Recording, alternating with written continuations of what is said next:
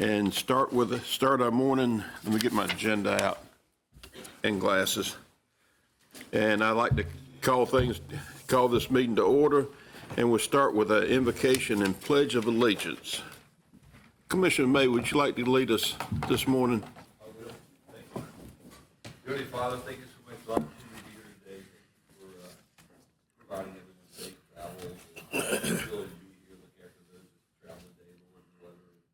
Lord, thank you for bringing out the sunny skies and road safe for those that are traveling. Help us have a productive meeting today, Lord.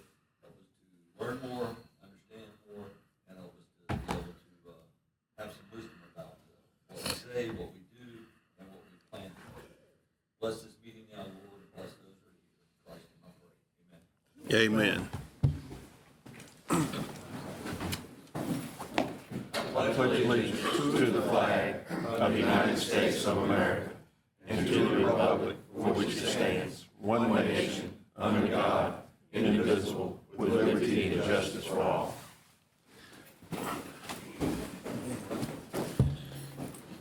All right.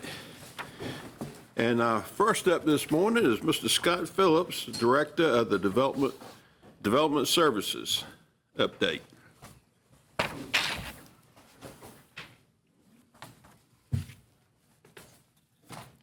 Good morning.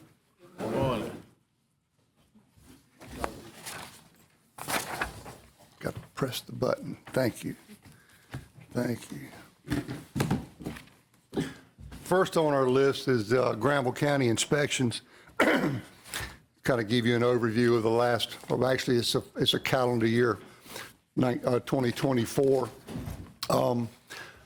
Again, excuse me, we currently have 7 staff people in building inspections. You know, the 2 recent hires that we reported on last year have kind of worked through their probationary level 1s and have acquired most of their level 1 certifications. We're still in a training mode, as we always are. As you can see here, we've got 1 level 3. Well, Stacy Carey, our chief inspector, is level 3, and Gilbert Wilson now is currently a level 3 code enforcement officer.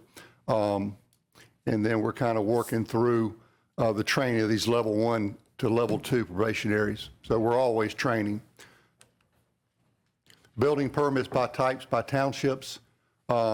These are single-family dwellings. As you can see, the city of Oxford is carrying, in 2024, was the primary area for building residential, single-family residential permits at 40%. So Brassville following at 28. Brassville's always been a strong area, but with the development in Oxford over the past 16 months, Oxford's kind of pulled into number 1 position, and probably still looks strong going into the next calendar year. Building permits issued by group. You can see a fairly substantial increase from 2023 to 2024, primarily in the residential area. Our building permit revenue by calendar year in 2024, the revenues total a little over $900,000. The prior year was about $800,000. If you remember, we did a slight increase in our permit fees in fiscal year 23-24, and as a result, you know, we're hedging a little past our operational cost and accumulating some additional revenue for future department expansions. Trends for this fiscal year. You know, 2024 was a good year. Going into this fiscal year, we're down about 22% overall. Is the red line there for fiscal year 24-25. You know, we started off the year behind fiscal year 23-24. We made a little bit of gain in January. It's my prediction for February, March, April, May, and June to not really surpass what we did in 23-24. It's going to flatten back out again. Housing market right now is fairly flat. Probably more due to interest rates and the economy position right now. So if all goes well, we'll end up about probably around $900,000 in total revenue, which should just meet, if not be slightly less than our operational expenditures for this fiscal year.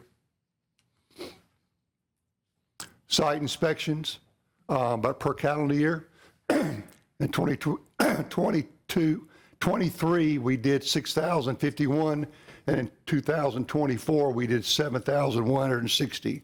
Fairly dramatic increase. Our accomplishments for 2024, we began training and implementation of the iWorks digital permit submittal platform. And actually, I think we finally got it launched the week before last, and basically had our first permit submittal via the iWorks digital platform, which included not only the application but building plans. That was our ultimate goal. We're doing some training right now. We don't expect this thing to really start being widely used until probably for the next couple of months. We're still waiting on some hardware stuff for the inspectors to train with, but at least we've got the platform worked out so people that want to submit digitally can do so. We continue certification, training, and testing our newly hired building inspectors. Like I said, we processed over 2,000 building-related permits, or about 259 more than 2023. We performed 7,160 site inspections, all while maintaining a 24-hour inspection scheduling goal.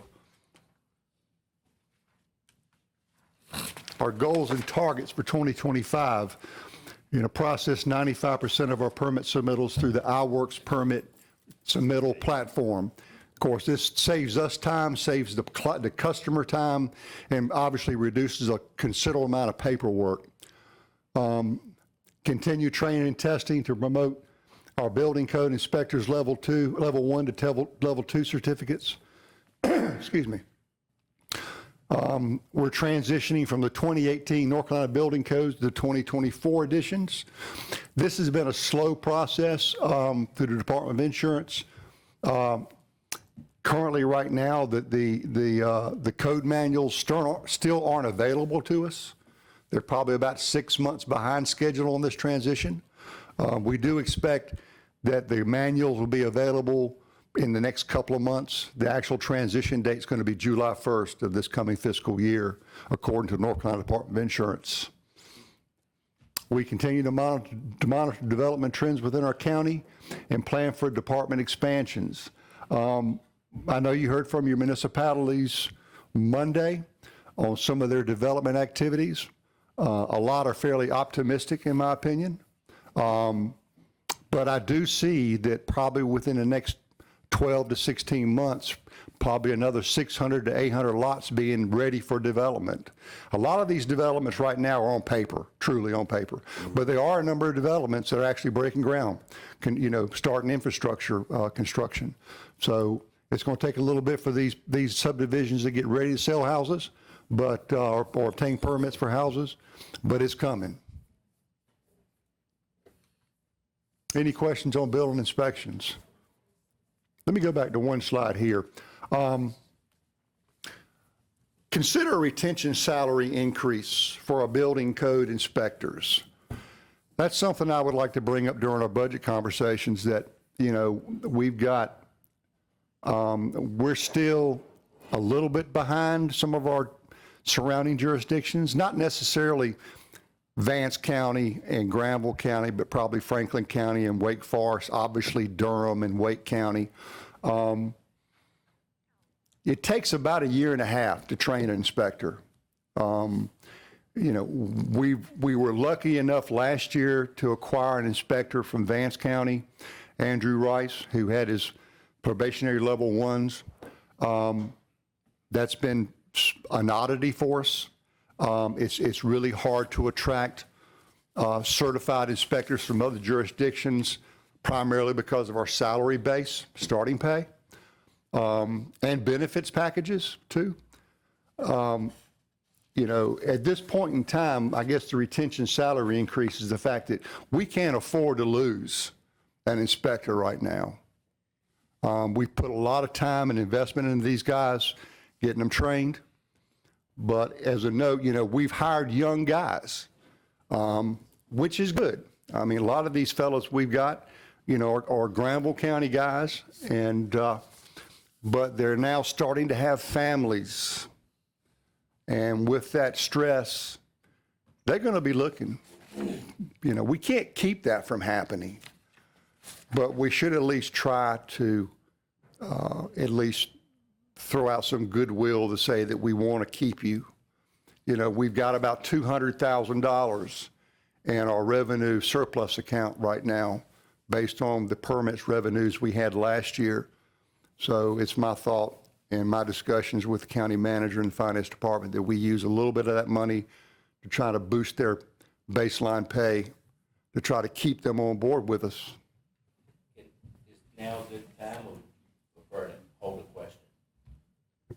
Go ahead and ask it. On that same thought, how do we compare, just throw Wake County and Durham County out of the equation? So let's use Vance, Franklin. Vance and Franklin were probably neck and neck.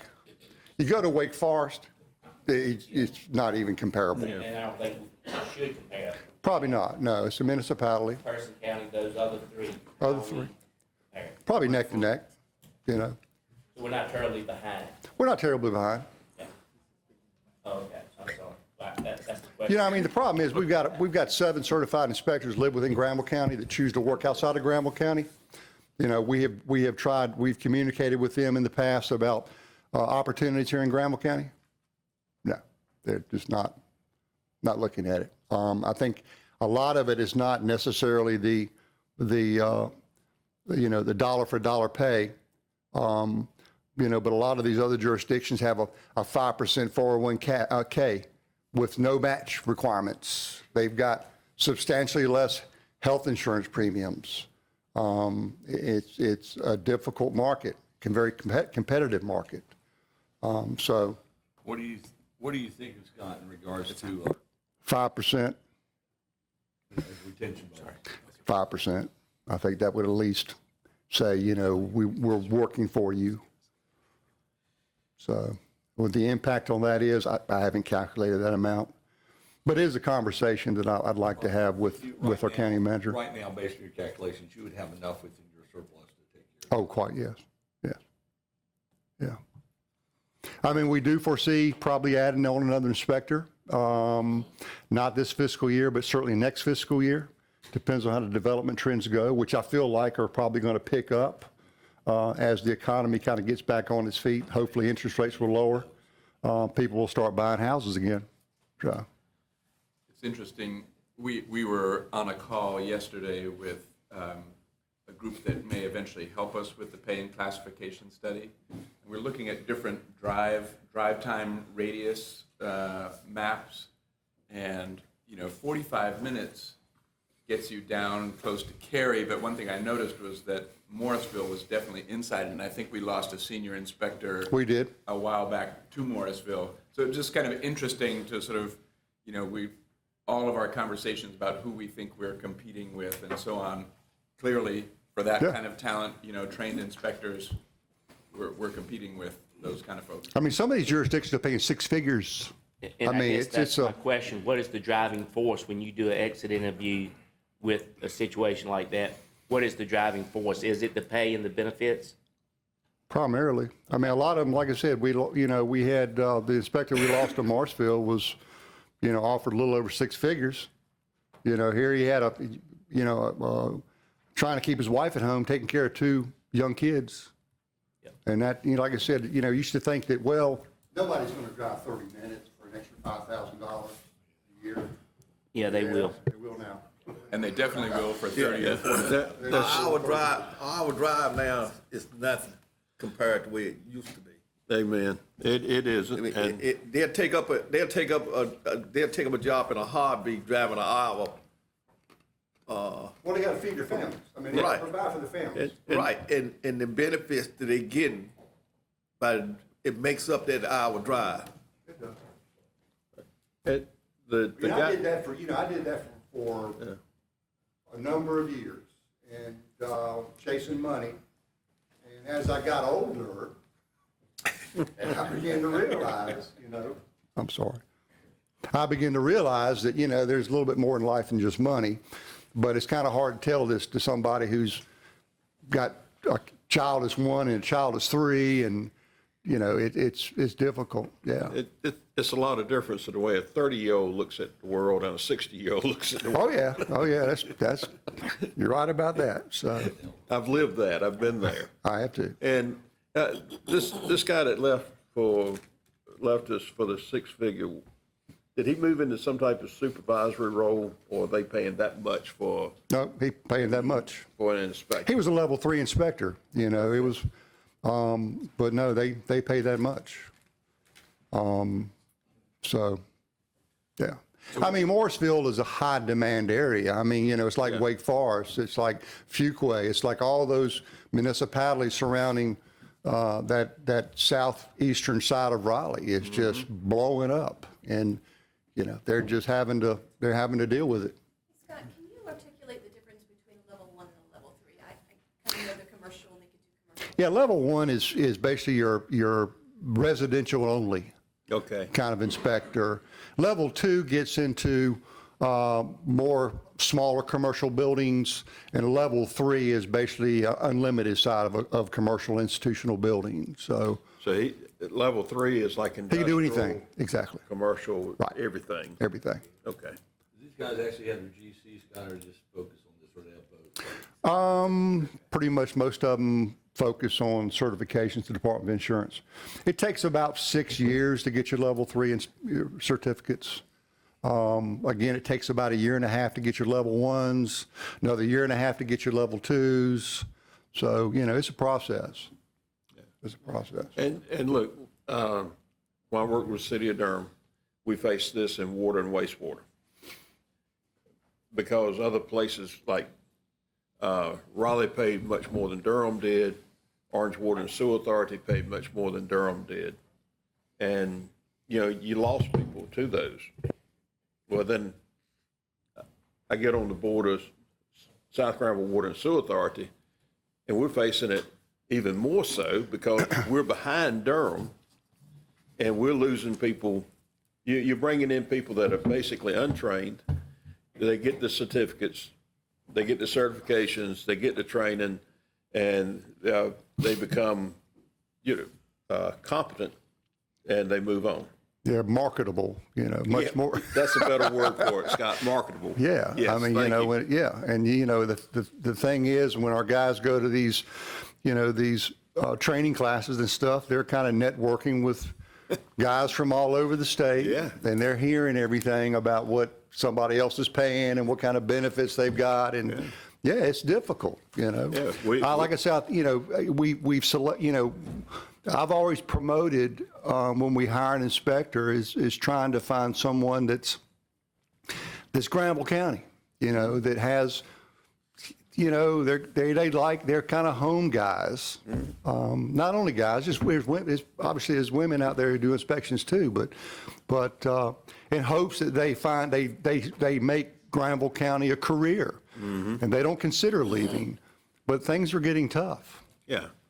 And we've been working on the 401k, kind of gradually moving that out. We have. And the goal is 5%. And, hopefully one day it'll be 5% not matching, just like Durham. Yeah. Durham put 5% in your 401k, whether you contributed a dime or not. Right. And, So did Wake Forest. yeah, and that mounts up over years. It does. And we It does. we understand, why people look at the benefits package as part of the salary. I mean, it's like Wake Forest, even they've got their family coverage insurance premium is $362 a month. That's a big one too. I want to keep us moving along, but a couple of final comments on this. These are, in many respects, not unlike the competitive pressures we face in other areas as well. I would say that the training requirements for building inspectors are a little steeper than the training requirements for a lot of the other areas. And they're also a little different in the sense that they have sort of an internal revenue source that can support things. Again, whether we and we'll take a look at this idea of the kind of an internally funded salary increase, which, could be a little bit of a double-edged sword, kind of considering other employees, but on the other hand, right, if we have the revenue available to kind of stabilize a key part of our workforce that we know is going to be heavily utilized in the next couple of years, it's not a ridiculous idea. So, Yeah. When did I know you want to move on, but when did the law change around keeping that permit money within the entity of inspections? A couple of years ago, Okay. they said that, permit revenues are to be kept within that permitting department. Okay, so like 2-3 years ago? I think it's been longer than that. Has it been longer than that? Okay. Yeah, Expecting that 2018 or so. Oh, that long? could have been, yeah, a couple of years ago. I think we've been reporting for the last 2 years, I think, as required Okay. by the Department of Insurance. For that use too, correct? Yes, it is. One final question. Scott, based on that revenue, are you where you need to be with the potential growth that we're looking at in the county as far as the amount you're charging for permits? I believe so. I looked at, during some of my budget preparation work, I looked at revenue, the permitting cost on some of our surrounding counties, and we're right there at where everybody else is. We're not way up here, we're not way down here, we're right in the middle about where we need to be. I think the fact is, it's like anything else. The more permits we issue, obviously the more money we make. We're not in a for-profit, but we try not to be for-profit. We're basically trying to cut a fine line to make sure that we are self-supportive, and we try to retain enough of that revenue that it'll enable us to expand to meet demand when the time comes. So we're not coming to you saying, we need to hire 2 more guys, We try to keep it, and I think that was the whole purpose of that legislative push, was to try to keep the money in inspection, so when they need to expand, they got funding to expand. Is that legislation prohibit, is it, keep you within a certain amount that you can or can't, provide you any guidance on what you should be charging or not charging? It doesn't really, I don't think it's, what we charge is really up to us and you on the fee schedule. So. Capital projects. We've had a pretty busy year this past year. Of course, the one that's active and current right now that y'all all aware of is the North Granville Senior Center. Sorry, it says Northern Granville. I know the name is really more North Granville Senior Center. We're at about a 65% complete state. These are some photographs kind of through the progression of the property development, the old houses that were torn down prior to start, through the footing stages, slow progression of getting the buildings up and dried in, some interior work. Right now, they're getting ready to start painting inside right now, which is a good milestone date. And here's some the outside pictures of it. Got a large deck in the back, which is really going to accommodate the seniors to get outside and get some fresh air. And the exterior veneer and work's coming along real good. Racanelli was awarded a $3.2 million project back in April of 2024. We began construction in August. We're about approximately 65% complete. Our completion date is scheduled for July 2025, and the project anticipated to complete slightly under budget. So we're really doing well financially on this project. Scott, can you remind me of the square footage on that building? Oh, it's 7,600 square feet somewhere. Yeah. Thank you. Yeah. If you take into account the canopies and the deck, it's a little over 8,000 square feet, but heated space. Heated space, yes. Triangle North, Granville utility infrastructure. Been working on this for a number of years. It seems like forever, but it's actually been a couple of years. The 16-inch diameter water line, that was awarded, and that is now complete. Park construction was awarded a $1.9 million contract back in April. Started work in October. Project scope included installation of approximately 7,500 linear feet of 16-inch duct line water main with the valves, fire service hydrants, provides water service along Tabbs Creek, and for the future development of the Triangle North Business Park. Work was completed back in October, within schedule and approximately $98,000 below our anticipated cost.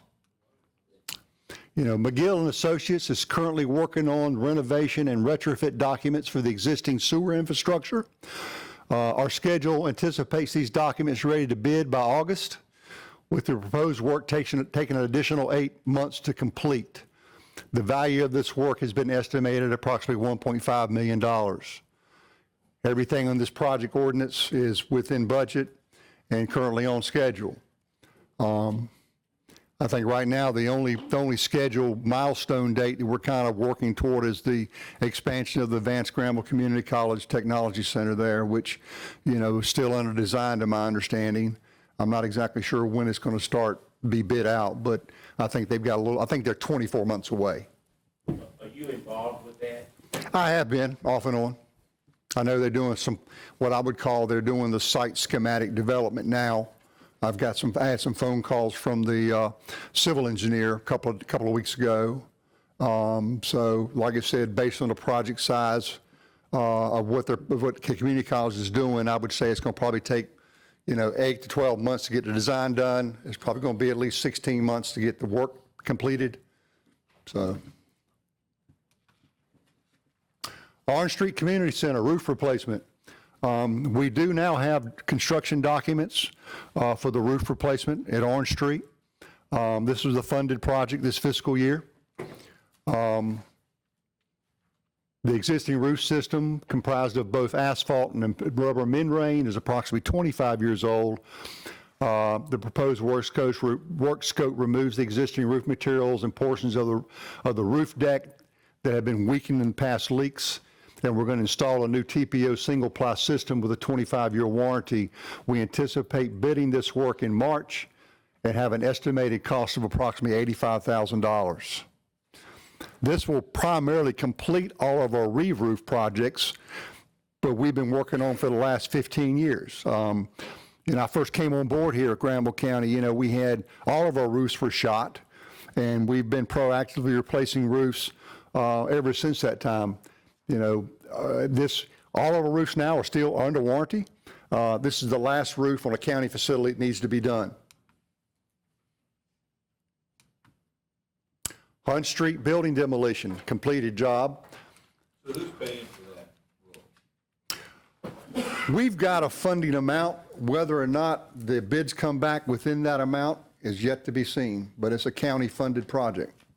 Is the organization that the Orange Street community folks, are they paying for any of that at all? No, sir. So it's totally funded by the county. Yes, sir. Do we have any other county community center like this anywhere else in the county? No, sir.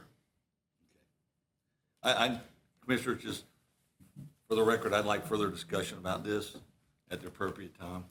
I understand what Scott's doing. He's taking care of the county buildings. But I also understand, as I flip through here, and we're going to get to Holly, but we're getting to Holly in 2026. And so that's not at the time frame that I'd like to see. And I understand there might be some bandwidth things. Not being critical of anything you're doing, Scott, it's just that. No. It's a funded project. It's a funded project in this fiscal. Yeah. Folks in Southern Granville are still waiting for something to happen, and it hasn't happened. And Understood. so I'd like more information before we actually sought bids and more discussion by the board before bids went out. That's this commissioner, obviously, has to have a consensus, but again, that's my point of view. The Hunt Street building demolition project, which is complete. Like I said, there's the building prior to, and there's the site afterwards. Webb Herald Construction was awarded the $78,000 asbestos abatement and building demolition back in June. Work was completed right around the July 1st of fiscal year. I think this was something that was primarily funded last fiscal year. Work was completed at a cost of $80,000 or approximately $1,300 over our anticipated budget. I think there were some additional asbestos materials found within the structure that had to be abated and exceeded our contingency that we had determined for the project. Walking trail repairs at the Granville Athletic Park. This is another project that we reported on last year. It's now complete.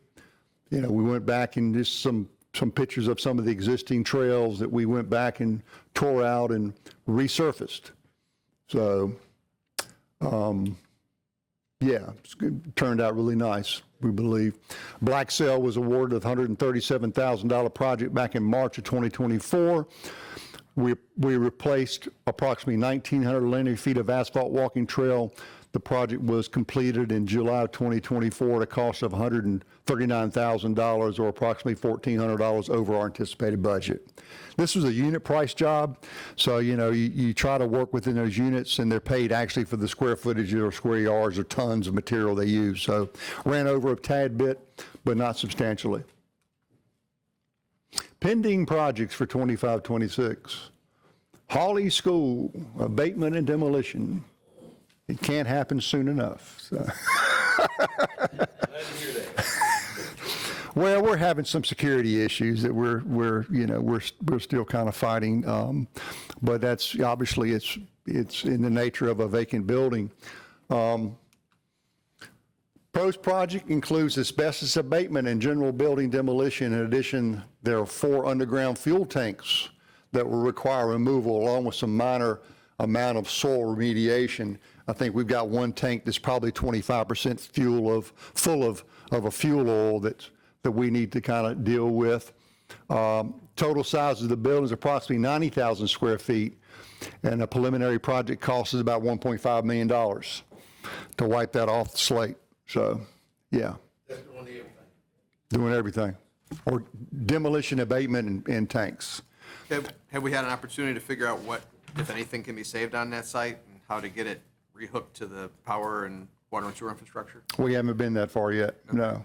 So this abatement and everything, we start getting in there, I mean, that's probably should be addressed, right? As we Yes, I think there's the one structure, I think, is the cafeteria. Right. It's probably the newer structure. Yes.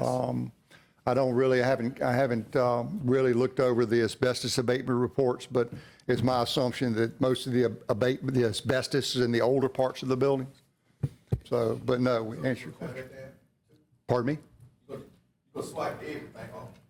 That's the plan right now. I mean, like I said, this is really in the kind of, haven't really put a lot of serious thought into that project yet. Only understand it's coming up next fiscal year. The next 12 months, we'll be working on that project.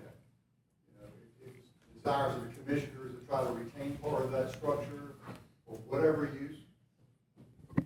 Time to, yeah. In the plan that was created by these Granville County Public Schools, they did an assessment of that, and there was something to do with the fire systems and electrical systems that, for whatever reason, they seem to think would be more costly than keeping that building. But that is not that old of a building, is it? It hasn't been long been built. Yeah. I mean, remodeled. So, that part. 2005. Again, as you look through the project, I agree with Commissioner Karen, it's like, if that building is structurally worthy and something that can be, keep us from having to build another structure to provide a community center or something of that nature out there, and I hope that will give, I would definitely be in favor of that. Certainly. I mean, it'd be my thought that we would probably within that funding model, not only would we look at the demolition, obviously, of the building, but we'd also engage with a consultant that would start some planning of the site for the Hawley Recreational Complex. That would probably provide us somewhat of a layout of what was proposed or what the public would want to have on that property. So, but certainly, no, I'm all about, building reuse. If we don't need to, if we can reuse it, we'll do. Good, thank you. Scott, if I may, just Yes, thank you so much for that, because really looking at the buildings on that campus, there are actually 2 that I really hope with a very careful look that might be worthy of salvaging. I know we did get a report, as Commissioner May said, about some things that would be feasible to do it. But I also remember an almost ridiculous figure that we got about changing Tar River into a middle school, the figures that some consultant gave.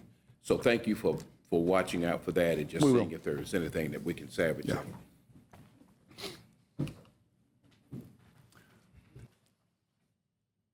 And right now, the biggest probably project we're going to be working on over the next 10, 12 months is a space needs assessment and master planning for the county facilities. We've got a draft document done for an RFQ to start submitting out, requesting letters of qualification from consultants that can help us through this process. It's a very important process for the county. We've been working on the 10-year CIP plan for 14 months plus, at least, I think. We had a number of projects that we had kind of highlighted in that funding process. I think we had, to my understanding, if I recall, this conversation was during a December board meeting, and I think the board was really not knowing exactly where they wanted to go with it's a big commitment. I mean, it's $100+ million process, conceptually subject to change, yes, but still, it's something that we need to put some thought in. I would agree with the commissioners at the time that, yeah, maybe we need to go out there and hire a consultant that can kind of look at our facilities and tell us what buildings are worth keeping, what buildings may have renovation possibilities, and and so on. So like I said, we've got the finalizing the request for qualification for the space needs assessment. The RFQ is tentatively planned to be released next month, with responses due back in April. Once a consultant is selected and under contract, the anticipated timeline for the completion of phase 1, which is really assessing the facilities within Granville County, is 3 to 4 months, with an additional 6 months for phase 2, which is really kind of working on a master plan on what we're shooting for over the next 10 to 15 to 20 years. Like I said, the scope will focus on aging, outdated facilities, personnel and functional capacity, and minimizing the cost of leasing property. A steering committee will work with the consultant throughout the project. That steering committee will be, right now we're looking at, it'd be myself, the county manager, deputy county manager, general facility services manager, and whoever else y'all may feel like. Even yourself could participate on the steering committee to kind of work hand in hand with the consultant to try to hear what he's saying and try to make some efforts to steer in the right direction. Identify options for providing total project space needs as follows: expansion on existing site with an evaluation of adjacent surrounding properties that could be purchased for expansion if needed. New construction, restoration and renovation of existing space. Phase 1 will provide estimates of a probable cost for each of the options identified. Incorporation of additional parking needs for both employee and public use, as well as any roadway improvements needed for the anticipated traffic increase. As we've talked about in the past, when we look toward developing downtown properties, parking is a big issue that we've got to face, and we got to figure out how to get through that. Did I? Hey. Oh, phase 2. And Scott, I know I've bent your ear on this. I've probably bent everybody's ear on the county commissioners as well as the county manager. I want to, for the convenience and simplicity of having everything in one place, I think it would benefit all citizens of the county if we could have like a one-stop where as many county services as we can possibly put in one building, even if we have to go up 2 or 3 stories high, so that when people need something, if they need something from if they need a building permit, if they need to go to the tax office. It's all one central location, easy to find, plenty of parking for our employees, parking for our citizens, where it would be easily accessible for all. And, you know, the buildings we have in downtown Oxford, if we get away from the congestion of downtown Oxford, that would free those buildings up for the town of Oxford to pursue their downtown redevelopment. And, you know, like I said, that's what I've been advocating for and will continue. I think, you know, you know, in the early phases of this 10-year CIP funding process, you know, yeah, I mean, logistically to carry out a multi-site building renovation, construction process, you know, then you got to move your people around while you're doing work here. You got to find, yeah, I mean, obviously it's a lot more straightforward to build a facility, move everybody in it, and then sell off your assets downtown. You know, it takes a lot of the guesswork or the coordination on trying to find temporary space, which there's not a whole lot of in Oxford. Scott, may I just throw out a thought? Yes, sir. I realize that we're likely to have 2 school buildings coming up. I understand that at least one municipality might be interested in at least one of those buildings. And I hope that as the conversations go forth, if those buildings could just be thrown out there just to see if there's something that they could be used for. There may be some other interests articulated pretty soon about perhaps a need that one or both of those buildings could satisfy. So please just put that in the equation. Certainly. That they're coming Yeah, up. Thank certainly. you. Again, the Phase 2 master plan, provide a master plan to present the best alternatives. You know, based on the steering committee's review and feedback, the master plan shall include at a minimum the following elements: conceptual design of current and future requirements of the facilities, a cost analysis comparing remodel or improvements versus new facilities, and a budget analysis for construction operations and proposed alternatives.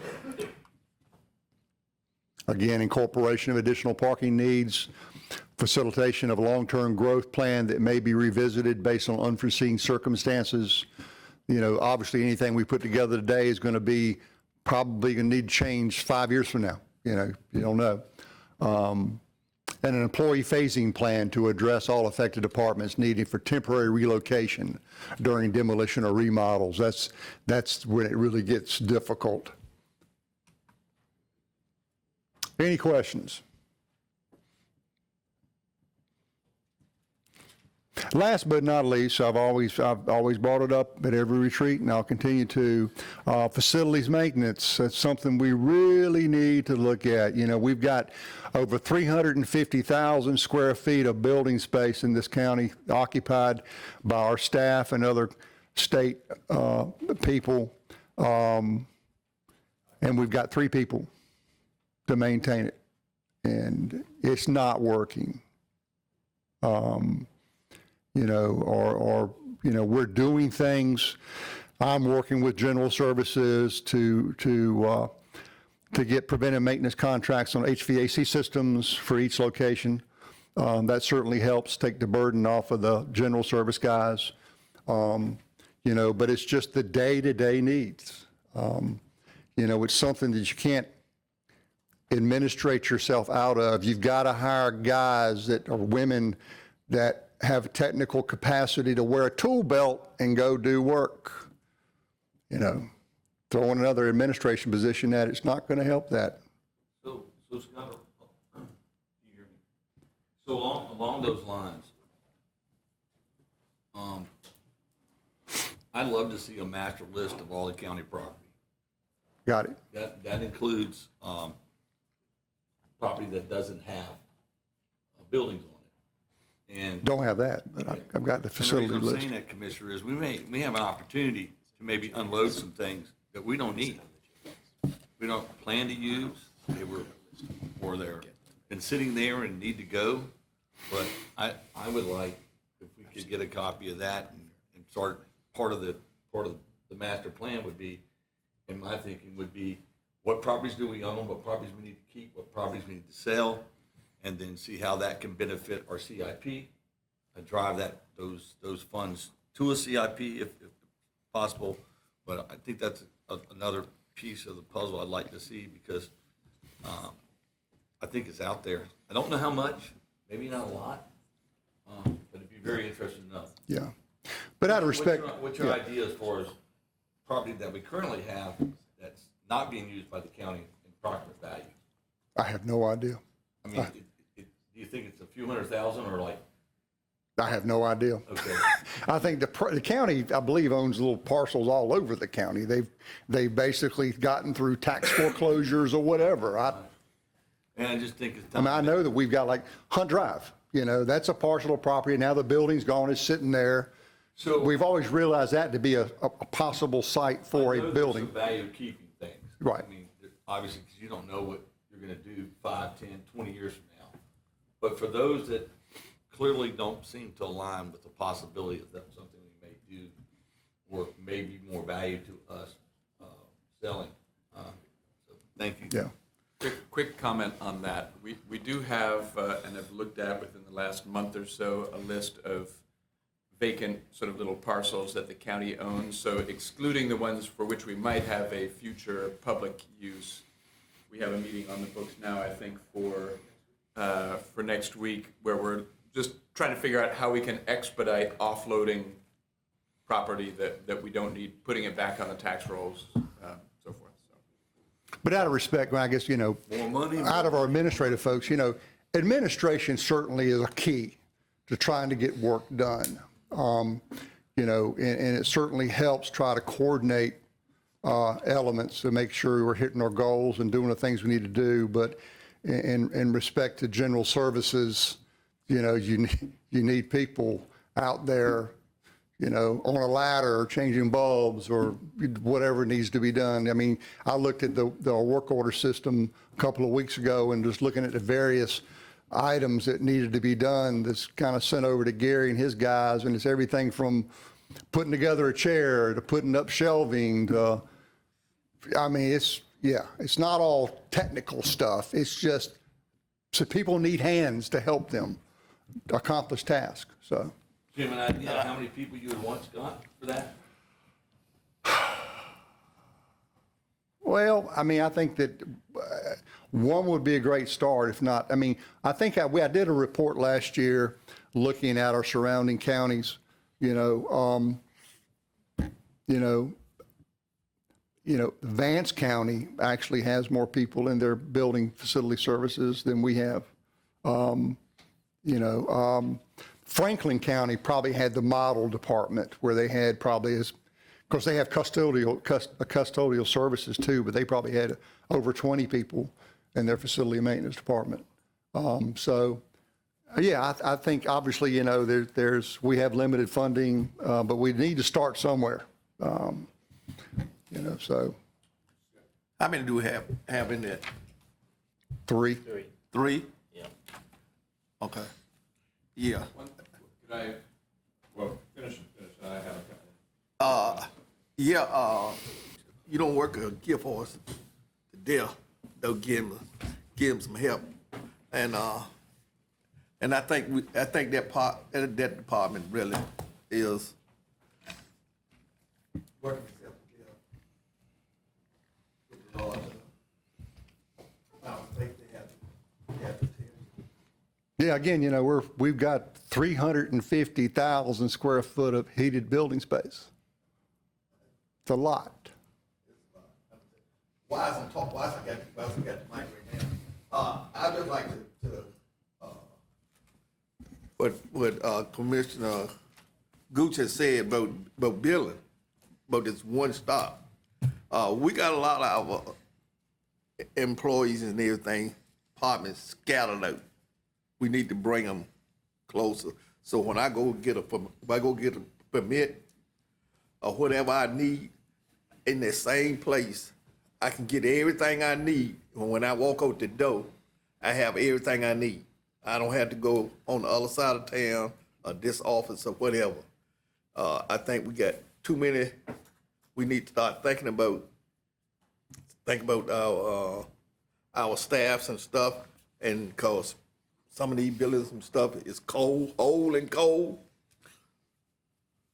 to our employees.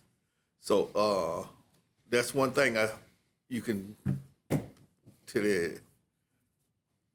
and the needs assessments, that's what we need, and why we need to be thinking about when we need, try to put all our staff together in one building so we can walk in, and get, for the citizens, it's better on the citizen, because the citizens get frustrated. I gotta come to the inspection department in one part of town, go on the other side of town and get another permit, come back to the same part I started with, and they get frustrated. That's what we visualized for the Hunt Drive location, was a department that would actually incorporate environmental services, well and septic. So when somebody came in, they get a zoning permit, a health department, well septic tank permit, and a building permit, all under the same roof, and we will incorporate economic development, fire marshal's office, those kind of services there on Hunt Drive. But understanding too now, that's another location that's not a central location, so, yeah. Scott, I just want to say I understand and appreciate what you said about the kind of person you need to bring on that team, somebody who can go and get some stuff done. I also want to just throw out, I understand some things are being done or looked at that's going to help take care of the courthouse, maybe in isolation. Been a lot of conversation about that. Please assess that after wherever that lands with that particular project to take care of the maintenance in that building. I know that's a big structure. I believe in our budget, proposed budget, we're looking at that pretty hard on what needs to be done. Yeah, we're looking at that. Just want to personally thank you, Scott. It's a difficult build. I mean, they got district court like every day of the week, and we've got work in there right now we're trying to schedule that we can't schedule because of the flow that's in that building. Other than trying to work people at night or on the weekends, which drives the cost of the work, we're trying to stage the best we can. It's difficult. Yeah, Quick question, and just the sewer line going into North Triangle Park. Now, the sewer plant's got the lift lift station. station. Yeah. It's got to be upgraded. Yes, The sewer line is in or not in? it's all in. It's all in. We just Everything's gotta- in. Okay. Everything, we just got to upgrade the lift station. Yeah, we've got some minor improvements to do, some to the gravity lines. That's The it. lift station's the focus of the work. Okay, Yeah. that's it. And everything we need to think about. We've been talking about it for years and years. Get rid of that polka dot building. Get rid of that when you build my park. When we start moving ground down there, we can start thinking about polka dot. Hey, I don't know what, I think, listen, we're 10 years in front of you. I know, the problem is you didn't do it. Hey, That's what I'm afraid of. You're not gonna do that. and you know what? At first, it's supposed to be to get rid of the polka dot building before we got rid of First Street. Want to mention real quick, I appreciate this discussion, but we're already talking about, it looks like we're running about 30 minutes behind. All right, well, thank you very much. We wrap this up. we just want to make sure we also have an online portal instead of a window for everybody to walk up to and do their service. Because there's a whole lot of folks in this world in 2025 who don't need the physical contact because they can submit all their documents online and do online bank pay and online this and online that. So, Good to go there. Is there anything further anyone wants to discuss about this? a biological break? Yes. Sheriff, can you indulge us about 5 minutes? Okay, we're going to take a 5-minute break here. In this corner.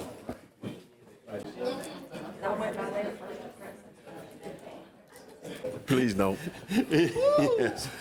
Thank you, Sheriff Fountain, for coming and speaking with us today, and we're looking forward to your presentation. Good morning. Good morning. First, I always give honor to God, the author and finisher of everything. We've come before you today to give you some updates on what we're doing, how we're doing, and then look at some budgetary stuff that we're looking at. I first wanted to say to my team, thanks for the work they did over the inclement weather. I had my jail administrator, captains, my staff, we slept at the jail feeding the inmates due to staff not being able to get to work. So I appreciate those individuals that sacrificed and stayed away from their families for the past couple of days to make sure that things worked in this county. I take my hats off to them all the time. So today we're going to talk about what we've done and where we are and where we're going. So we have, through Ms. Angela and our HR section, we only have 2 vacancies on both sides of the house. All of my staff on the LEO side of the house are certified. I have 1 person in BLET at this current moment, which has transitioned to a 6-month process. So our certifications on both sides of the house are consistently going to where they should be. Our staffing patterns are where they should be. We have 7 deputies per rotation right now. Those 7 deputies are broken up into their own districts of South, Middle, and North. Our response times have gone down, and we will start looking at things that we've done as far as our PowerPoint, and then we can have some open dialogue. We always think of things in a team approach. Our staffing pattern, again, we've changed it. The O chart still stays the same of who works for who and who reports to who. Some of the information we kind of cleaned up, and you'll have after this over, Mr. Gooch, I see you looking, and I see you too, Mr. Rob. This PowerPoint will be inserted into what you have. So right now, our processes are pretty much staffed up where we should be. The reporting is consistent. We did do, I don't need, do I need to stay right here? Y'all can hear me? Ms. Karen's another boss of mine. We have done a lot of things, and we utilize and redeploy positions to make sure that we're right. The only thing that we are looking at is how we lost our SRO, and we've brought back an individual from North Carolina Central University. After he finishes field training officer process, he will then slide into a SRO position. However, we're not funding those. We're just redeploying the resources that we have to meet the need of the county. So right now, we kind of fill in where we can. And that's where we are as far as the O chart. Our demographics, we have a, Sheriff, can Yeah. I ask, sir? Yes, sir. Can I ask you a question about the bailiffs? You have 5 or 6 field, yes, and how many part-time positions do you have? those are all part-timers. Those bailiffs are all part-timers. We don't have any full-times except Mr. 7 part-time deputies? Those are 7 part-times, right? There should be 8. Yep, you got 2 on the far left, and you got 5 of 6 would be 7. Yeah, so Professor, come on here. Where you at? Sergeants, resource officers, sergeants, defensive bailiffs. We only have, Chief Robertson, am I right? We're only missing 1 bailiff, or we filled that one? Missing 1. So these are all part-time. Right, and you have 2 on there, on the first list. So you have 7 part-time, not Correct. 6. It's supposed to be 8. I think it's supposed to be 8. Thank you, sorry to interrupt. No problem. It's supposed to be 8. Right now, those part-time folks, basically, we have them broken down into the old guys and the new guys.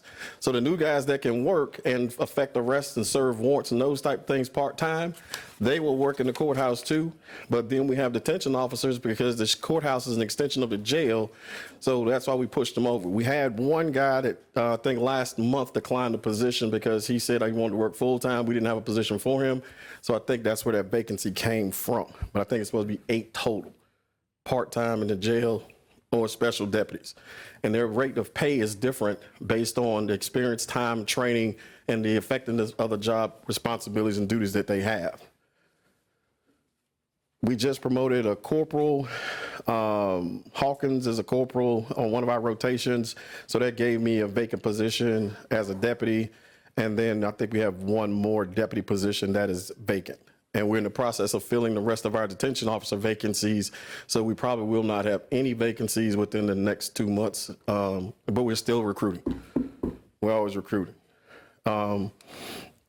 Our demographics, we thank the county commissioners and the board for the bilingual pay scale that we kind of put together.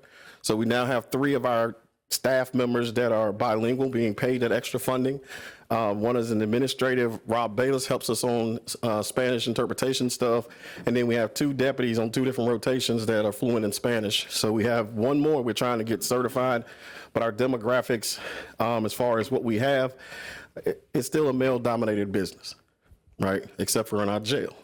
Our jail is more staffed by females and women than men. So that's some of the stuff that we look at. When we look at our calls for service, I'll keep this thing. Is this on?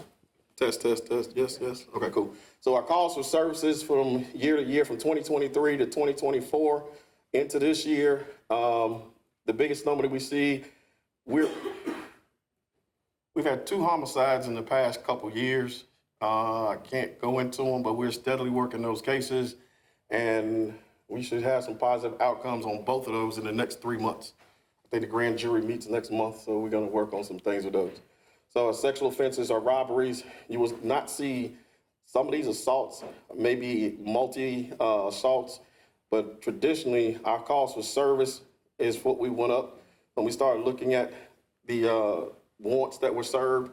We just started running a new warrant squad. We lost one of our warrant guys to the U.S. Marshal Service, so he is still works with us. Citations that were issued, if you notice, we didn't have any kind of citations from 23 traditionally. So when we started getting complaints from the citizens of this community about speed enforcement all over the county, I started sending people to radar school. They started getting certified in radars. So we went ahead with the Governor's Highway Safety Program, getting radars put in certain vehicles, and that's why you see a tremendous jump from 181 to 2,200. Because of the fact those are speed complaints and tickets that we write to most 9 times out of 10, they don't live in Granville County. The majority of them are coming out of Range Road, out of 158, coming out of Person County into Granville County. That's where most of the citations that we write, or Durham down 075, working with Mayor Dover, getting some stuff done. The majority of those, 85, and those areas that lead into Granville County. Our saturation patrol stuff that we're doing are reducing the speed and complaints. We do have a problem on the southern end that we've talked to, that we're about to do a street takeover initiative. Those kids are riding 4-wheelers and dirt bikes on the southern end. So we've just went ahead and started to put out a public service announcement that if you are doing stunts, wheelies, tricks, and impeding the traffic on the southern end of the county, we're going to seize your assets. And that is part of the street takeover laws that we're kind of about to start going after these young ones. We will warn them first. We will talk to the parents first. But then we're going to start coming after and taking and seizing their little mopeds, dirt bikes, and 4-wheels. So y'all will get those complaints, but that's what we're going to do. Sure. Yes, sir. They got moved from the southern county to the northern county. I sit on my mama's porch, 2 Sundays ago, and just watched the show. Yes. So, No, good. Sheriff, I see your calls of service increase, but when I look at that, I see that number's offset by the number of tickets. You're writing, correct? Yes, yes. So it's not so much the 911 calls, it is the proactive enforcement. Proactive enforcement, right. Yes, sir. Radar school, are they using handheld radar? Both. We have LiDAR and radar. We have the Golden Eagle 2 directional, so they can get them coming and going. And then we can sit on the bridge and we can catch you with a LiDAR. I think we have 2 individuals that are LiDAR certified. I think Chase Parrott is about to go to LiDAR school. And I think we just had 2 graduate radar school yesterday. And the Chief Buster, like I said, we're using the Governor's Highway Safety funds to get more radars and more vehicles. And saying that, our upfit costs, we're going to start putting those into our upfits as we continue to grow this process. So the vision is to make sure that we have at least 2 radar certified individuals on every squad, and then have some work during the day in case we need something, or if somebody calls and say they're having a problem with stuff, we can deploy those individuals as well. So that's the ultimate goal. But to put that into our costs versus our upfit costs when we get our vehicles done. Question? Oh, I'm gonna back up. Gary, and we talked about the courthouse. we have taken like an inmate or two over to the courthouse to do like a cleaning, to touch up stuff, because they only have like 1 or 2 people at the courthouse that clean that building. So we're still in the conversation with our detention staff to make sure that we can, and we got time to take some inmates to the courthouse and clean up. Miss Green cleans that courthouse downstairs every day. If you see that detention officer, pat her on the back, say thank you, because she will go in and clean as much as she can every day. So she's doing a wonderful job working and cleaning over there. We also implemented a cell phone box that's in the courthouse now. It holds 50 cell phones at no charge to the citizens, and that box is rolled out every day, so we don't send people back to their cars in inclement weather or rain or anything like that, to better serve the community. So it came out of our funds again to better serve. Staff needs, when we started talking about where we are and where we're going, this county is growing. We had first had conversations about 2 or 3 weeks ago when I talked to Drew, and we had a budget meeting, our first one, and then we went back and started having these thoughts of, if we're going to continue to grow, we're going to continue to serve civil papers, we're going to continue to serve warrants, then at some point we need to have more staff.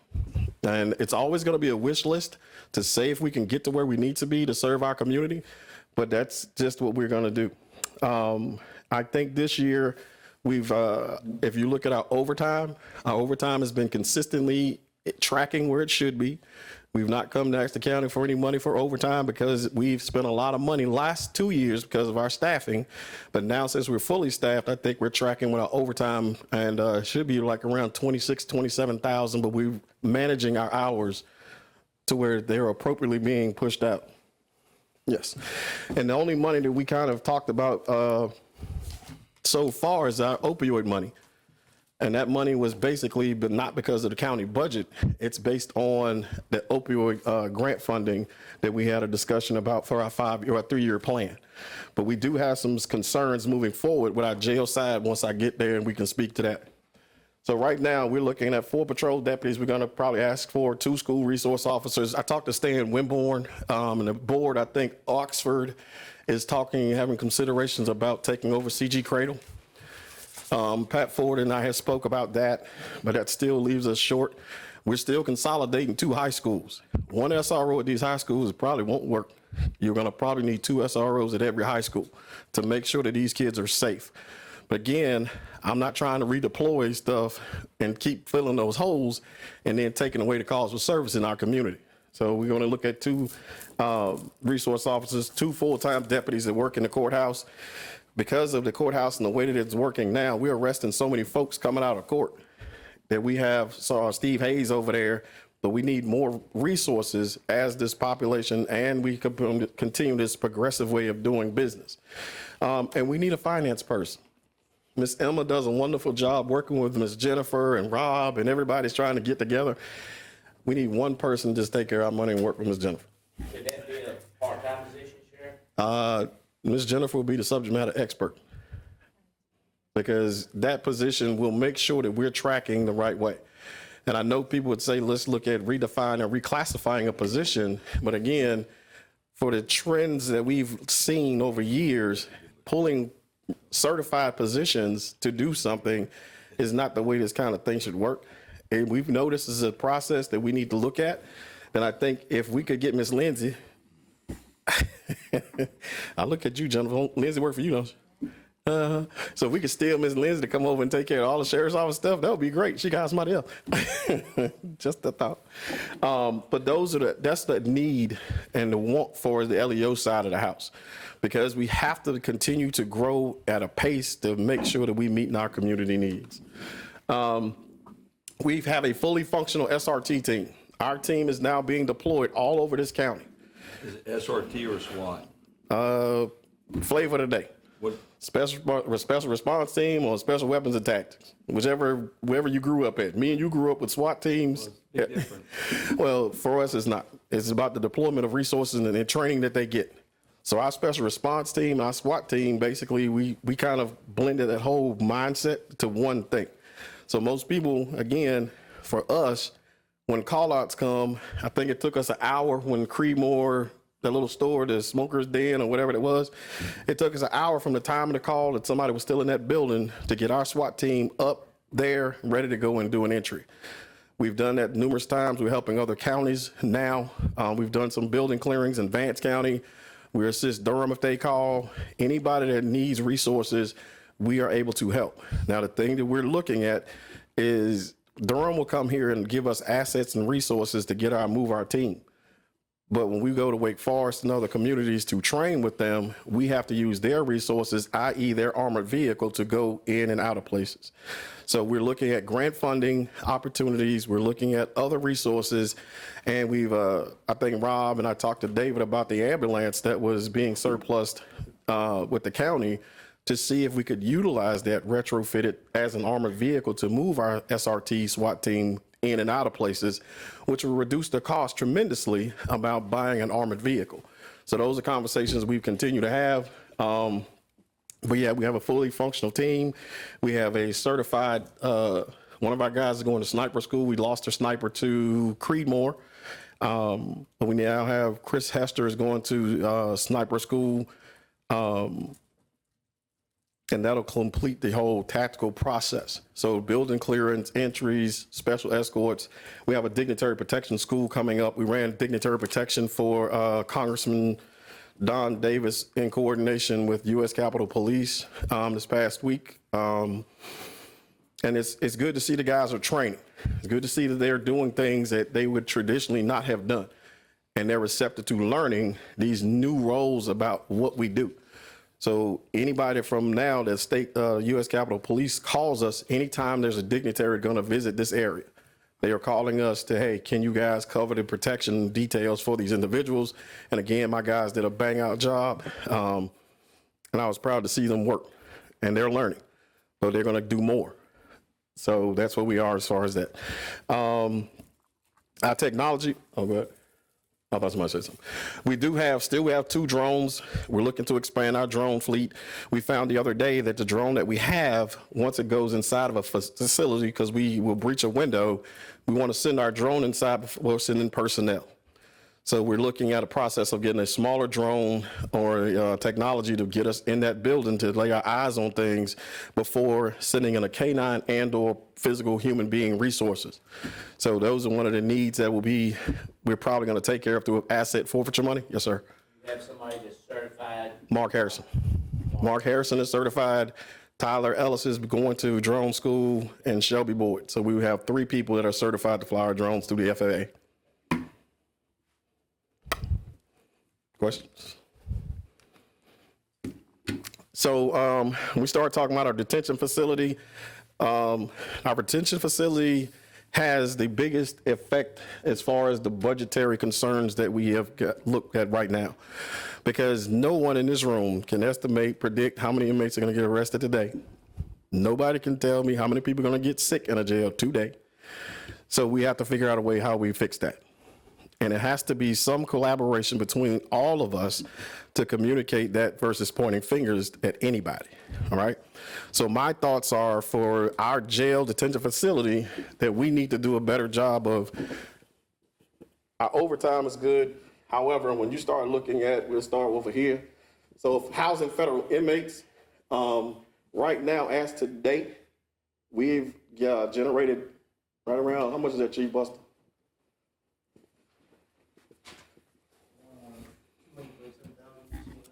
$207,017.49 to date for 24-25. Last year, we generated $337,000 housing federal inmates and what goes along with that. So when we break those things down, we're generating revenue, but however, we have other reasons that we're going to do more because we're trying to hold and cooperate with immigration holds and those types of things. Give me 1 second. Vance County has come into our county. We did an inspection of our jail downtown. I think they should be in communications with the county attorney and county manager about retrofitting that building, cleaning it up, and leasing that building from the county because they have to close down Vance County Jail. Right now, we're in the process of moving our inmates into 1 block, and then we're going to rent an entire block to Vance County to house their females. And we're in conversations to make sure that they bring their own staff to supervise their inmate population. So that'll be a total of 30-some inmates that will come in, and we're looking at $70 a day just for Vance County to house their inmates in our empty block. So we're putting people in the same beds, or 2 people per cell, which we can free up a whole block and have Vance County rent that block basically to house their inmates. Empty or full, we're looking at a conversation to house their inmates here because they have to shut their jail down. Question, yes, sir. Okay, going back to the revenues that were generated, and I appreciate that. Those are gross revenues. That's over. Yes, Those are your gross revenues. correct. Have you, someone sat down, whether it's Ms. Baird or Mr. Bayless, and nailed down the exact cost, and I say exact, that's fixed cost that you're going to incur, whether there's anybody in there or not?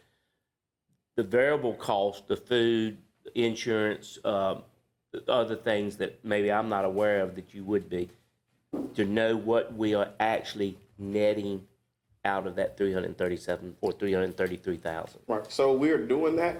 In fact, if we looked at a process this week, as even as today, it cost us per inmate, to feed an inmate per day, one meal costs $4.55.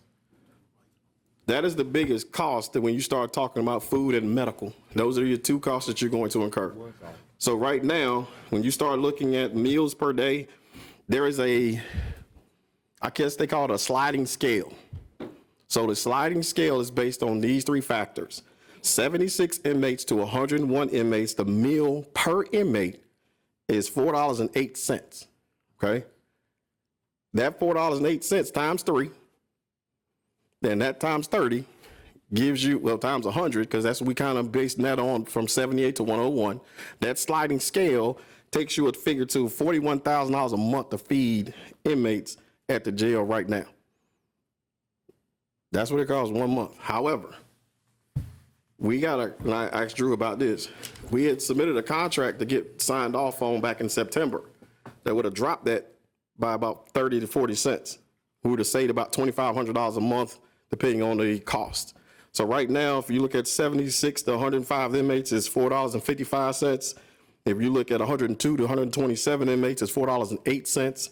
You look at 128 to 153 inmates, it's $3.62 per meal. We are tracking to house 130 inmates right now today. I got 130 inmates in my jail today. How many of those are from Vance County? None. We ain't took them yet. How many are from immigration? We got about 5 still left over there. Yeah. So that is just your population from Granville County. How many in the misdemeanor program? 1, no, 2. SMCP? We got 3, okay. So the bulk of them are from Granville County. Yes, sir. And we got the federal inmates still there, and that's part of that funding that we get at a higher rate. And we're still trying to get the feds to change the number on that number. How do we know that that rate is actually paying for what we're spending? The only thing, That was my point, Right. Commissioner May, is what I was trying to get to. Right. That's the My point question. of all the discussion when it comes to adding more inmates to the jail. Right. Like, how do we know when we bring the Vance County people over, the rate is going to be the rate commensurate is to going what to be we're going to. commensurate and we're not losing? And staffing, what if they run short staffing? Who's going to pay for that staffing? How do we know it's going to be equalized based on their population and our population? So, I mean, I think you're doing something that their jail's closing, but I don't know how that all of a sudden becomes. It's not our problem. That's my point. If we can't afford it, Right. and we can't show that we're getting the value for them to be here, Correct.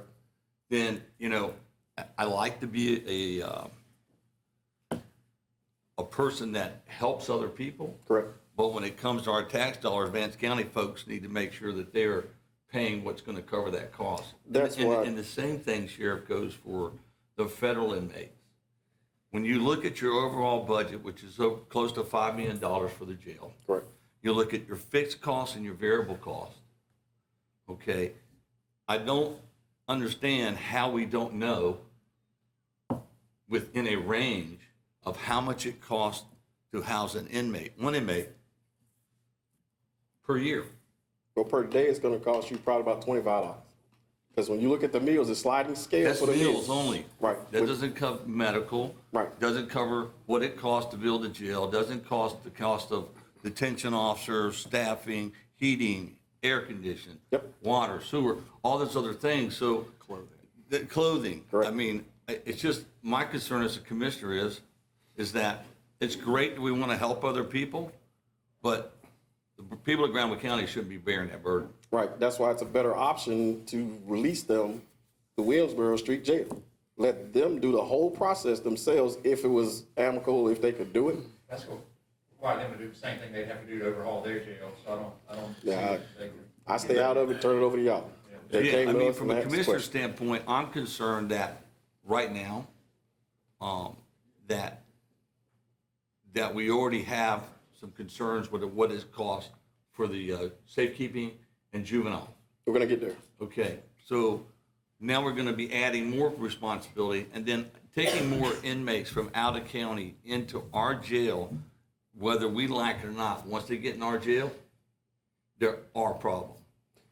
That is a discussion that we would have to have with legal, because we're just looking at the process of, one, if we can get Ms. Jennifer and them to do a data analysis of what that looks like, what it costs us, because I ain't a finance guy. This is where I disagree with you, Sheriff, and that analysis, you have an administrative staff that, I don't sign contracts. well, I'm just saying, you have administrative staff that is highly educated Correct, and jail custodian. correct.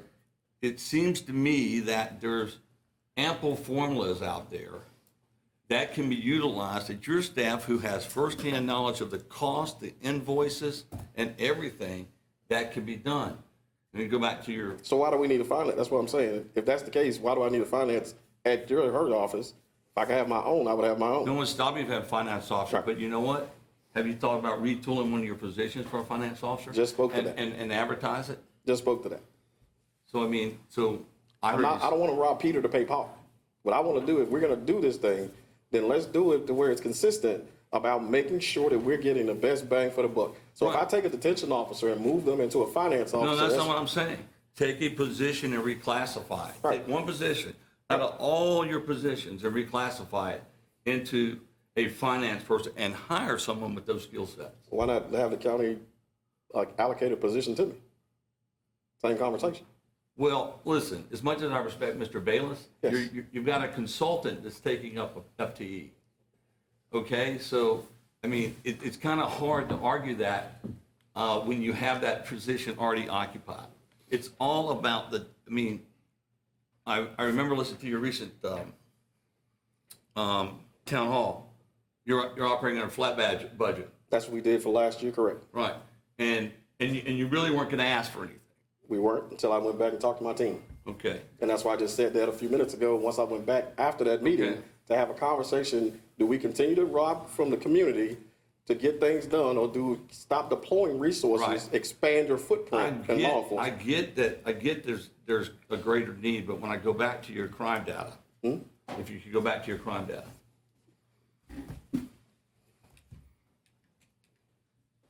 If you look at your number 4,006, all I gotta do is take the number of citations you wrote and add it to 177096 of calls for service. So that's proactive work, which I'm not against, okay? But it's about balancing within the resources that you have. And you got complaints from people, you want to write tickets, that is your call as a sheriff, you're the chief law enforcement of the county. At the same time, but what I'm not seeing is, I see the number of murders didn't change, abductions was +1, sex offense 9, 7 assaults, but we're not talking about unless I'm wrong, looking at your stats, like a overwhelming crime problem in Granville County. Correct. And so, for me, it's about balancing what you truly need versus what you want. And Correct. so, Sheriff, if I was in your shoes, I'd be doing the same thing, but I'm just saying, before we start talking about fully outfitting SWAT teams and fully buying all these other things, why can't we focus on getting our finances where we need them. Well, we can do that, but again, who's going to answer the question when somebody says, I need you to patrol DSS, and I don't do it? Who's going to answer the calls for, I But you don't? just said you deployed you got 7 deputies. Correct. Your call volume is, I haven't taken that and divided by 365, but it's not going to be overwhelming. Right. Call volumes and alarms, activations, and every morning we get up, somebody opens the door and it triggers an alarm. Somebody has to go respond. It's not my role, just for the record, it's not my role to question how you deploy your services or how you use the service. You're the sheriff. It is our role as a board to make sure that we're really using our money as most effectively as we can. So my question is that this year we've already increased the budget by $500,000 for radios. We've already looking at $120,000 for Southern Health Providers. You've already talked about the, and I'm sure you'll get to it with the cameras, at $140,000 out of asset forfeiture, which if I understand it correctly, you said you would pay for all of them out of asset forfeiture. The first year. Right, but that's not what you said. Excuse me? You said you would pay for. The first year out of asset forfeiture funds. Right, but that's not what you said at your town hall. In your town hall, you said that you would pay. Is this a budget meeting or a discussion about a town hall? Huh? Is this a budget meeting or a discussion about a town Well, hall? what I'm saying is that the public was left with the impression. All right, so I misspoke. The first year of asset forfeiture will cover body cams and in-car cameras. Okay. Are we clear? Just so, We're no, clear? I'm clear. Are Okay. you clear? Oh, this could turn into a whole different conversation now. Well, it can, because Okay. you know what? I heard what you said. All right, so I just corrected it. Okay, and I accept it. Okay. What's next? Excuse me? What's next? I'm good. Okay. The next, getting back to your detention center, Yes. and your figures there. Yeah. Where are you factoring in the juvenile? We did. That's what we're going to get to. Okay, So what we did was, thank you. we've not, in years, and this goes back to when we had a different finance director, we've not taken a strong look at juvenile detention, nor, because we can't figure out what we're going to look at trends, patterns, and arrests. So every time Butner, OPD, Oxford, anybody, Creedmoor arrest a juvenile, it becomes the sheriff's office responsibility. And they're not even housed at the sheriff's office, but it comes out of the sheriff's office budget, right? So, okay. Are they not tracking this? Are they not giving you the data? Or They not don't even come notifying to you us. when they arrest a juvenile? They don't come to us, no tell. Nobody informs you. Nope. Should- Only should- time- Does only time the we get court informed. system inform you when they have someone detained waiting trial? I'm about to, Sheriff, why can't we stop that? Why don't we tell them, you either pay us or you keep them, carry them home with you? I don't mean no harm. They arrested them, look through the paper every week at how many people Butner is arresting. And if they want to arrest all these juveniles, and I'm not saying don't arrest them, but they need to be responsible to do something with them. Just like if you have a child, you don't tell the community, hey, you take care of my child, you take care of him. It's yours. so. All right, so what you got? So when we start looking at juvenile detention, and that number is, wait, oh, go ahead, Russ. No. Well, I'll just ask the question. Mr. Karen just asked me. And I can ask it. go ahead. When we built that detention center, I was under the impression that it would house men, women, and children. Cannot. By state statute, juveniles cannot be in contact with any adults by state statute. So isn't it quieted to the point where you can lock off? They can't even be in visual of any adults at all. So if I got anybody up front in that jail in a holding pattern, Okay. a juvenile can't walk past that individual at all. You there- can't house them. You got to have completely set, where, so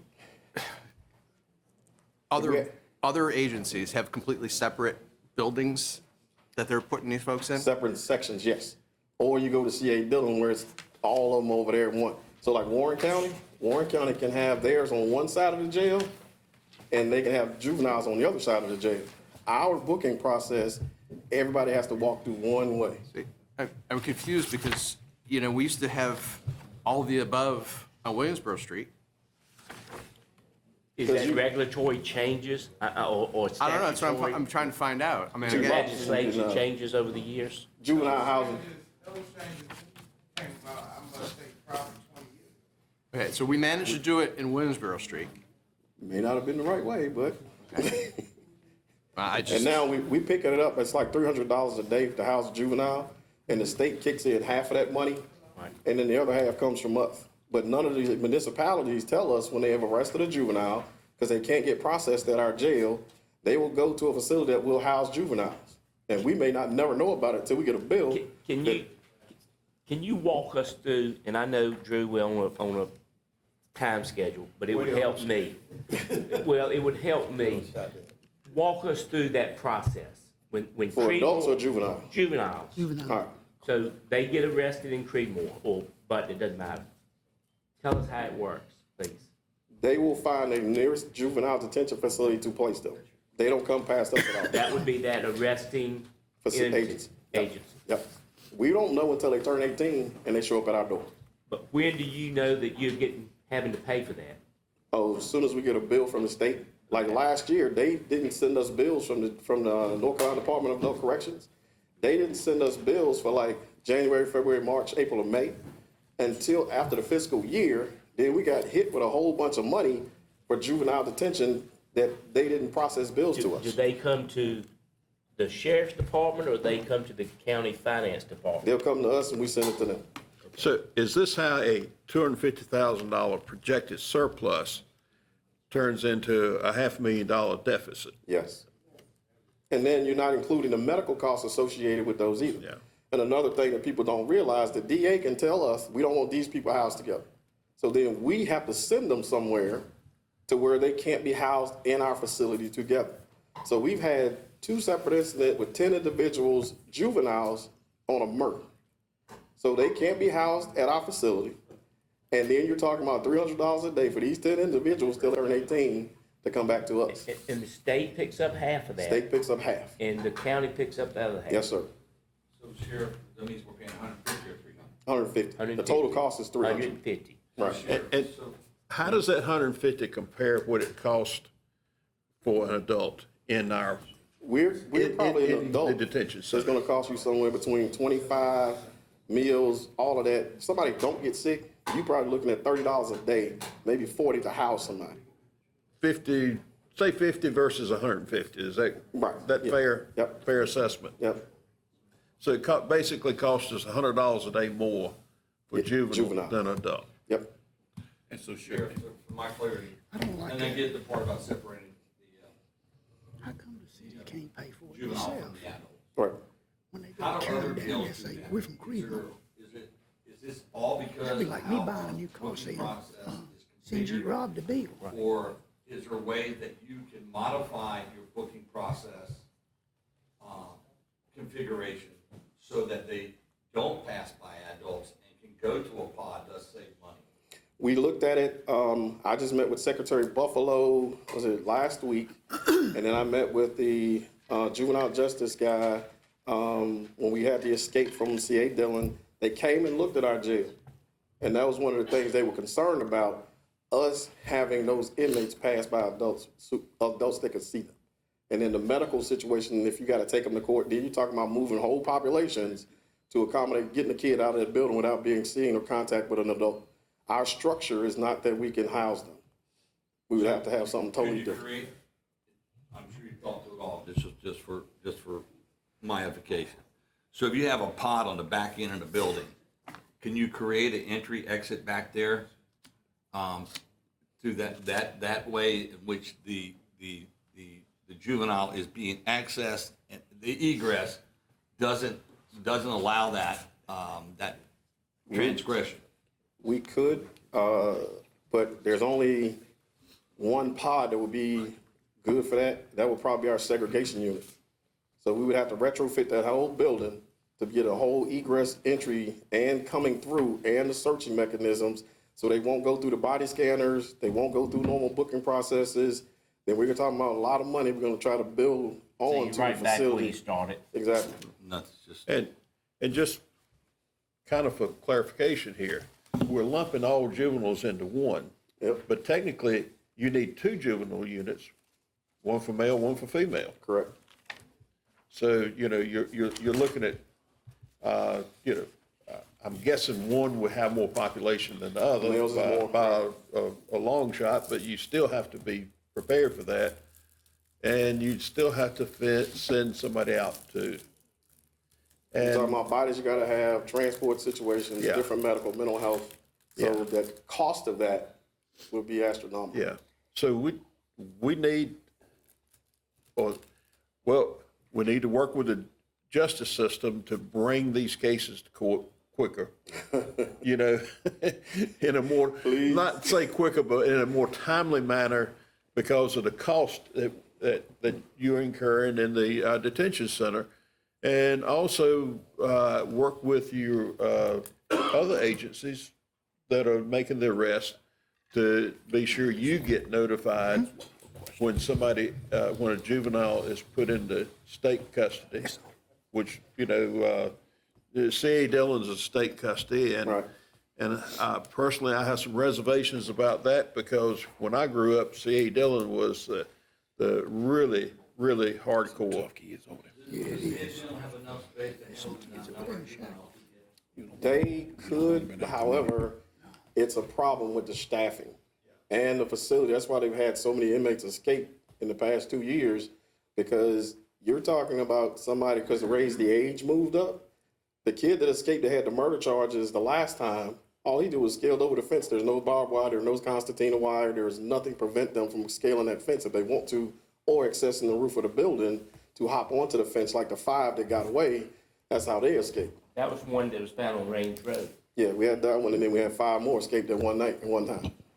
And we've tried to look at it from a perspective. I want to house juveniles, but structurally, we would have to configure a whole different system just to get them in there. However, that's why when Vance County approached us about cleaning up our jail, retrofitting it, they paid for it for the 10 months or whatever it took for them, then we could house all our juveniles in one place. They could be housed at the old facility because they even had somebody come in and talk about the mitigation downstairs. The kitchen and stuff is still there. They had new refrigerators and everything in the kitchen was solid. So they were talking about sealing off the basement where the mold was, all the ventilation systems, and then retrofitting that whole jail. I'm like, hey, because it's going to take them 3 years to 4 years to build a $50 million facility. So, and I did talk to a commissioner over here and I did forward the information to the county manager and so forth. But I want to make sure I got this right. They're willing to come over here and retrofit a jail for whatever time it takes them to build a jail themselves. That's what the sheriff said. That's what the sheriff says. Yes. The commissioner was talking about making your jail a regional jail and us taking on all their inmates. Actually, they were talking about Granville Correctional, the state prison. No, this is Commissioner Brummett. His conversation was, would we be willing to take on? I haven't had that conversation. Okay. Then that's again up to. So that's where, I mean, that's where some of this is lost for me. Because if it's of value to us and we ultimately can reduce costs at no expense, then it's clearly something that should be discussed. But I don't know if this board is interested in taking on all of Vance County prisoners in a regional concept that was discussed with me by their commissioner. So we did go over to Granville Correctional, their county manager, assistant county manager. We went over to the prison, and that's where that concept, we went over there and looked at it. It would not work to have state inmates and pretrial because of the use of force policy and escape procedures. So the Granville County Granville Correctional was an out. They came and saw what we have. They like what we have. We're one of the top 2 jails in the state. So You're talking about Granville Correctional. the prison. In Butler. Yes, in Butler. So they have 4 empty buildings. And that's where the conversation came from with Vance County. Vance County brought all their people over there. They looked at it. They were in conversations with adult corrections to lease half of that building. But then it came, we can't do it because of the use of force and the security protocols. But if they want to look at a regional jail concept, we could probably go down that road, Commissioner. But again, it goes to a board that runs the jail and not the sheriff's office. And again, the liability and all that kind of stuff then comes to that board. Well, I'm not interested in a regional concept. This commissioner's not, because of the cost. I mean, It costs. until we can figure out what it costs to house an inmate, Right. For me, it's like, No. we need to know what we got first. And that's all, we looked at every other sheriff's association to go through to see what they're doing, all the sheriffs in 100 counties. How much you're paying to house an inmate at your facility. And we've come up with a consistently, it's between $60 a day and $50 a day that they will pay somebody to house. But again, like to your point, how much is that profit is coming back to the jail? How much is that coming back to the county? So that's why we push the feds numbers, and we continue to try to push the feds to give us 100 a day. That's 100 would probably be reasonable, but that 60 or 70, it's close. But from meal costs of being $12 a meal a day for one inmate times 100, that's $1,200 just for one. And we take on all medical, so if they have a medical issue that's really catastrophic. Correct. we're gonna own it. So you can throw all your numbers off. Out the window. Out the window. One inmate could eat all that up. Yeah, and so that's why it concerns me that we take on. Anybody. Sheriff, Yes. why is it we're having trouble getting $100 a day out of the feds, and we're having to pay the state $150 a day for juveniles? How does that work? I mean, The feds lock the rates. So once, depending on the capacity of inmates that you could hold, like Mecklenburg County was getting $100 a day, 115, 120, but they could hold more. We could only hold like 25 or 30, so our rate is kind of less. They don't look at us. But our argument is we have a federal prison that we're transporting the guys to federal prison and the federal court for y'all. We need to bump that money. So that's a conversation that we continue to try to have, and depending on how things shake out or who the U.S. Marshal would be in this district, because they're starting to change over, that would be another conversation with that new marshal. Right now, we've been in touch with Glenn McNeil and his folks to say, hey, what do we need to do to get this there? In the Bureau of Prisons, we're trying to talk to them. We need to get this number increased, but anybody trying to move on it based on the current political climate right now. But we're trying to get that number pushed to where we can do it. To the inmate commissaries, we are generating revenue. However, it goes back to like Commissioner May said, we got to come up with a thought process of how to put a fund of money in reserve for these medical bills, because they will give us medical bills 3 or 4 months late, and that's the state.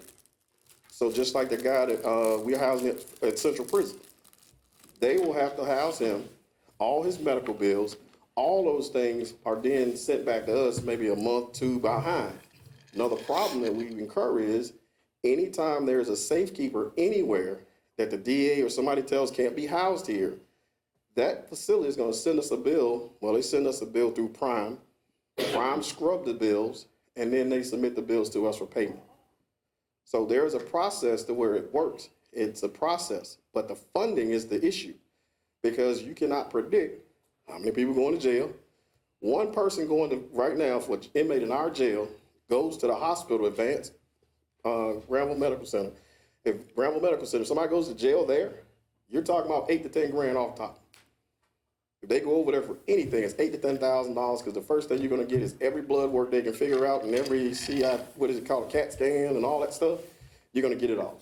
And that comes back to the county. Comes back to the county. Now, what Rob and us we're working on is, we said 3 or 4 months ago, we're trying to, under the American CARES Act, get insurance for those inmates. We've got 2 providers that, I think, Rob, is that 2 we talking to now? The Sheriff's Association has found us 2 people, because the companies that we did in conversation with early on last year, we found that one out of Rock Hill, South Carolina was questionable. So we didn't want to mess with that. So we waited till the Sheriff's Association could give us some information about 2 companies that we could look at. So when the inmate is booked in, they will sign an acknowledgement of health care with the waiver. That way, we're only responsible for the copayment. So we were looking at paying a $1,000 copayment than paying a $10,000 bill. Has the state fixed the Medicaid for inmates? Not yet. It has not been cleared yet.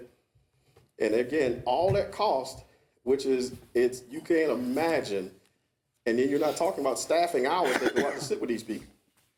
You know, I'm talking about IBCs or involuntary commitments that we sit with. They got to get some medication as well.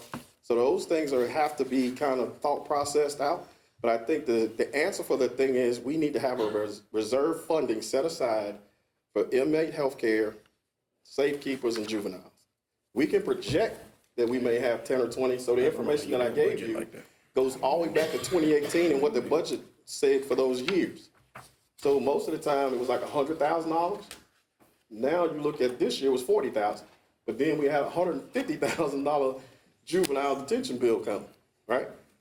So those things, we can look at them, but then when the actual number comes, it's always gonna be off. And we went all the way back to was a finance guy before Ms. Jennifer got here. This has been consistently a thing.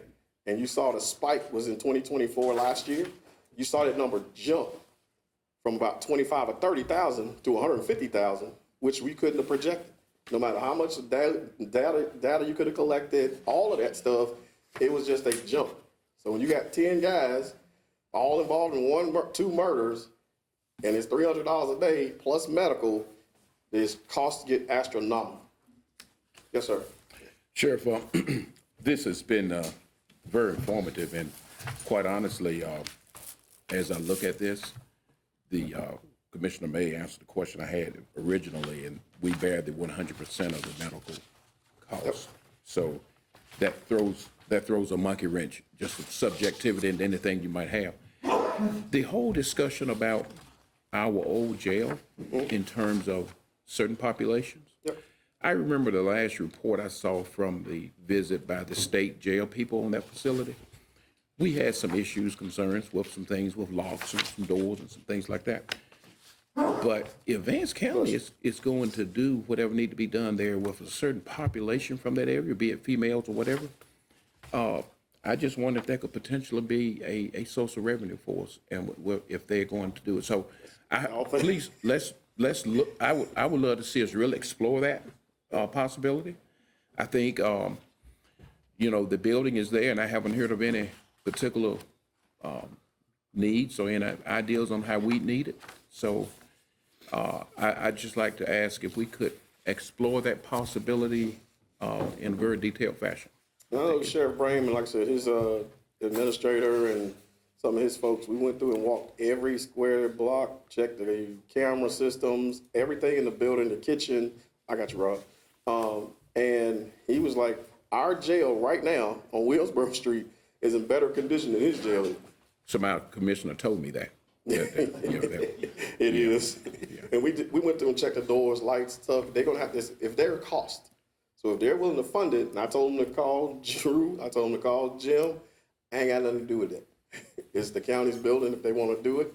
I would love for them to do it and pay for it. Then we house all our juveniles, which again shoots our costs down. If they would have already done some upfit in the interim time that they're using it for whatever purpose they'd have. Yes. Yeah. Yes, sir. We have to really bring it up to standards and because at the time we decommissioned it, it had a lot of problems. I've talked to Mr. Phillips about that. So they would have to come in and bring it up to state construction standards. Yep. Before they occupied it, I believe. Is that right, Scott? The reason we're trying to get out of it. Right. The state was getting ready to shut it down. Right. It was in bad shape. The state was about to close it. You made a comment just a minute ago, excuse me, that I had raised my hand before you did. I did. You mentioned getting the insurance, Yes, sir. and that would strictly have to be voluntary on that inmate. Yes, sir. If they said, we're not doing it. We still catch it. Okay. Yes. They do it, then we pay the deductible in a perfect world. Yes. Okay. So that's something worth looking back into, right? Everybody? It sounds like it's happening. It's happening, and like I Okay, said, so we're Rob. doing it. Yeah. Okay, but they have to be voluntarily. We can't. Yes. Okay. And Go we've ahead. talked to Paytel to see about putting the disclaimer on their tablets. So every time they go in their tablet, they will have to pass by and say, I saw the acknowledgement that I could do this. Even with the intake, when we intake them, we will offer it to them right then. Would that insurance carry forward once they were released? It'll stay with them for a year Okay. after release. Okay. You good? Yes, sir. Okay. Back on with the insurance, Sheriff, I remember years ago I guess y'all still take weekenders. Yes, sir. One of the weekenders came in on Friday, and that Saturday they had to rush him to the hospital, and they had to do surgery on him, and the county was owed $40,000 for just for that one. That's one event. Yep. And that again, Might have done that on purpose. I don't know. he had a heart attack, I think. Okay. But you didn't do that. again, you cannot quantify and put a number on anybody that comes in that door. So now, because we're holding people longer, we had a guy the other day, and it's just, and I'm gonna move on. We got a guy the other day who came in from Butner, and we had to start looking. I'm trying to get our staff, what we're doing is making them get medically cleared before they even get there. So if you come in with a condition, you're too drunk, and anything that's going on with you, we're telling the arresting agency, take them to Granville Medical Center, have them cleared before they come inside of our facility.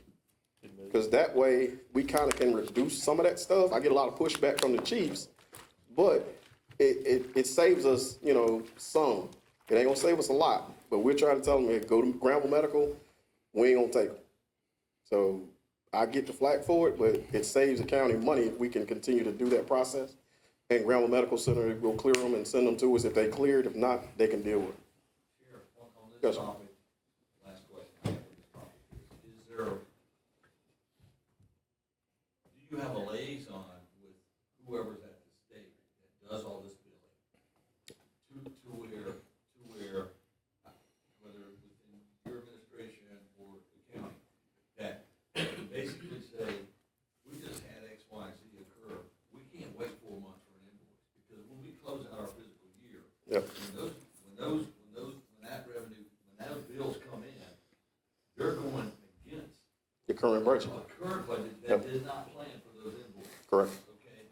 So, There's been some issues that we had to work out. is there a way that there can be some type of coordination between your, detention personnel, our finance office, and the state, to where they can sit at a table and say, listen, this is not working for us, this is throwing off our county budget, Yes, sir. and we're having to dig into the next year, Yep. which was not budgeted, because the invoices, you don't even get a sniff of the invoice, you know they're coming. No, they're coming.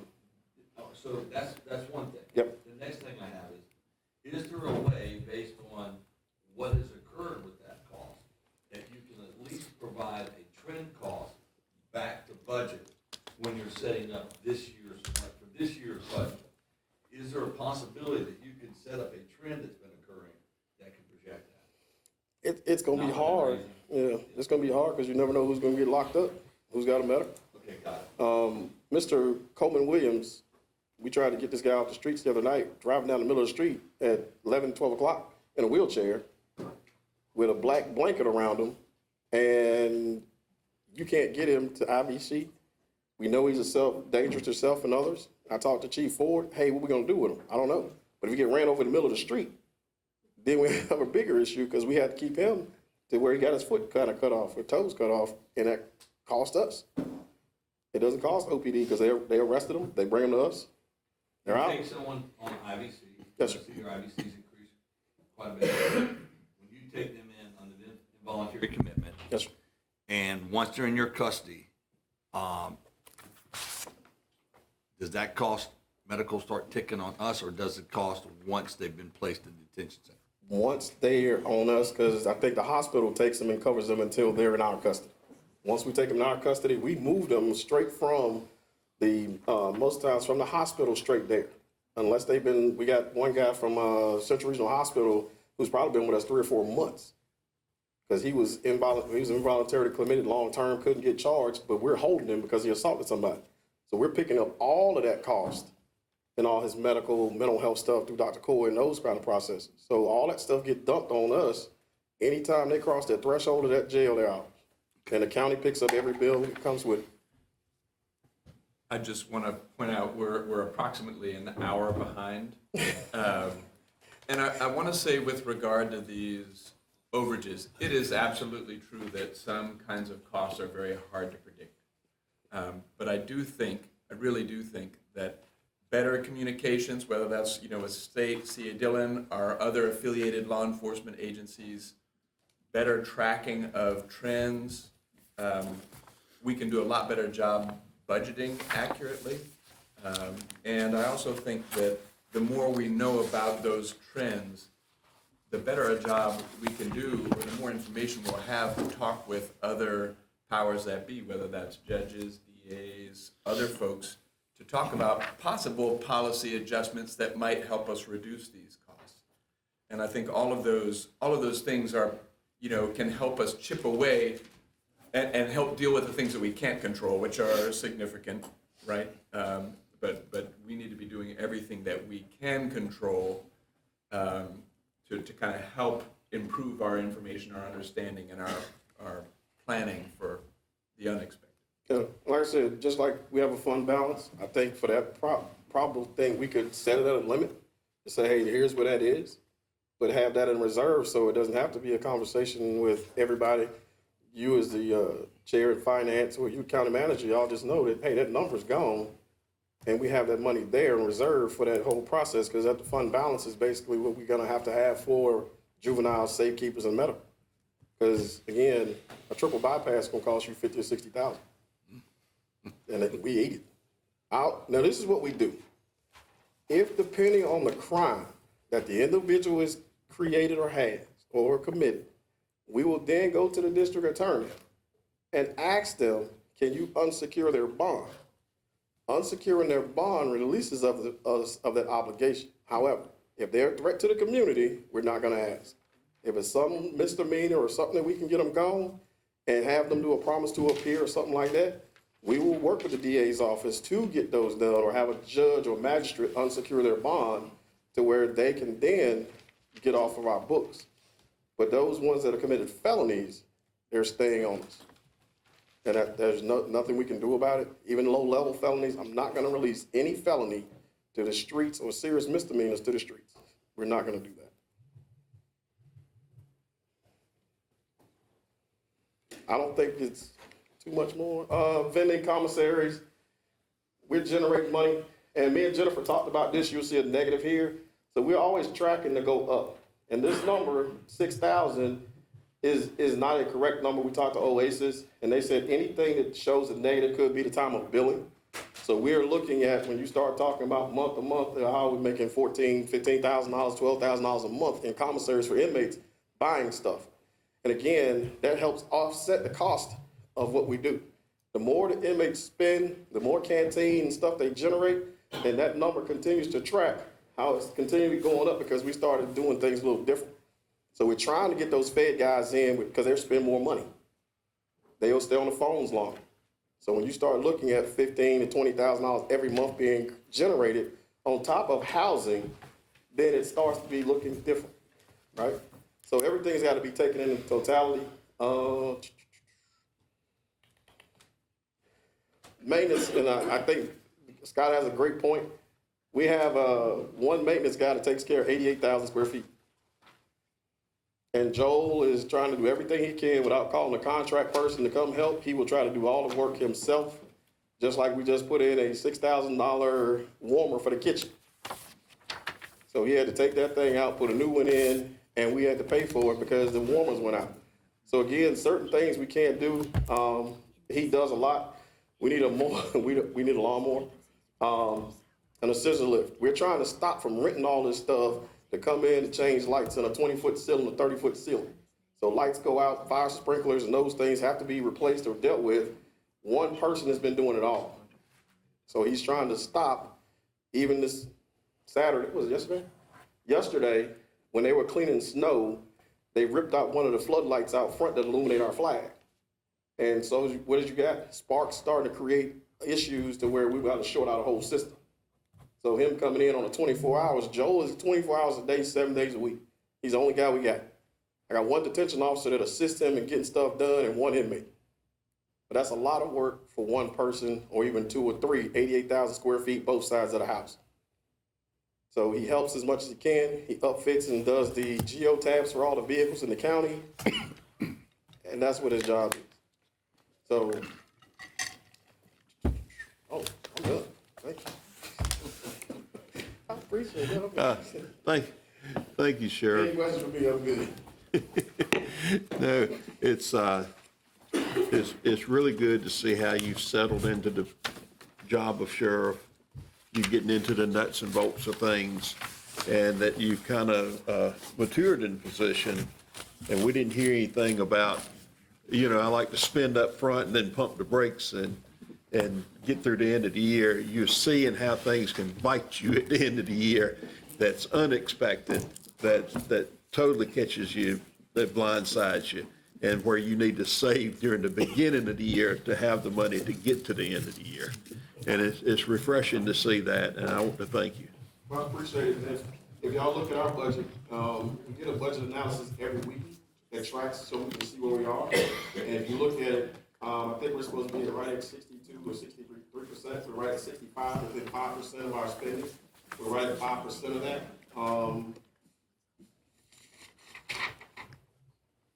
Yeah, it was supposed to be at 56, we're at 61. So it's close based on some of the stuff we spent additionally, like you said, plus we had to buy. That drives that percentage up to 100%, but then it throws off the bottom number. So if you get an opportunity, you can look at that and see how we're tracking every day on what we buy and what we spend. Thank you. Thank you. That's like I said, thank you, Sheriff. Last Sunday, or that Wednesday, Sunday, trees were down up roads up in Oak Hill. And when I started went on to church and I couldn't get by, but you had a sheriff, a deputy out there with a chainsaw cutting up trees and cleaning the highway. Appreciate it. Also, that Saturday night, my mama kept pushing. She's 95 years old. She kept pushing the buttons of a machine that we haven't been operating 20 years. She ended up at 12 o'clock at night pushing buttons with the thing, and the emergency 911 went off in the church. And our deputy was standing at her door knocking, about to break the door in because he couldn't get it, because she couldn't hear. And thank you, appreciate you. Satellite office, our chainsaw crew has been doing a phenomenal job. They went through all the training that they do, the equipment, protective gear. They did a lot this week as far as removing debris and stuff from the road. Our emergency management guys, when Jason Rivas came over and did some stuff with us, we had our National Weather Advisory meeting with him. They did a phenomenal job preparing this community for what was at stake. And it was a blessing of some of the things that could have happened, did not, based on the prior training and Jason's leadership through this process. He did a great job, his team did a great job, and we're just glad to be a part of that process and that conversation. I think it shows if we work together, we can get more accomplished together than we can individually. Thank you. Thank you, Sheriff. And our Human Resources Director, Angela Miles, with an update from Human Resources. Angela, this is not to hurry you. This is not to ask you to cut it short. I just want to remind everybody that at this point, we're about an hour and 5 minutes behind schedule. So when you're looking to get out of here this afternoon, just remember, this is where we got behind. I promise you, I'm going to do my best to get you back on schedule. Take your time. Good afternoon, everyone. Just want to bring you a brief information about Human Resources and what we have done for the year of 24-25. Human Resources is a staff of 3 individuals that we serve about over 400 full and part-time employees. So some of our duties include, of course, ensuring that the county is compliant with their laws, labor laws. We administer the county benefits, develop the compensation plan, and we also administer personnel policies. That's just to name a few. We have quite a few other tasks that we do handle in Human Resources. How can we maintain being a preferred employer according to our 5-year strategic plan? And some things that we have in place, we do an ongoing review of our salary and benefits to ensure that Granville County remains competitive with our neighboring counties. And this is a tight labor market, so we're working hard to make sure that we maintain competitive in that area. We have increased our recruitment efforts to attract diverse and talented job candidates. We do this through various job boards, social media platforms. We use Indeed, listservs that we take part in, that we advertise with as well. We continue offering support and training for our employees and leaders in the county. This is inside and outside of the county that we offer training. And we want to promote internal growth opportunities through succession planning with our employees. So we want to give them that opportunity to grow in the county so that they don't have to look outside of the county. Some of the highlights for 24-25, we did increase our 401k employer match from 2% to 3%, and that has proved to be, our employees have taken advantage of that. We have about 150 employees contributing to the 401k plan, and 51% of those employees are at 3% or higher in that participation. We do still have that mandatory 5% that sworn law enforcement, that we have to offer to sworn law enforcement officers. They have to be certified and sworn in order to receive that. And they're also eligible to receive a 1% match. They don't receive the 3%, but they still are eligible for a 1% match, along with that 5% that we're required to offer them.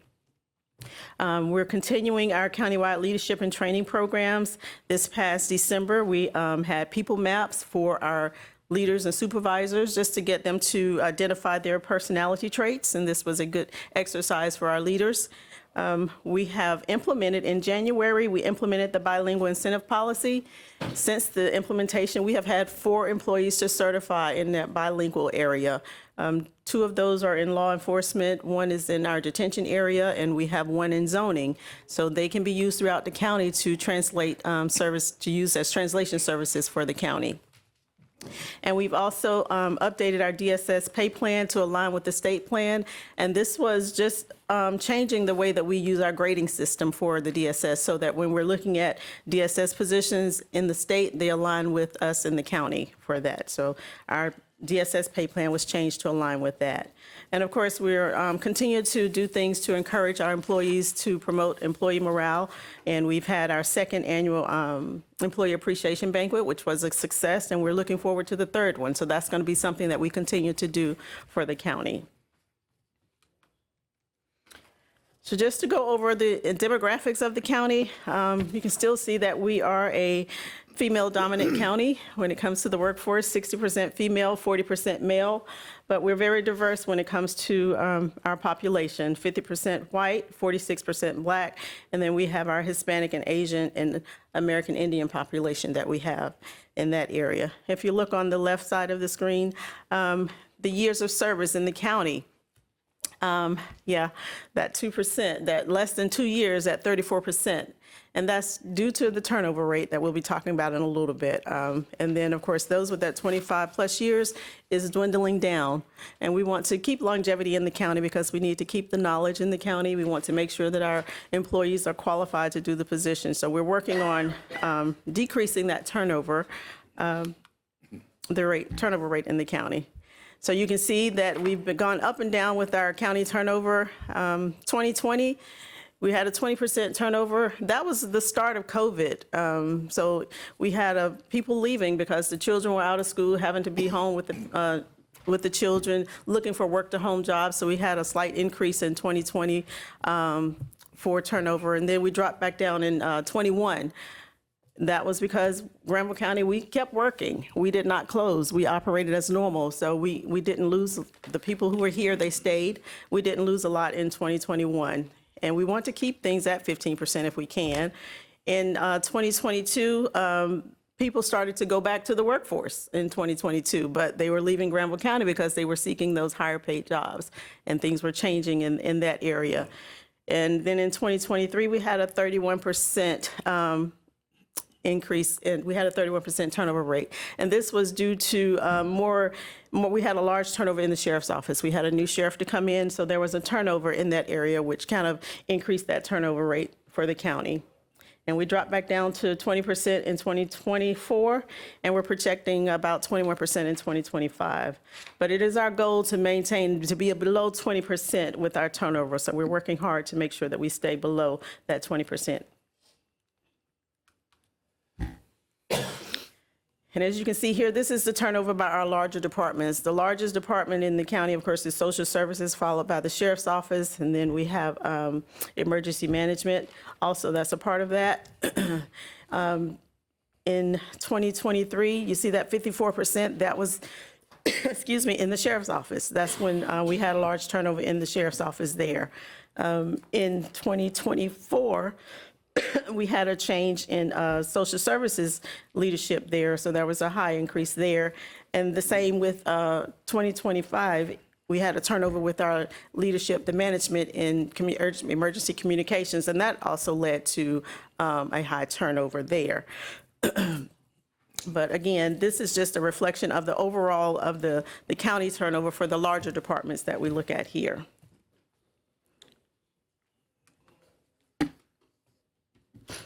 Do we have any questions before I go? I'm going through it fast because I want to get us on schedule, but just any questions as I'm going through, please ask. Yes, sir. You want me to go back? You would know, wouldn't you? I do.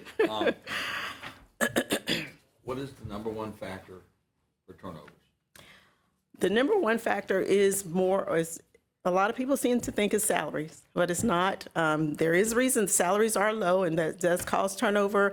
We have had a lot of involuntary terminations recently. We have had family matters that have caused people to leave the area, but it's a combination of those things. And it's kind of hard to pinpoint because we cannot get our employees to complete an exit interview. So it makes it difficult. We have maybe 1 out of every 5 who will submit an exit. And that's voluntary. That's right. It's a range of reasons, yes. Not one dominant. Not one dominating reason, no.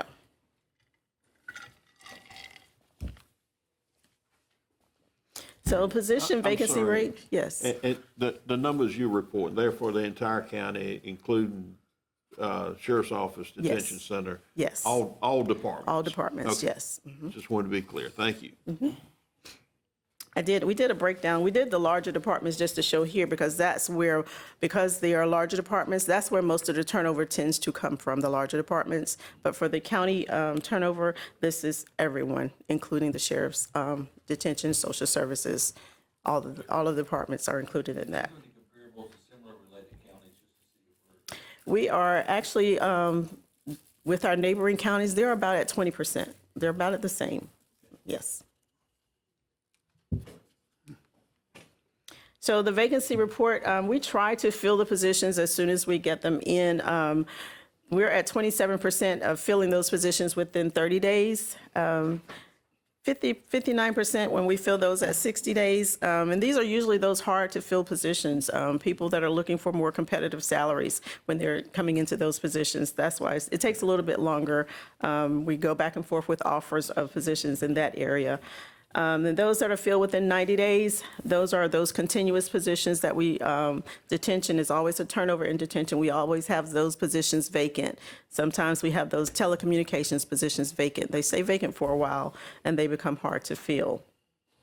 The average time for posting vacancies is 11 days.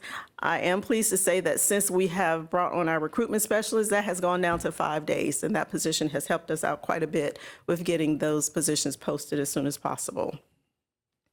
Those positions for 90 days, do you constantly advertise for those positions? They're constantly advertised. We update those. If they've been posted for a while, we will update the posting so it will refresh itself so that people can see that it's out there to be posted. Yes. I'm sorry, I was just trying to figure that out. So does that mean that 27% are filled within 30 days, and of the ones that aren't filled, 59% of those are filled within 60 days? Yes. So you have to read each of them together? You have to read it, yes, together. Mm-hmm.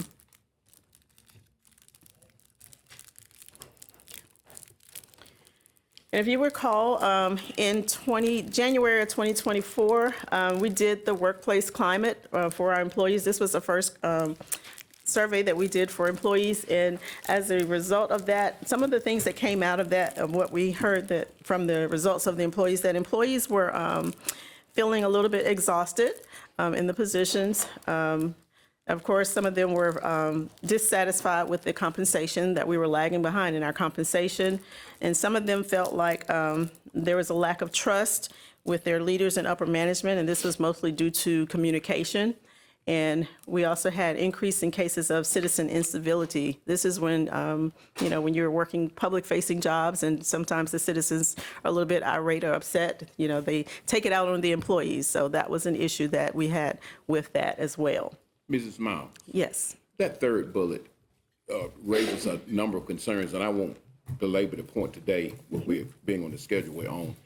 But at some point, can we revisit that? That brings into question a whole bunch of things. But just know that at some point, if there are any bullets under that, that were part of those surveys, I'd just be interested in knowing what led to this. You start talking about lack of trust and disconnectivity and that kind of stuff. It raises a whole bunch of questions. So at some point, if you have the data that has bulleted comments about what people were feeling, I would appreciate just being able to see that. Well, I can say that we did not, when we did the survey, there was not a lot of comments that were attached to the survey. People would just make their selection. They did not comment on what the dissatisfaction was. And we also, the Local Government Workforce Initiative, who performed the survey, they did not share a lot of the information because this was confidential information that the employees had shared with them. And and you raise a good point. Sometimes people talk about salaries and this kind of thing, but I think those things like that, number 3, could lead to quality people leaving just as well as salary issues. Absolutely. And we have put things in place to address these issues that the employees have talked about. And we'll talk about that here. Is this the first of these? How often do you do this? This was our first one, but we do plan to do it every 3 years that we're going to do it, 2 to 3 years. So we don't have anything to compare it with. The next one will be a give us comparative substance. Absolutely. Where we can compare that results to these results, see where we're improving. We don't have a standard to go by. Right, because this was our first one. Yeah, this being the very first one. Yes. Okay, thank you. You're welcome. Drew or Karina, did you want to add anything to that? Just the fact that, I don't know if Assistant wants to comment to turn this on. Just the fact that we were told by the Local Government Workplace Initiative, because it was our very first one, these results that we received were pretty common. That there was a lot of historical thought that went into them completing the survey, and because we hadn't surveyed before, that our results were pretty common.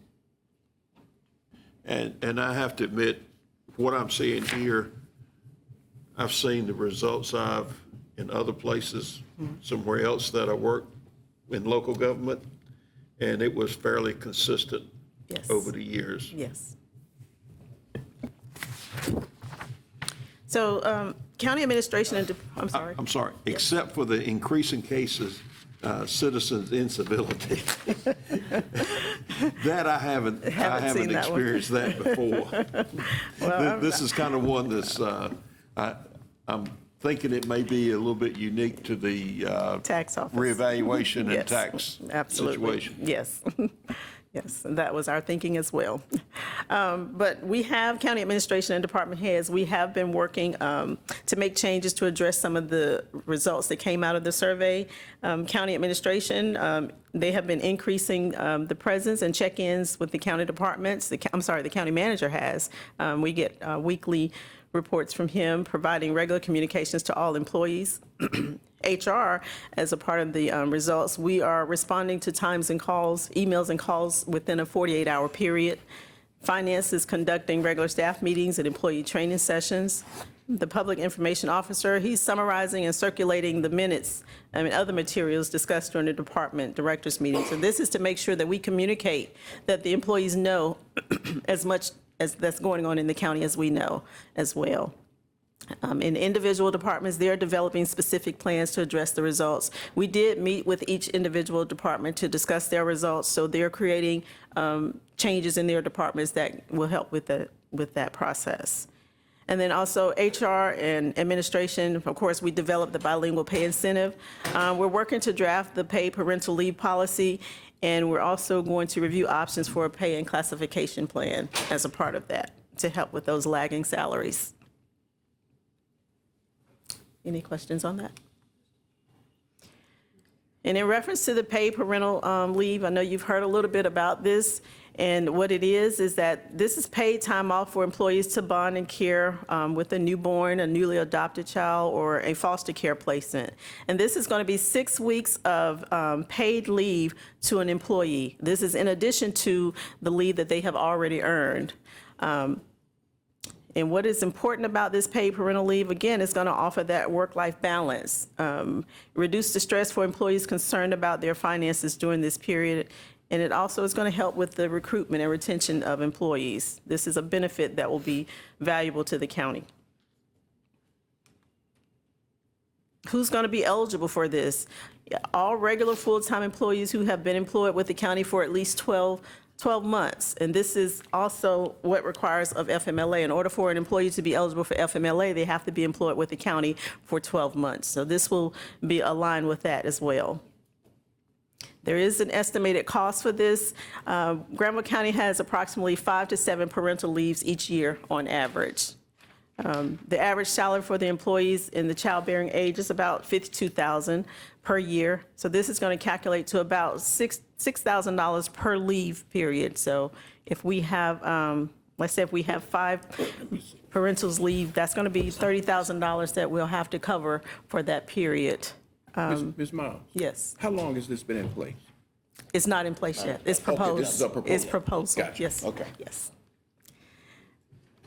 So we're looking to cover this cost. We're looking at lapsed salaries as a possibility to cover this cost for the paid parental leave. So there is a small cost associated with this, but we're looking to cover it in other ways. If the person doesn't come back after that paid leave period, will there be any penalties in the proposal? Yes, sir, in the policy, yes.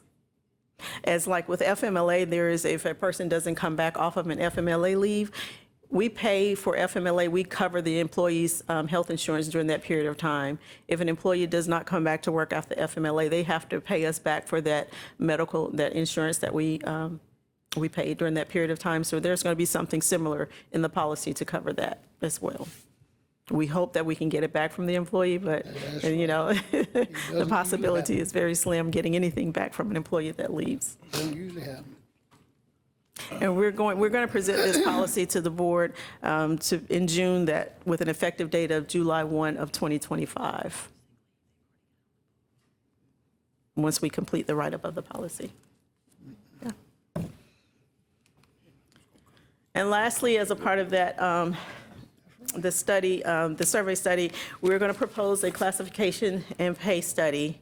This is to ensure that our salaries remain competitive, job classification aligned with job duties and responsibilities, and to promote and maintain an internal equity within the departments. The industry standard is to conduct a study at least every 5 years. We did our last study in 2019, and it wasn't implemented until 2021. Due to COVID and staff turnover, and this already put us behind in our salaries when we implemented this.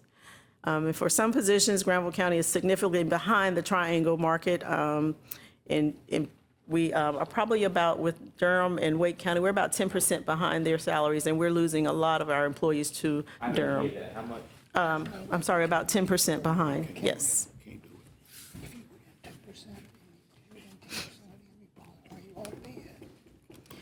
So some considerations that we're looking at, the estimated cost to conduct the study, using this as a statewide agreement with the CARTAR is approximately $40,000. CARTAR has a agreement with other regional CARTAR in the area that will keep us from having to do an RFP, taking that time to do the RFP, getting bids from others, and we can contract with Piedmont Triad actually is who we're looking at to contract with to do the pay study classification. And it's estimated it's going to cost us about $40,000 to do that. It will take us about 6 to 9 months to complete the study. And we should have this study, if it's accepted, we should be ready to implement it by fiscal year 26, 27, if it's approved.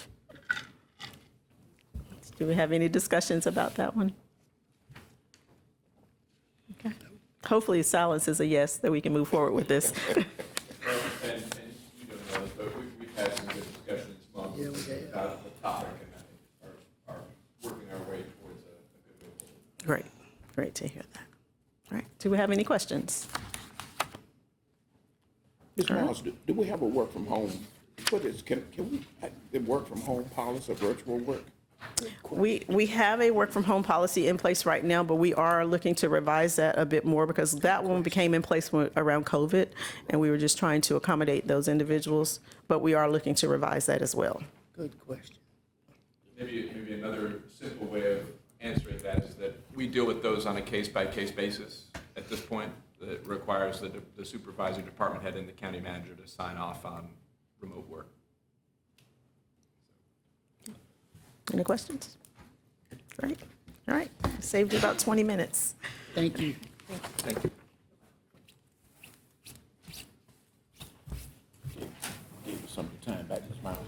I'm sorry, thank you, Ms. Miles. We appreciate your presentation. Let me just make this brief announcement before we call Adam up here.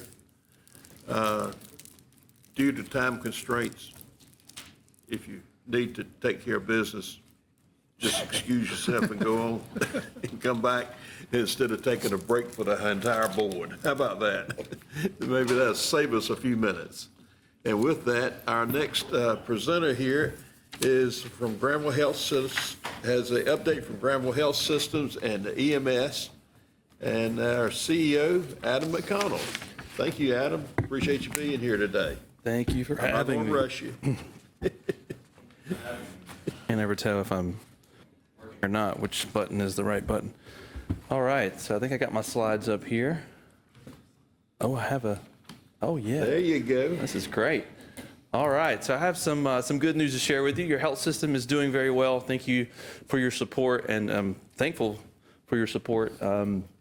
We currently have about 650 employees at the Granville Health System. That is up significantly from the last time we gave this presentation. You may remember our last presentation, we had a much smaller number of FTEs. We had about 600, maybe 610 FTEs. And that was primarily due to a large number of contract labor. And so the health system has onboarded a number of full-time positions, really all across the health system, from providers to CNAs and MAs in our skilled nursing facility and in the hospital and our practices.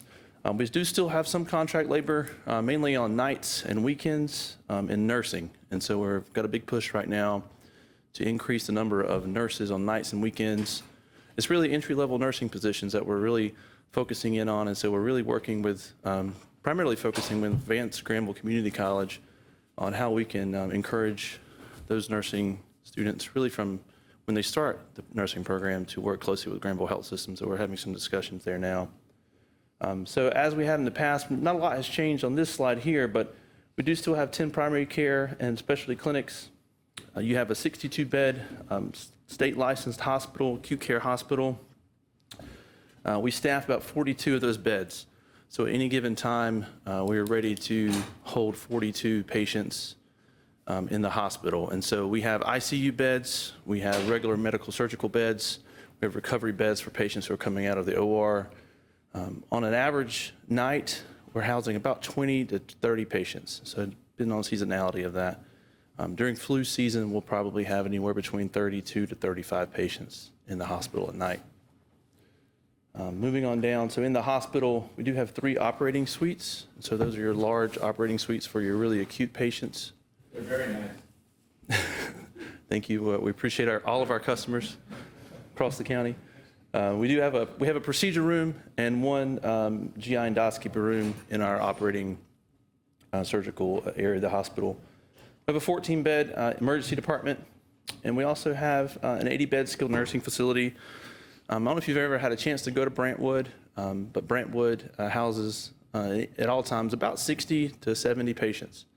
And so Brentwood has long-term and short-term skilled nursing patients. And really, it's a great place to go if you ever want to visit loved ones or come see a different type of care that Granville Health System is giving to patients.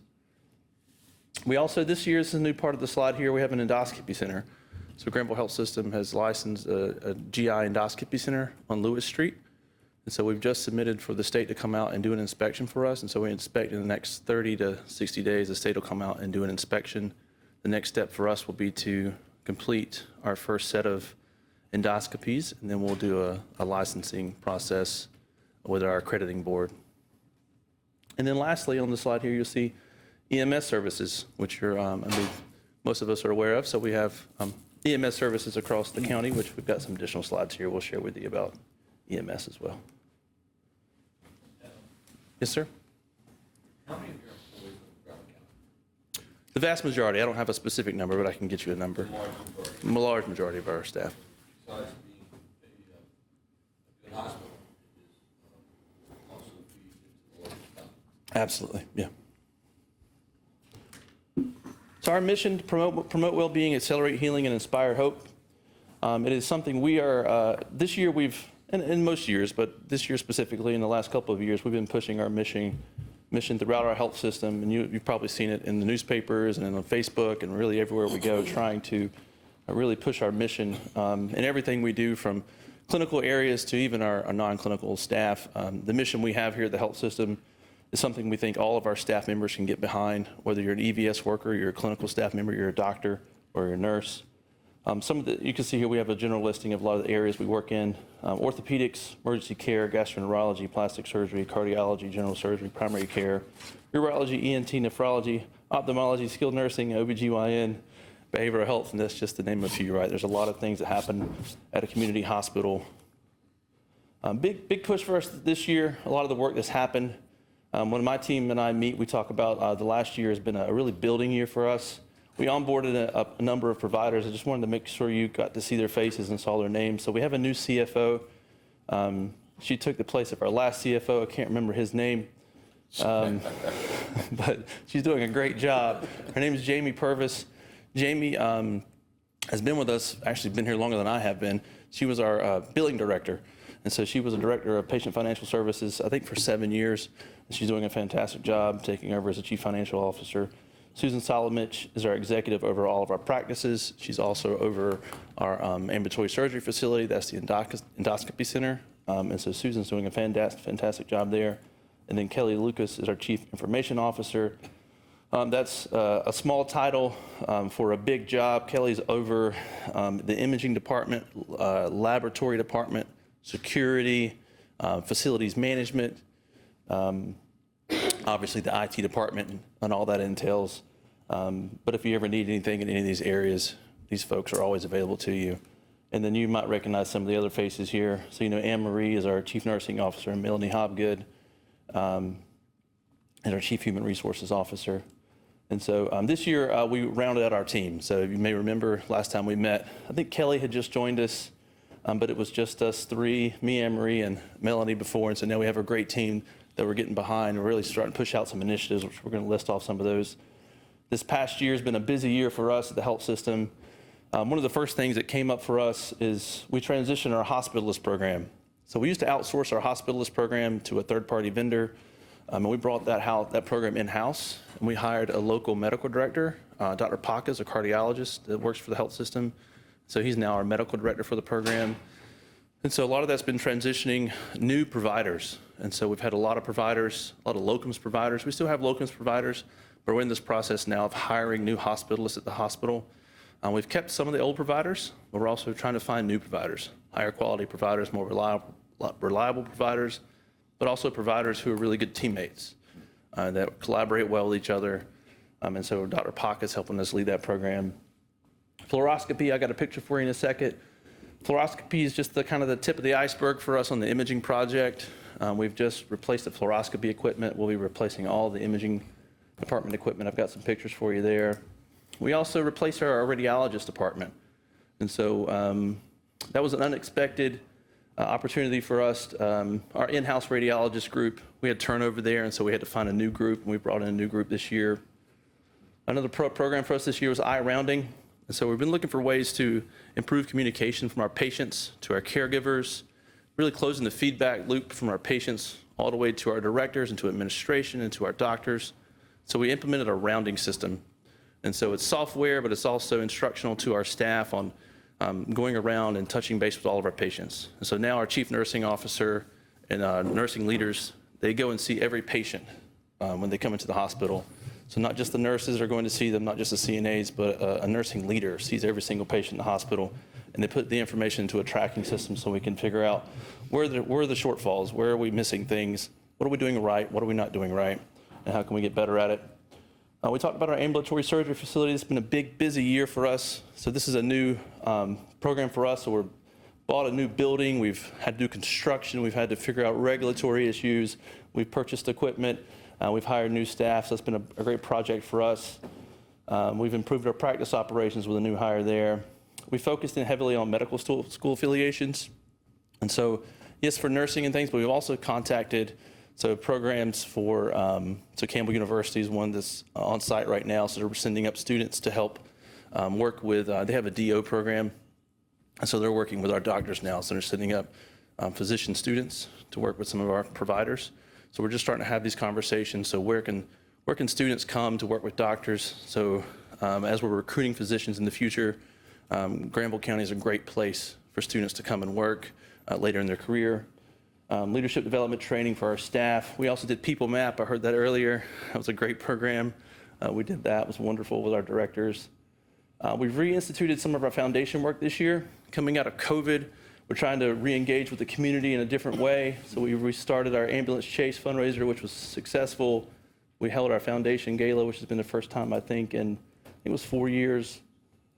We worked with Granville County, which has been fantastic, to start the post-overdose response team. We've hired a position for that. I think we have 2 more positions coming. We started our Nurse of the Year program again, which we've had our first Nurse of the Year awarded. We also filed with the state and received a certificate of need for inpatient dialysis services in the hospital. So these for inpatients. So we've got approval for that now to develop the program. So that's something we'll be working on this coming year, is actually setting up an inpatient dialysis program. And so these are for patients who live in the community, who are coming into the hospital for normal services. Right now, if you come in your own dialysis and you're going to stay with us for a time period in your own dialysis, you can't come to Granville Health System. We don't have the equipment. We don't have a certification from the state. And so we'll be working on setting up programs and policies and bringing in the physicians, nephrologists for those programs so we can take care of you. There's a lot of people in our community who are on dialysis. Labor and delivery. If you've been to our labor and delivery unit, we have a great set of staff there to do a fantastic job, but we don't have a lobby for you. We don't have a place for people to sit and wait up on the second floor that's separate. So right now you have to wait on the first floor. So our foundation funded, they raised $100,000 this year to build a lobby. And so we have a design for that we'll be rolling out later this year. Imaging department design. So imaging, I'll show you in a second. A lot of provider recruitment associated with our hospitalist program, along with our radiologist program.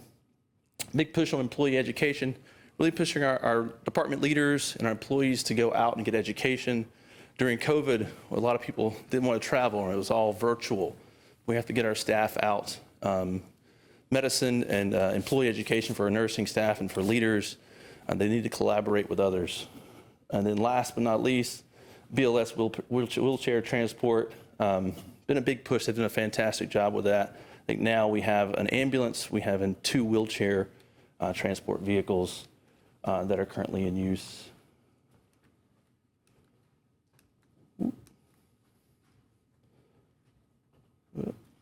I've gone too far. No. That's not me. There we go. So this is a snapshot of our new imaging department. This is actually I think we're going to go out for bids here pretty soon for construction. This is architectural, just overhead design. So right now, if you get an MRI at the hospital, you have to go outside to a truck. It's been that way forever, right? We never had MRI in the hospital. And so now the MRI in the hospital will be here. The ER of the hospital is over here somewhere. This is a classroom. We used to have board meetings. If you remember our board, we used to have board meetings here. There's two classrooms here. So this has become our MRI suite. These are currently imaging rooms here, but these are all getting renovated. So this will be CT in our nuke med. Our nuke med camera will become a nuke med spec CT, so we'll have access to a backup CT. And this is our fluoroscopy room. This is just a picture I took this morning. We've had the room completely remodeled. If you've been in our imaging department, you'll know this looks a lot different than what most of our imaging room looks like. Our imaging department was probably last remodeled in, it looks like the 90s. So a lot of wallpaper, a lot of mauve. And so the rest of the department will start to turn into something that looks more along these color scales. The pictures on the left here, these are lights that go above. If you've ever sat in an MRI or CT and you've had to look up at the ceiling for a number of minutes, these are things for you to look at here. This is our fluoroscopy room here. So hopefully by next year we have this meeting, all of this work should be almost complete, and you'll have a much better experience when you're walking through our imaging department.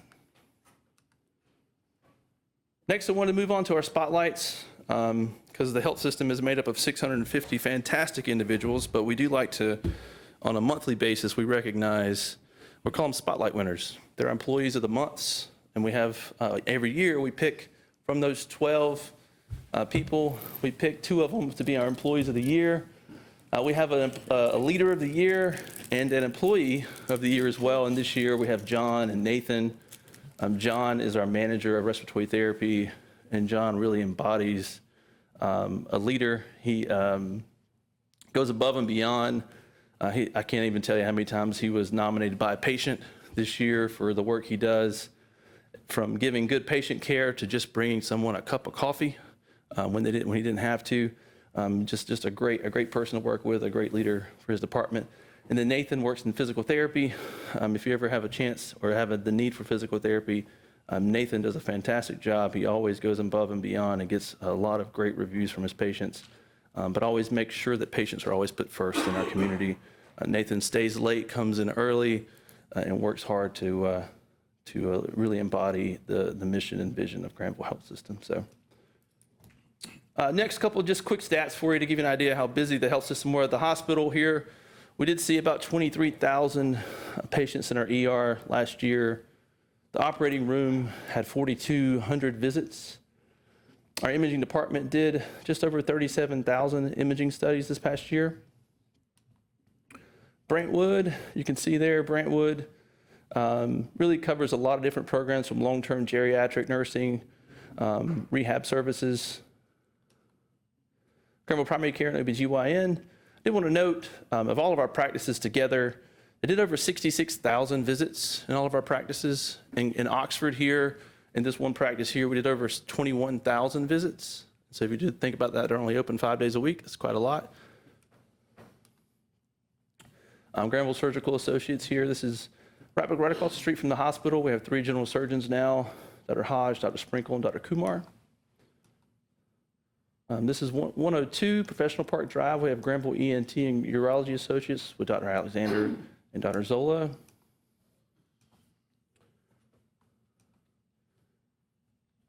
Granville Gastroenterology Associates with Dr. Abraham. The one I wanted to mention, Granville Butner Creedmoor Primary Care. They saw 20,000 visits last year.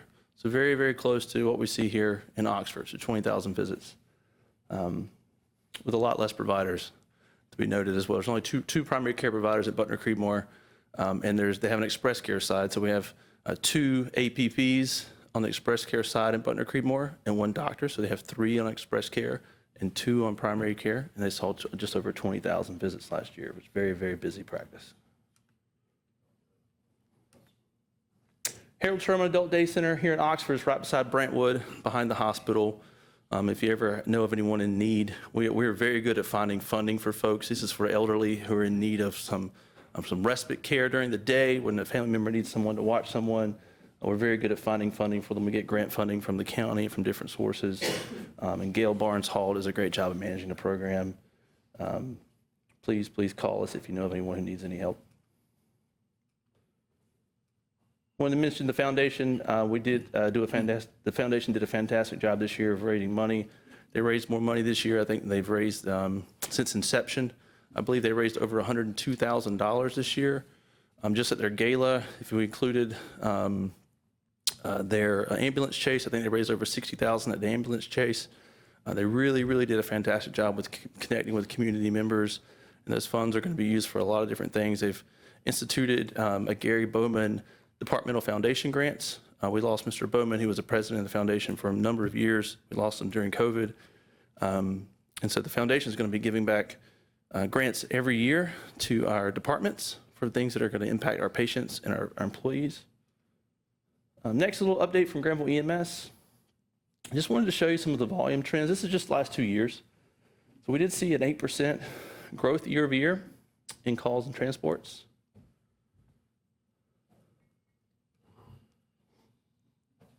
The staffing profile hasn't changed that much year over year. The biggest change you're going to see is down in the very bottom here. We do have 8 positions posted. So the 8 positions posted right now are for the additional EMS ambulance. We have the ambulance that it came in, and it's waiting for state. I think it's got a state inspection to be approved. I talked to Jonathan today. And so once those positions are hired, then that new ambulance will roll into full effect. Right now, they're planning on staffing it 12-hour shifts, but it'll be 24 hours at a time. So that went from, I think, from 33 paramedics to 41. That. These are our current base locations. Granville County. The one piece of it that the slides didn't make it into my slides, we did do a long-term capital planning process for EMS, and we've sent a copy over to the county. It's really for us to use for future capital planning. We've showed a couple excerpts from it to our board as well, but it gives us really a 10-year plan for what we think our EMS staff are going to need based on population growth in different parts of the county, and really population growth across the county, to meet the needs of not just ambulances, but bases. And so we'll be having a conversation with the county. Really nothing in the request for this year. It really starts in next year's request for 2026, 27, for where do we need to have additional funding? Where do we need additional ambulances? Really, with the additional ambulance that will be standing up this year with the new staffing, that gets us ahead of the curve that we saw in that report. And so I think it's a great structured report for us to say, you know, in 3 years, where do we need to be? In 5 years, where should we be targeting to be? And it gives us all an understanding, I think, of what the funding hopes could be if we can set targets for it. But hopefully we'll hear more about that in months to come, years to come. Yes, sir? Is it time for a couple of quick questions? Yeah, absolutely. So thank you so much for this. And I just might add, Gary Bowman and I were best friends. You know, we next door to each other. So I miss it every day. Played a lot of golf with Gary. What's your biggest need from a specialist standpoint? When the county manager and I did our tour, and we were back in the back and you were with us, one of the docs came up to me and said, we need and I can't remember what it was, but he said, you need to get us a ex-specialist. Oh, it depends on. The gentleman that talked to me was from Franklin. Depends on which one you talk to. He was a orthopedic. Orthopedics. But it wasn't in orthopedics that he said, you need to get us what else? What do we need? What does the hospital need? I think from a specialist perspective, it's going to depend on who you're talking to. Well, that might have been.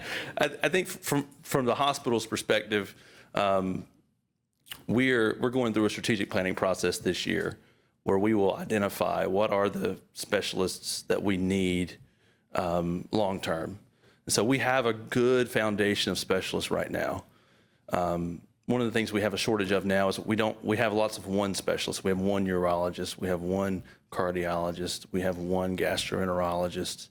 Right now we have really one orthopedics. And so we have, our stools are sitting on one leg in a lot of ways. And so as we go through that strategic planning process, we need to identify what are the next 3 years, what are those specialists that we need to bring in. All right. Second was in talking about bringing nurses especially. Mm-hmm. At one point, the hospital used to offer a reimbursement. Mm-hmm. You go to school, come back to work for us for 2 years, we'll pay your college. Is it still a program set up like that? Yeah, we have a very similar program now where if you come, so we have a lot of programs. So we have a program where we actually do a sign-on bonuses for you. So if you come now and you come to work for us, there's sign-on bonuses from $6,000 to $10,000 to come work. But we also have a reimbursement program for your loans, for your student education. Now, I'm a big supporter of having a local hospital. I want to make sure that's clear. But we still get phone calls, and people always say, why don't you sell out to do Wake Med? And I make my argument, but do you still get those overtures from those type of institutions? I meet with those institutions on a fairly regular basis. I'm a member of a few organizations, and I don't know if we've transitioned away from as much acquisitions as we have in the past, but I have never had a conversation with those organizations. Anybody's asked me to do that type of thing. Yeah. And I want to remain a county-owned hospital as long as we are able to. Me too. Yeah, absolutely. That's all. Thank you. Mm-hmm. Adam, I just want to thank you for your work with the foundation. You know, when you've been around a little while, you've seen different kind of days, and that support is so crucial to us. So thank you for your leadership in working with the foundation. And I just want to say how much I have personally appreciated all the services I've gotten. Dr. Chavis doesn't fuss at me as much as she should probably when I go back. And of course, I went over to get some blood work at the hospital to see Dr. Zola, and I'll be honest, it's the first time I've had blood taken where I didn't feel a pinch, and so I had to commend the young person for doing it. But we're very grateful for the services, and thank you for looking into expanding to things that we might need to do to help increase our service to the community. Yeah, I think that's really the important part of this coming year is for us to think about the next 5 to 10 years. Everything from our electronic health record to our facilities and to the services that we want to offer and who we want to be for the next decade. The hospital's been around for over 100 years, and it's provided a lot of great care, and it continues to provide a lot of great care. And we're in a great position financially. The health system continues to have a great positive net income and great positive financial position. We're able to pay our staff very competitive salaries, and the position we're in is rare in some community hospitals. People ask me about the health of the hospital, and I tell them we're in a great geographic location. Our community has access to health care 20 minutes away that you can't get anywhere else in the world, and they also have access to their community hospital for the care that they need 10 minutes away. And our staff are also able to go down and get education at Duke or at Wake Med or at UNC, and they're also able to bring those skills back up to Granville County, which really, really gives our community and our citizens access to things that you don't get in a lot of small communities. So we're excited about continuing to be here for many, many, many years to come. Yes, sir. Albert, I would just like to say I'm glad to see that that the change gonna be changing of the ER room, because it is I stayed there last Saturday 6 hours. The ER. In the ER. And every time somebody or that door come open, it seemed like I was sitting in the North Pole in the waiting room. It was just cold in there.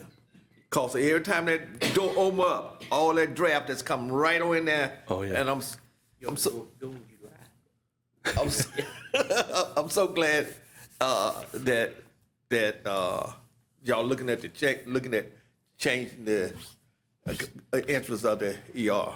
Oh yeah. Yeah. Okay. Huh? That's a Kill the germs. Kill the germ. It'll kill everything. Oh, by the way, too, make sure they fix the snack and soda machine. A young man was,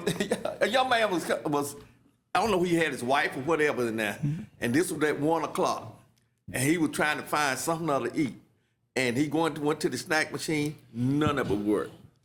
In the ER? None of it worked. Okay, yeah. And that was embarrassing because he was out of state. that was, you know, you can't get a soda or eat a bottle of water. Please work on it. Absolutely, please. yeah. Did you tell him you was on the board? No. Dr. Paca, yep. Real quick, Adam, you mentioned the pipeline into employment with VGCC, and I want to make sure we get a plug in for traditional public high schools here in Granville County. I know we work hand in glove with them, and I appreciate Anne Marie Holzman, Chief of Nursing, going out and trying to do that recruitment process. And I know that they do have folks that come to see you through like a CTE program. Yeah, Melanie works closely with CTE. Yeah, Melanie, okay. yeah, with That was CTE. Anne Marie. Yeah. Got it, okay. Yeah, we've got some new students coming over from CTE last week. Yeah. Okay, good. Adam, did you work out the ambulance insurance rate, insurance process? We did. Okay, can you kind of explain? Yeah. So People know now. historically, for forever, I think in a lot of counties until recently, I know in Granville County, EMS has always been for commercial payers who've been out of network. And so that means we would bill your insurance, EMS would bill your insurance, and then we would balance bill the patient, the remainder of the bill. And so now this year, we went in and negotiated with all the payers, and now we're in network with commercial payers for EMS. Is that including federal? Includes, and s- Net result meaning that folks aren't getting just out of whack. that's right. And Out this, of whack, ambulance bill. Right. And we didn't have it before, and so I really appreciate you taking the time and negotiating that and getting that done, because that's gonna help a lot of folks around. yeah, the big impact. So we tried to do it. Really, I've been trying to do it since I got here 6 years ago. But every year we tried to do it, the insurance companies made it so costly to the health system. It was going to cost us more than $250,000 every year to do it.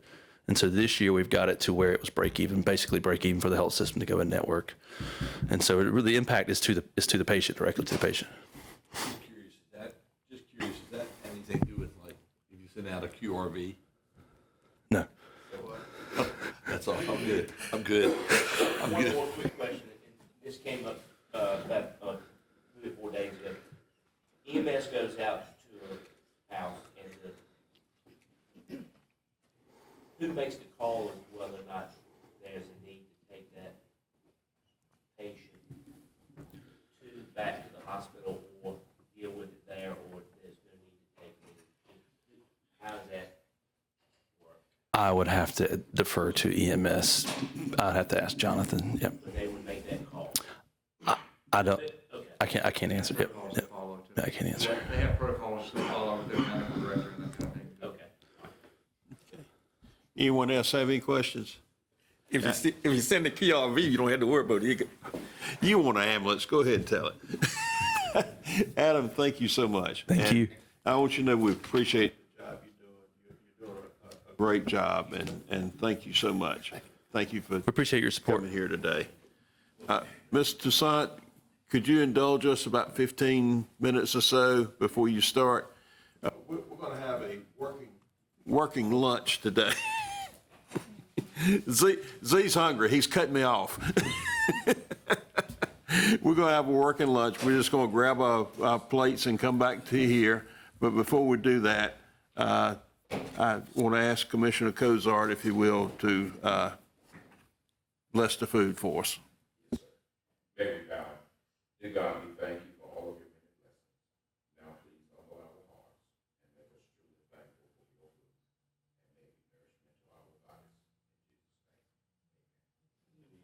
Okay. Welcome back, everyone. And Ms. Toussaint, if you can start whenever you're ready.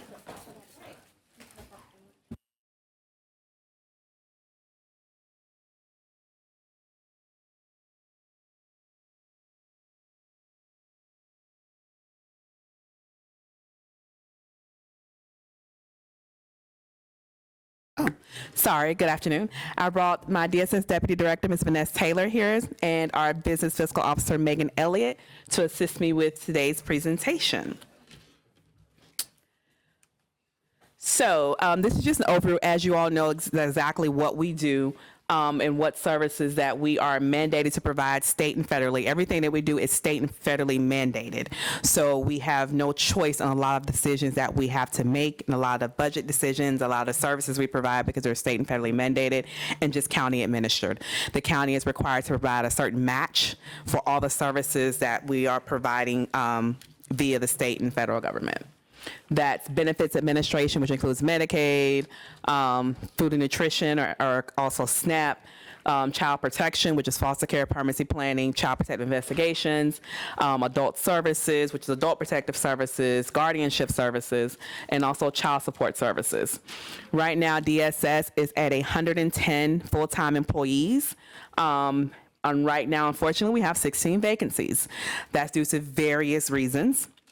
And as we go through the presentation, you'll see how those vacancies have and currently affect not just performance, but also revenue.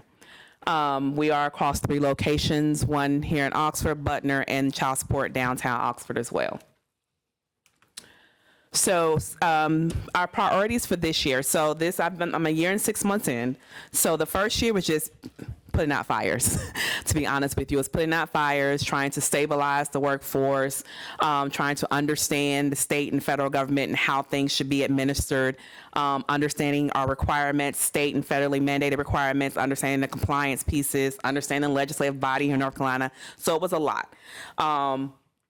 But this year, now that we have a little bit of more stable workforce as it relates to our leadership and management team, right now we're focusing on, again, filling the vacancies. We have 16 vacancies. 12 of those vacancies all in our income maintenance department, which is our Medicaid, which is, as you all know, that's our highest grossing revenue department. But unfortunately, it's hard. As I've come into this role, I've had to address a lot of personnel issues. So we are looking at how we're hiring.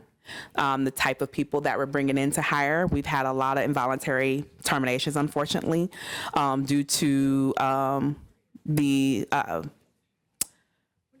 lack of performance, I would say, amongst the team. So that department is our highest vacancy rate, and that department is not that it doesn't require the educational requirements are not there like our social work department. However, that department also have some salary kind of challenges as well, because it does not require a degree for that department, but we still have to compete with Wake and Durham County, unfortunately, because they are bringing in staff, like someone said earlier, at least 10% higher than what we are. That's why it's hard to keep staff in that department. And the amount of work. If you have 16 vacancies, how many are in that department? 12. So, wait a minute. You have 16 vacancies. Mm-hmm. And 12 of them are in the Medicaid department.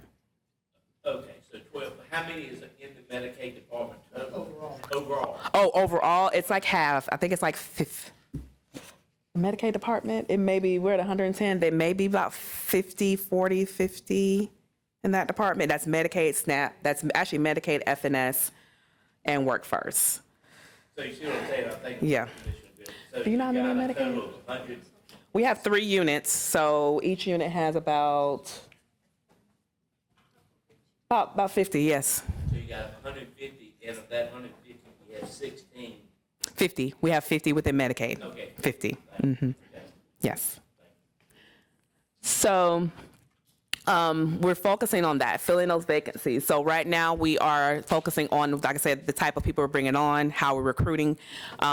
We also have built great relationships with our surrounding counties because it's not just us. I would say me and Durham County, for example, Durham County's FNS or Medicaid department laid off like 16 staff due to not being fraudulent on the day sheets. Those 16 staff, what they did apply to us.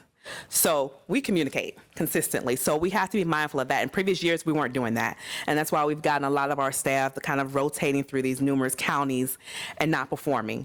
So I'm in conversation with Durham, Wake, Franklin, Vance, probably on a daily basis about our staff and kind of, what's going on. So we're working through those. Also, increased fiscal and programmatic accountability. This is a priority last year. It's going to continue to be a priority this year. That's one reason why we brought on the qualified financial staff that we currently have now that's doing an awesome job and kind of working through and cleaning up a lot of the years of kind of maybe a little bit of mismanagement, but also not understanding the state system as it relates to kind of how we should be seeking reimbursement. Programmatic accountability. One reason why we brought on Ms. Vanessa Taylor and also our social work program manager. As you know, last fiscal year we paid back the state over $150,000 because we did not have certain positions to hold us accountable to those state standards. So bringing on those people to kind of assist in that area and kind of build up a continuous quality improvement program is going to be very, very helpful. Improving technology and efficiency is a big priority this year. I've had several conversations with Drew regarding out of 100 counties in North Carolina, there are 12 counties that are still paper counties. We are one of those 12 counties. We are not electronic regarding our papers. We have paper files everywhere. In storage, in the building in Oxford, we just have paper everywhere. We don't have an electronic management system. And like I said, we're 1 out of 12 counties that do not. So that is a... I'm sorry to stop you right there. Do we have to have paper In addition to the electronic? We have to keep, so foster care and foster care files, we have to keep for 100 years. Okay. So, yes, so we do have to have that. But as far as managing the day-to-day, our staff are still typing their notes in Word and printing them out and signing them and putting them in a file instead of having an electronic management system to carry their assessments, their case notes. There are some issues we're going on right now where we have Jim involved. Because we've been paper for so long, it has caused some other things. Wanted to make sure you weren't required to do a redundancy, because we had talked about this years back, and it was like, why would, one of our directors was like, why would you invest in computers when you have to have paper anyways? We're trying to get away from. Well, so child welfare, you do have to have that paper, but we have other programs. Right. Yes. Okay. And then we have to I didn't mean do. to stop you. Yes. Does the state help with that cost to do that? It's 50% reimbursed. Anything related is 50% reimbursed. That's why I'm surprised we haven't looked at it earlier than now, because it is partially reimbursed for that type of system. Again, we're 1 out of 12 that do not have electronic database system out of 100 counties. So just keep that in mind. But we are looking at that. The state is also implementing, I'll go into more detail about a child welfare information system that is being implemented starting this spring. Having that system will require us to possibly change and upgrade our technology equipment with child welfare. So I'll talk a little bit about that later on. Other things we're focusing on, I have Ms. Vanessa Taylor focusing on our local policy and procedures, our standard operating procedures to ensure we operate more efficiently, effectively across all of our programs. We are and continue to build on a more positive employee culture. We are becoming more transparent and more consistent. We have ongoing meetings from our leadership meeting. We have leadership meeting with my leadership team every week on a Monday. Management team meets once a month. And then we have an annual retreat and meeting with all DSS staff that we had our first one. That was a great experience as well. Hiring, again, we still need to kind of look at different recruitment strategies. One thing I have been working with staff on is to become more visible on social media with recruitment and hiring. Yes, we have Indeed. Yes, we have the county website, but we need other mechanisms as well. So we are looking at possibly developing accounts on LinkedIn, developing accounts on other social media platforms to bring in the type of people we need to bring in for these roles. So that is a long-term goal. Those positions that are vacant, are they also reimbursed partly by the state? Yes. 75%, what's the ratio?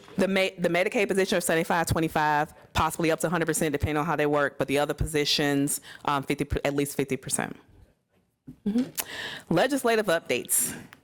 So we have a lot going on at the legislative body, as you know. One of the things specifically that will be changing this year is related to our kinship care. That's our relative care places for our kids that are removed from their parents and placed into foster care. So one of the legislative changes this year is that, well, last year the state is reimbursing us now for payments when we place a child into relative care. However, the new legislative change is saying that they're reimbursed not just that child, but also they're reimbursed for their half siblings. So that is a new legislative change that's coming down the pike. It was actually effective July 2024, but it's something that is happening now. So in addition to that one child that was removed, their half siblings also would be reimbursed if they're in that relative placement. So we pay those costs up front and the state reimburses us half of that. New child welfare information system. This is long coming. I would say, coming from Florida, we've always had this for 20 years and North Carolina is just not getting this year. Like I said, child welfare inputs notes in Word. They do a PDF with their 30-page assessment.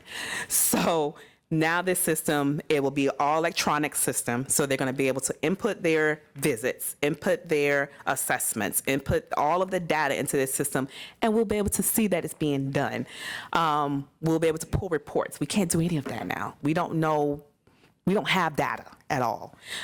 So with this new information system, this is actually going to house electronic database information for child welfare, but it's child welfare only. But this goes into effect in the spring, the first piece of it, and then there's a second phase that'll be released next year. The state has not stated there will be a cost associated to this new system.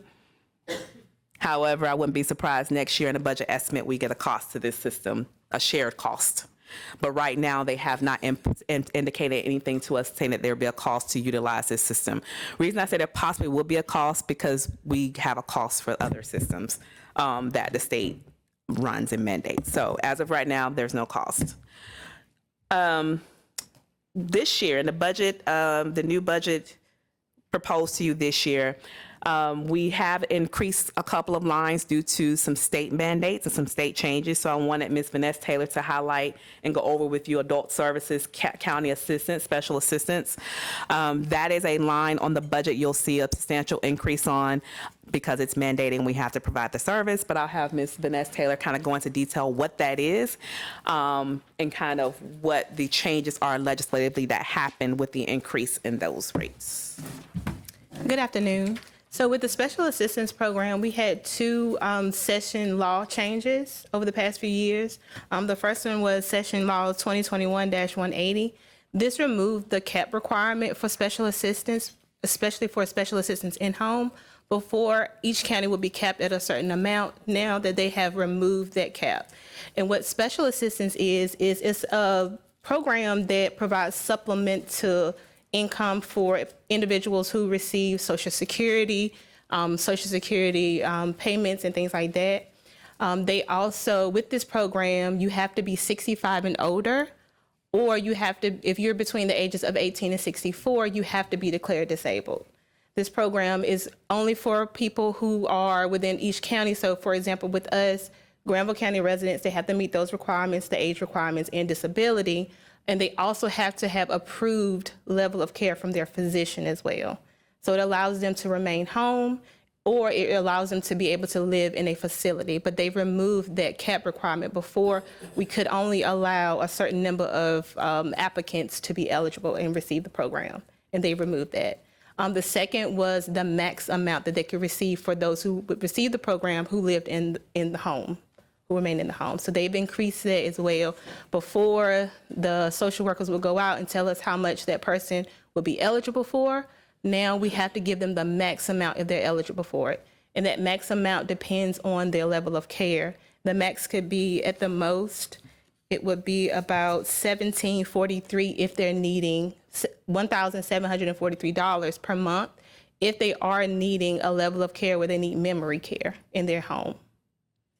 The disability, I'm sorry, go ahead. No, I'm good.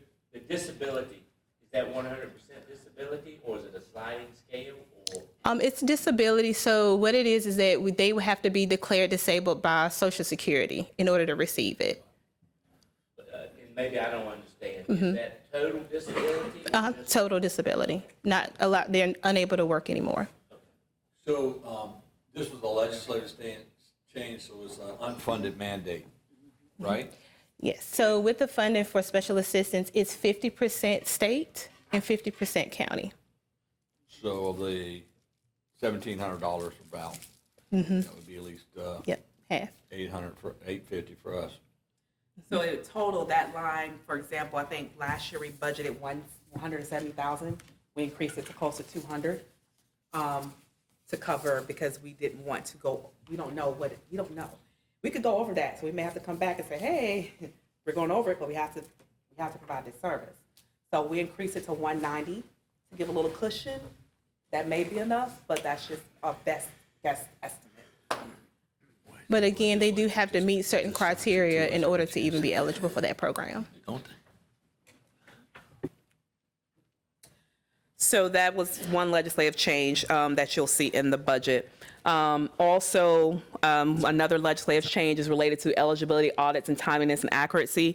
So, of course, we all have performance measures we have to meet with the state, with Medicaid specifically and SNAP benefits related to ensuring that we do applications on time, reprocesses on time. There are certain timeframes we have to meet with the state.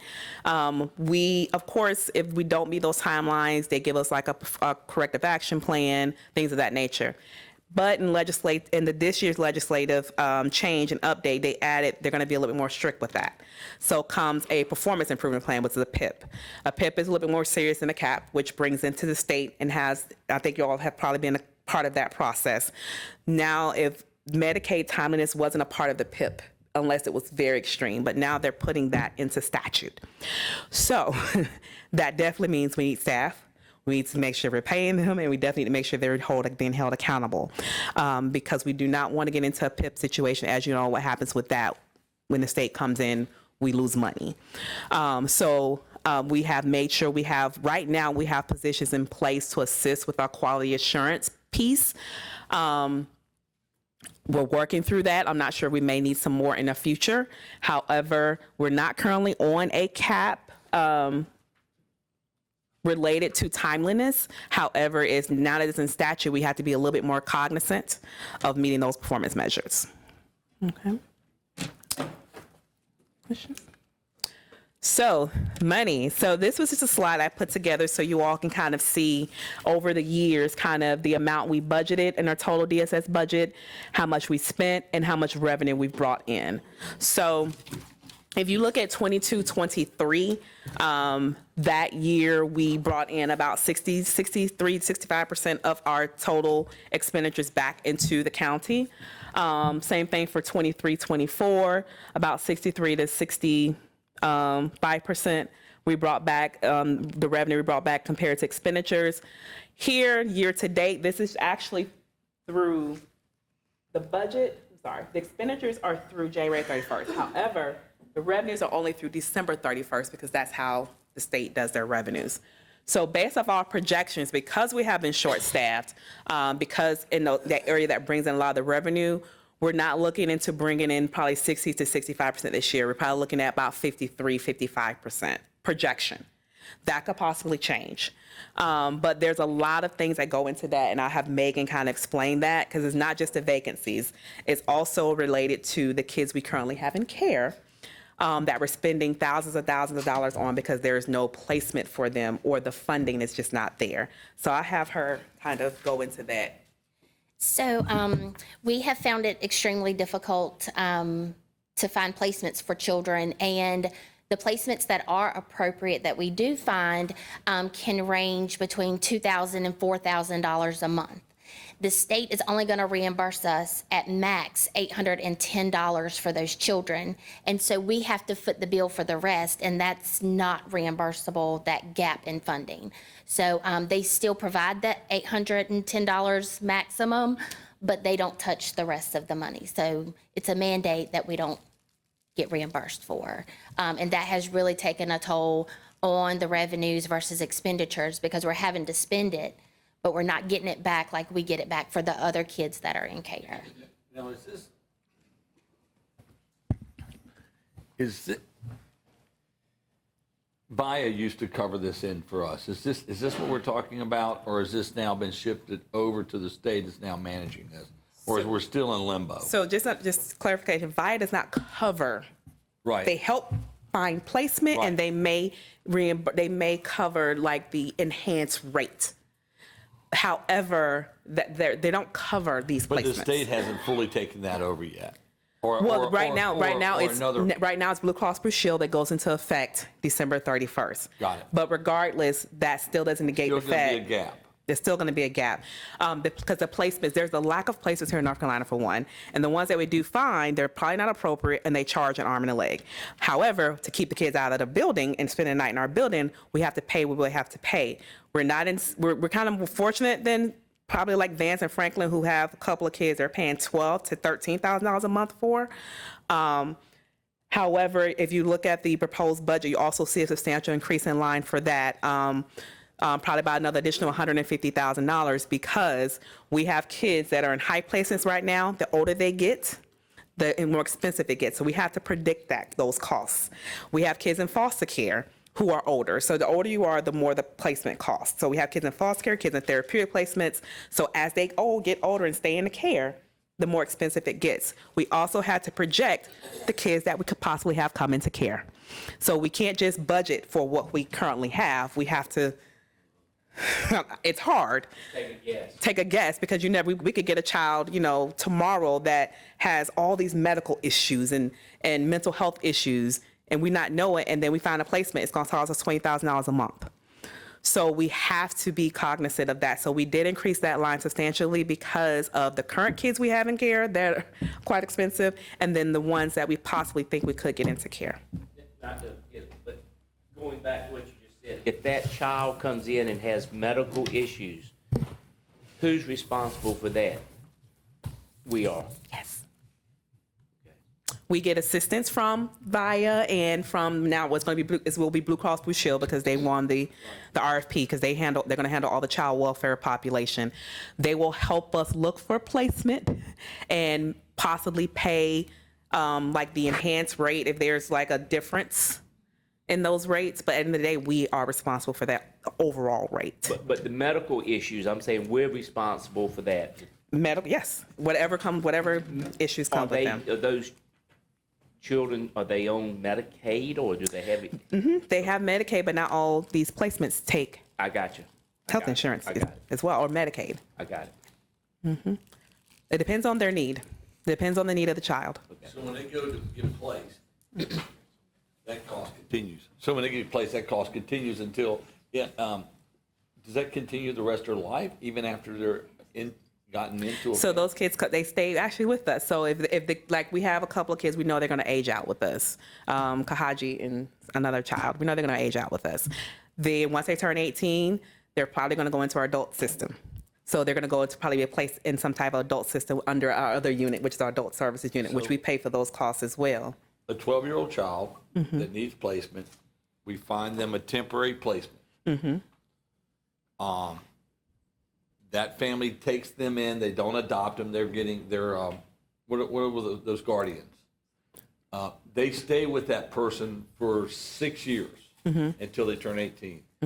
During that entire time, we continue to have to pay the medical cost that's not matched by Medicaid. So it depends if they're in a foster home or guardianship. Guardianship is relative, non-relative care. We eventually close them out because they're placed with outside of foster care. But they're in our foster home. Right. They do have the option to go into extended foster care. They can petition the court and say, hey, I want to be stay in foster care till the age, I think it's 21. They can stay in foster care till they're 21. We are still responsible for that child. And if after 21, again, they're going to go into the adult system and then it's still us. What's that population number in Granville County? The Foster and guardian, do you know? Actually, I have slides for that too. Yes, I'll go into that. So again, this is the financial piece of, so you kind of see the years. Program updates. I'm gonna just go through this real quick. I know there's questions about Medicaid expansion. So the state is still extending the public health emergency. So they are not holding it against us. We're not required to do recertifications. However, that will expire June 2025. So our workload will increase because we will have to recertify all those cases that we've had under PHE for the last 2 years, 3 years actually. So once that, right now they're not holding it against us, but they will expire June 2025. Our caseload is substantially high. As you see, 22, 23, 23, 24, and 24, 25. Right now we're at 100, it's 150, 200 each caseworker is managing on a daily basis. Because we have to, accept the applications, do the application process, which is very extensive. One reason why we're having a high turnover because the amount of work that these people do is extensive. They're verifying assets, they're verifying financials, they're calling employers, they're calculating all this information to determine if they qualify for Medicaid, food stamps, et cetera. So with that, we have 150, 200 caseload per month averaging per worker. What should it be in a perfect world? About 75. Okay. That's a perfect world. Okay. Yes. So here I did the Medicaid expansion application so you guys can see. This is when we launched. Remember, we only launched half a year because we started December 2023 when Medicaid expansion launched. So when they launched, by the end from December 2023 to June 30th, 2024, we had received 2,300 applications for Medicaid expansion and 2,000 of those were enrolled in Medicaid expansion. This year to date, through January 31st, we have 2,011 applications received. Remember, these are new applications, so they have to process these applications. And then 2,700 total year to date we have enrolled just in Medicaid expansion. Remember, we have ongoing applications, and then of course, starting in June, we have to do those recertifications. We have to recertify those applications every year. So this is just Medicaid expansion, so you can see what's going on in the 2-year time frame. This is total Medicaid enrollment. This is year to date, so this is through January 31st. But as you can see throughout the years, pre-COVID, post-COVID, in Granville County, how many people enrolled in Medicaid altogether throughout the county. We're at 16,819. I think by the end of the year, by June 30, we'll probably be around 17,000 enrolled in Medicaid. So this is just an update on the other programs. FNS, which is food stamps. I'm sorry. Sorry. So we were showing, right, multiple thousand new applications through Medicaid expansion, and a substantial percentage of those being enrolled. But these total enrollment numbers don't look like they're not increasing by Yes. that amount. So people are dropping off somehow. They're not dropping off. What's happened is the state overprojected. I think if you remember, the state projected us to have like 18,000 total Medicaid applications with Medicaid expansion. That didn't happen. And that's across the state. I think maybe because people just didn't hear about Medicaid expansion, or they just aren't, whatever the case may be. That 2,000 is in this number, is embedded in this number some way, somehow. But if it's being added, what happened to the 2,000 people that were there the year before? Unless a bunch of people disenrolled. It could be disenrollment. What do you think? So you mean from the time from 14,000 to? Back up a slide. Yeah. Right, so we're showing in 23, 24, for example, enrollment of over 2,000 people, and even more than that, even faster rate of new enrollment in the current fiscal year. But when you look at the total enrollees, it doesn't reflect that. I can ask Heather about that. That probably has something to do with recertifications, but I'll check with her on that. It probably has something to do with recertifications. Yes, this includes this includes this. But even so, right? Right. So it's like So it's like 700. So it went from 2007 So it's to 2007. decelerating a little bit. The new applications. And they could de-enroll. They could de-enroll if they were to get other insurance, or if they don't qualify anymore because, that recertification process. So it could be. Next slide. Okay. That is the total number of Granville County residents that are on Medicaid. That's correct. Out of 65, 67,000 population. I think it's like 27%. Yes. And you can actually pull these numbers. This is actually public information on the North Carolina Department of Health and Human Services website. And every month you can see the enrollment of our county, any other county specifically. And what was the website? I'll send it to you. It's the North Carolina Department of Health and Human Services Medicaid dashboard. Okay. So this just talks about our SNAP program. So we did have an increase in caseload for the SNAP program due to Medicaid expansions, because now they qualify for SNAP benefits. The application submission increased by 45% since Medicaid expansion. So that's just an update with SNAP. Also with SNAP, again, SNAP and Medicaid are kind of up in the air for next year. So I had a meeting with the state, what was it, Tuesday? I think I talked to Drew and has meet the state Tuesday. There were several directors across the state are asking the future of Medicaid and SNAP because there has been the Congress did submit a proposed budget. The Congress submitted a proposed budget to the Senate that includes $800 billion cutting for Medicaid and requiring a work requirement for SNAP. $800 billion is Medicaid entirely.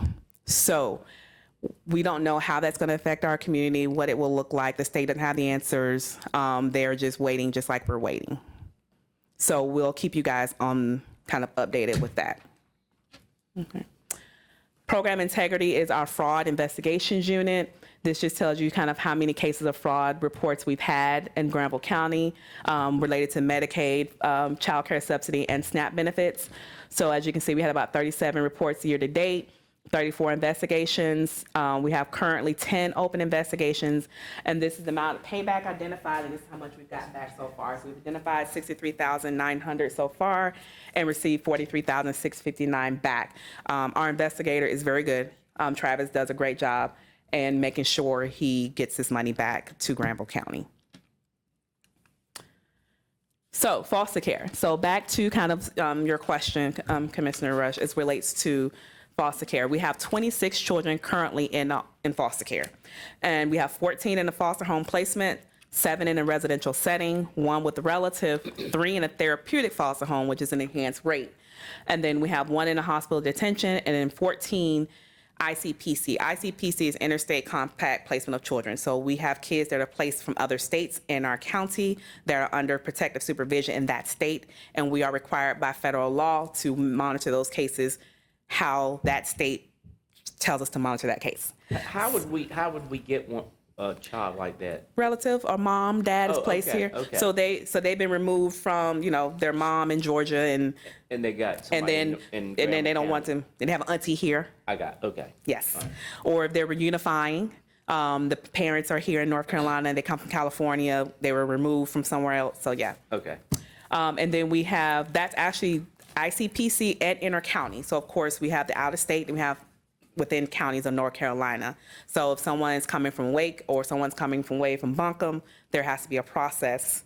They still have open court cases in those counties, but we monitor the placements here if they're placed in our county. Yeah. Mm-hmm. Of those 26 placements right there, how many of those are in homes and or facilities that do not accept Medicaid and we're paying an excessive amount? 2. 2. Mm-hmm. 2. And why would they, just asking, why would they end up in the house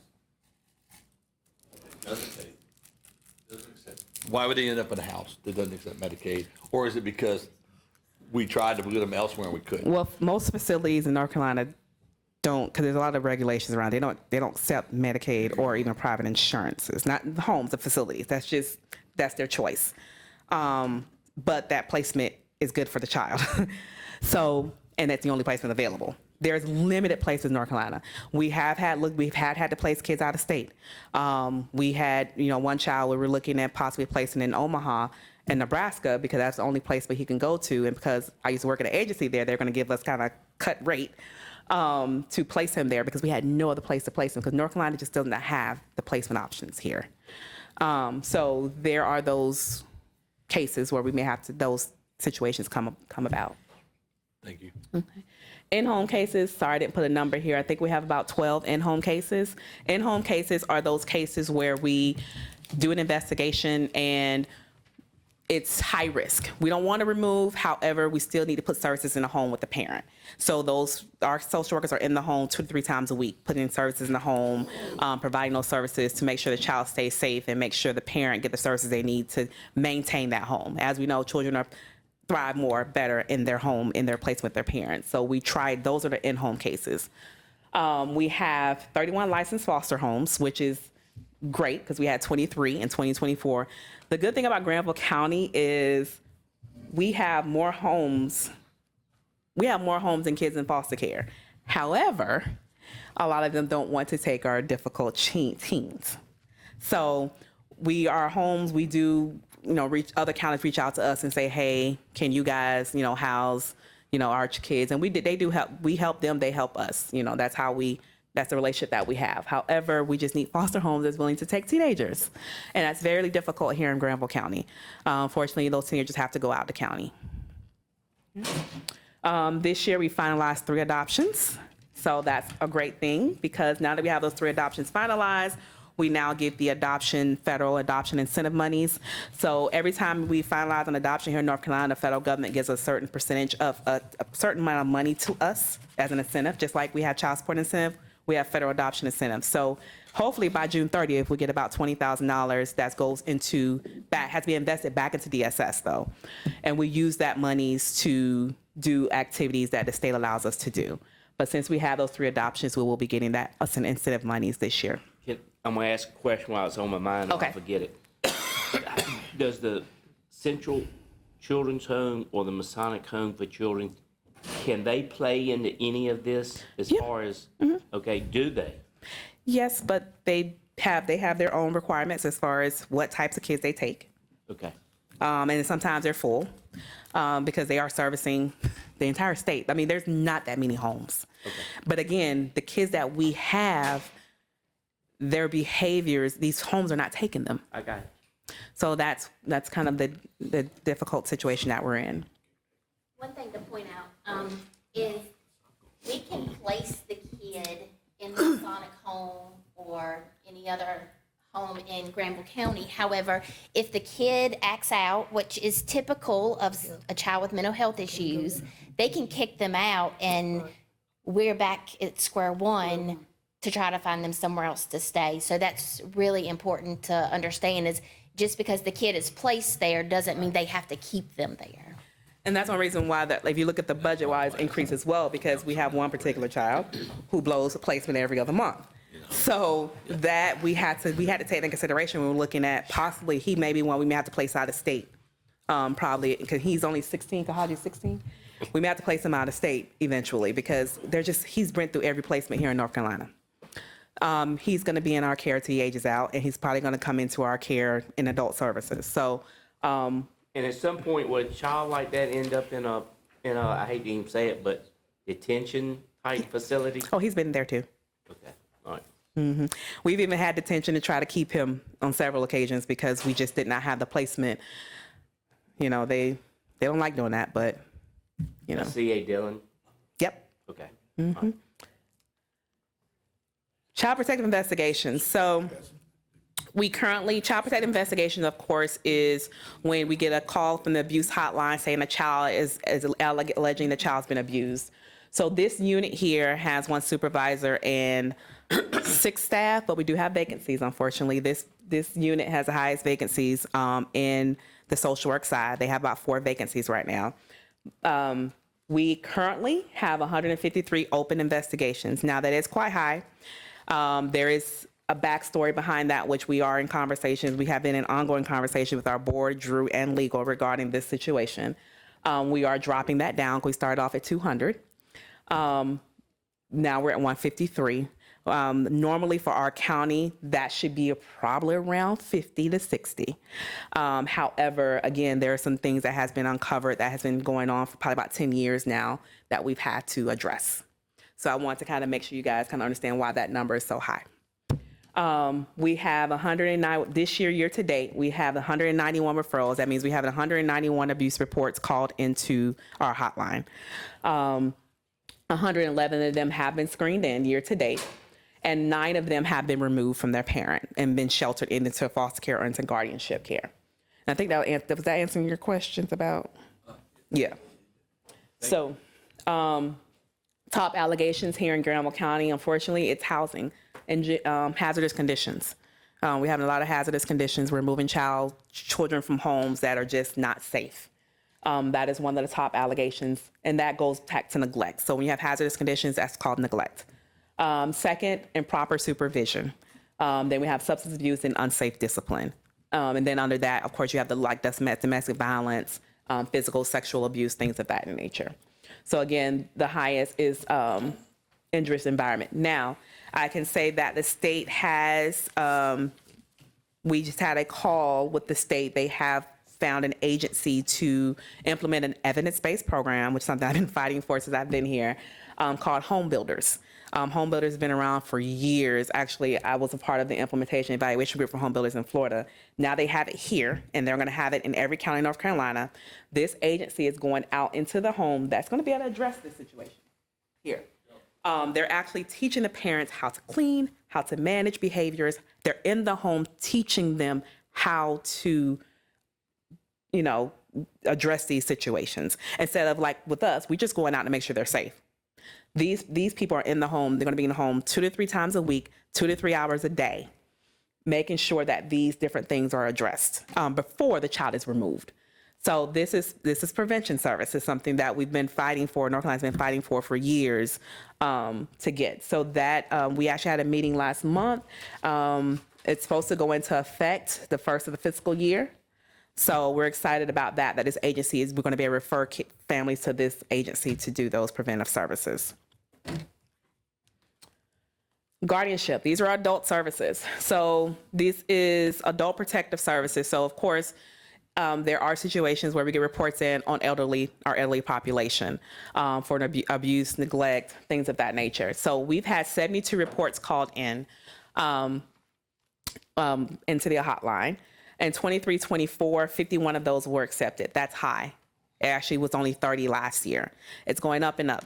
The bigger our population gets, because our population is majority the elderly population, we're going to get, this unit, it stays the busiest, but it's the most stable too, as relates to staffing. They're the most busiest here. 58 of 72 reports were screened in. 54 of the reports screened in were confirmed maltreatment, which means they actually confirmed the abuse that was alleged. Self-neglect and caretaker neglect are the most frequent form of abuse for our elderly population here in Granville County. So that's regarding our APS. We also have 25 guardianship clients, and those are clients that go to the courts and say they need someone to be their guardian. We are their guardian, well, I am. I am the guardian per statute. So those, they come in, they do that petition, that unit takes on that case, and we manage their money, we manage everything about them. We have 25 clients currently with that. Even if they are in facilities, we manage that. We have a couple at the psychiatric facility and hospital, and we have several across different living facilities within the county and outside the county that we are guardians of. This unit also processes unclaimed bodies. So in North Carolina statute, Department of Social Services is responsible for anytime there is a deceased body found in the county. We have to go through the process of burying that body, and we have to pay for it. DSS is responsible for that. That's all county dollars. That's not funded by the state. This year we've had 5, which is a lot. We get the calls from the coroner's office saying, hey, it's been here so many days. You guys go ahead and take care of it. So we go, we pay and cremate the body. Or not bury, we cremate the body. Yeah, we cremate it. Not bury, excuse me. We cremate the bodies, but we have to go through a process of locating family or attempting to locate family, things of that nature. So that is handled all through this unit as well. Most of those people from Granville County or from other counties that ended up here? Both, yeah. I don't know most, but I know I know 2 of those. Yes, they were not a resident. Granville residents. Right. And then child care subsidy, of course, you know, we actually manage the child care subsidy process. We have staff that manage the application process when parents come in and apply for child care subsidy. Unfortunately, funding has stopped in child care subsidy. So Granville County has 102 children on the child care wait list.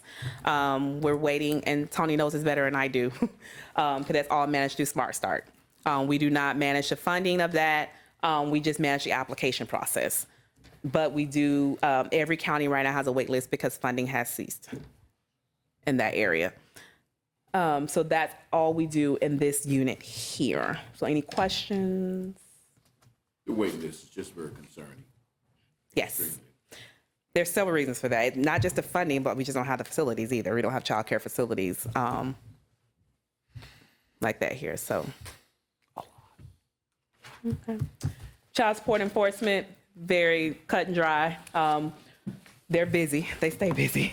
Right now, they have about 251 cases on the docket. Caseload is about 2,000 right now. They are doing well with their quality reviews. The state has given them a collection goal of $3 million. We've already collected $2 million. So, Who actually does? Sorry. Who actually does collection? We do. So, Oh, you mean the serving? What's the process? So the process is, again, correct me if I'm wrong. All of our staff, whoever files for child support, they come to our office, they file for child support. We do all the back end paperwork. Outside of social services, this is not for like,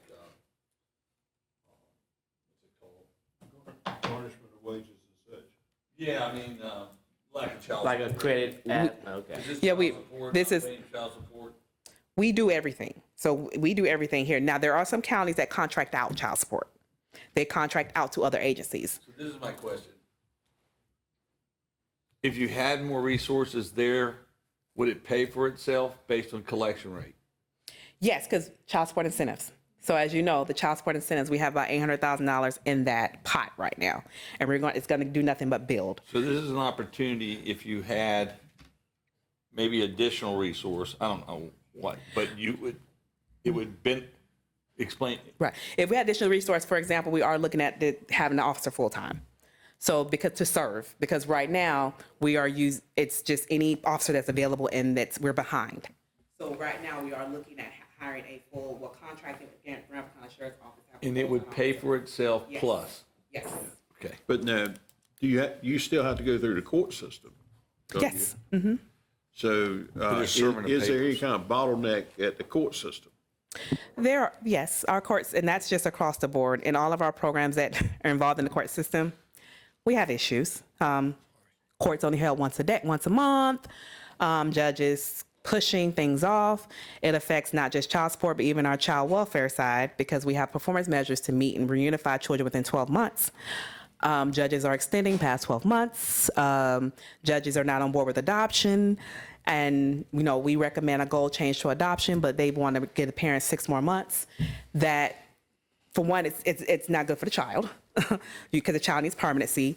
2, it throws off our whole performance measure with the state, which we never meet that 12-month mark here in Granville County because of that. So there are issues in the court system that need to be addressed, yes. So with extra help, would that cause more of a bottleneck at the court end? Extra, yes. Yes. It would help get them off your rolls, but it would still be a bottleneck. Mm-hmm. Right. Yes, it'll help with our performance as well, because again, it's kind of it's catch-22. Yeah. I mean, I do think the court system probably needs some looking at as far as I don't know the amount of judges we have. I'm not sure, but it is hindering a lot of what we do in DSS. I thought I saw something on social media where you had a day or a series of days where somebody could come in and pay 90 days worth and be considered. Mm-hmm. Did that bring many people in? And a small population. I think it brought less than 10, less than 10 people. Amnesty Day, we try to do that once a year. It's bigger in other areas, of course, but yeah, it's taken advantage of a little bit. So you're welcome. And I think that challenges, I've talked about most of them. Unknown revenue expectations due to going on at federal level. We don't know what the revenue is going to look like next year.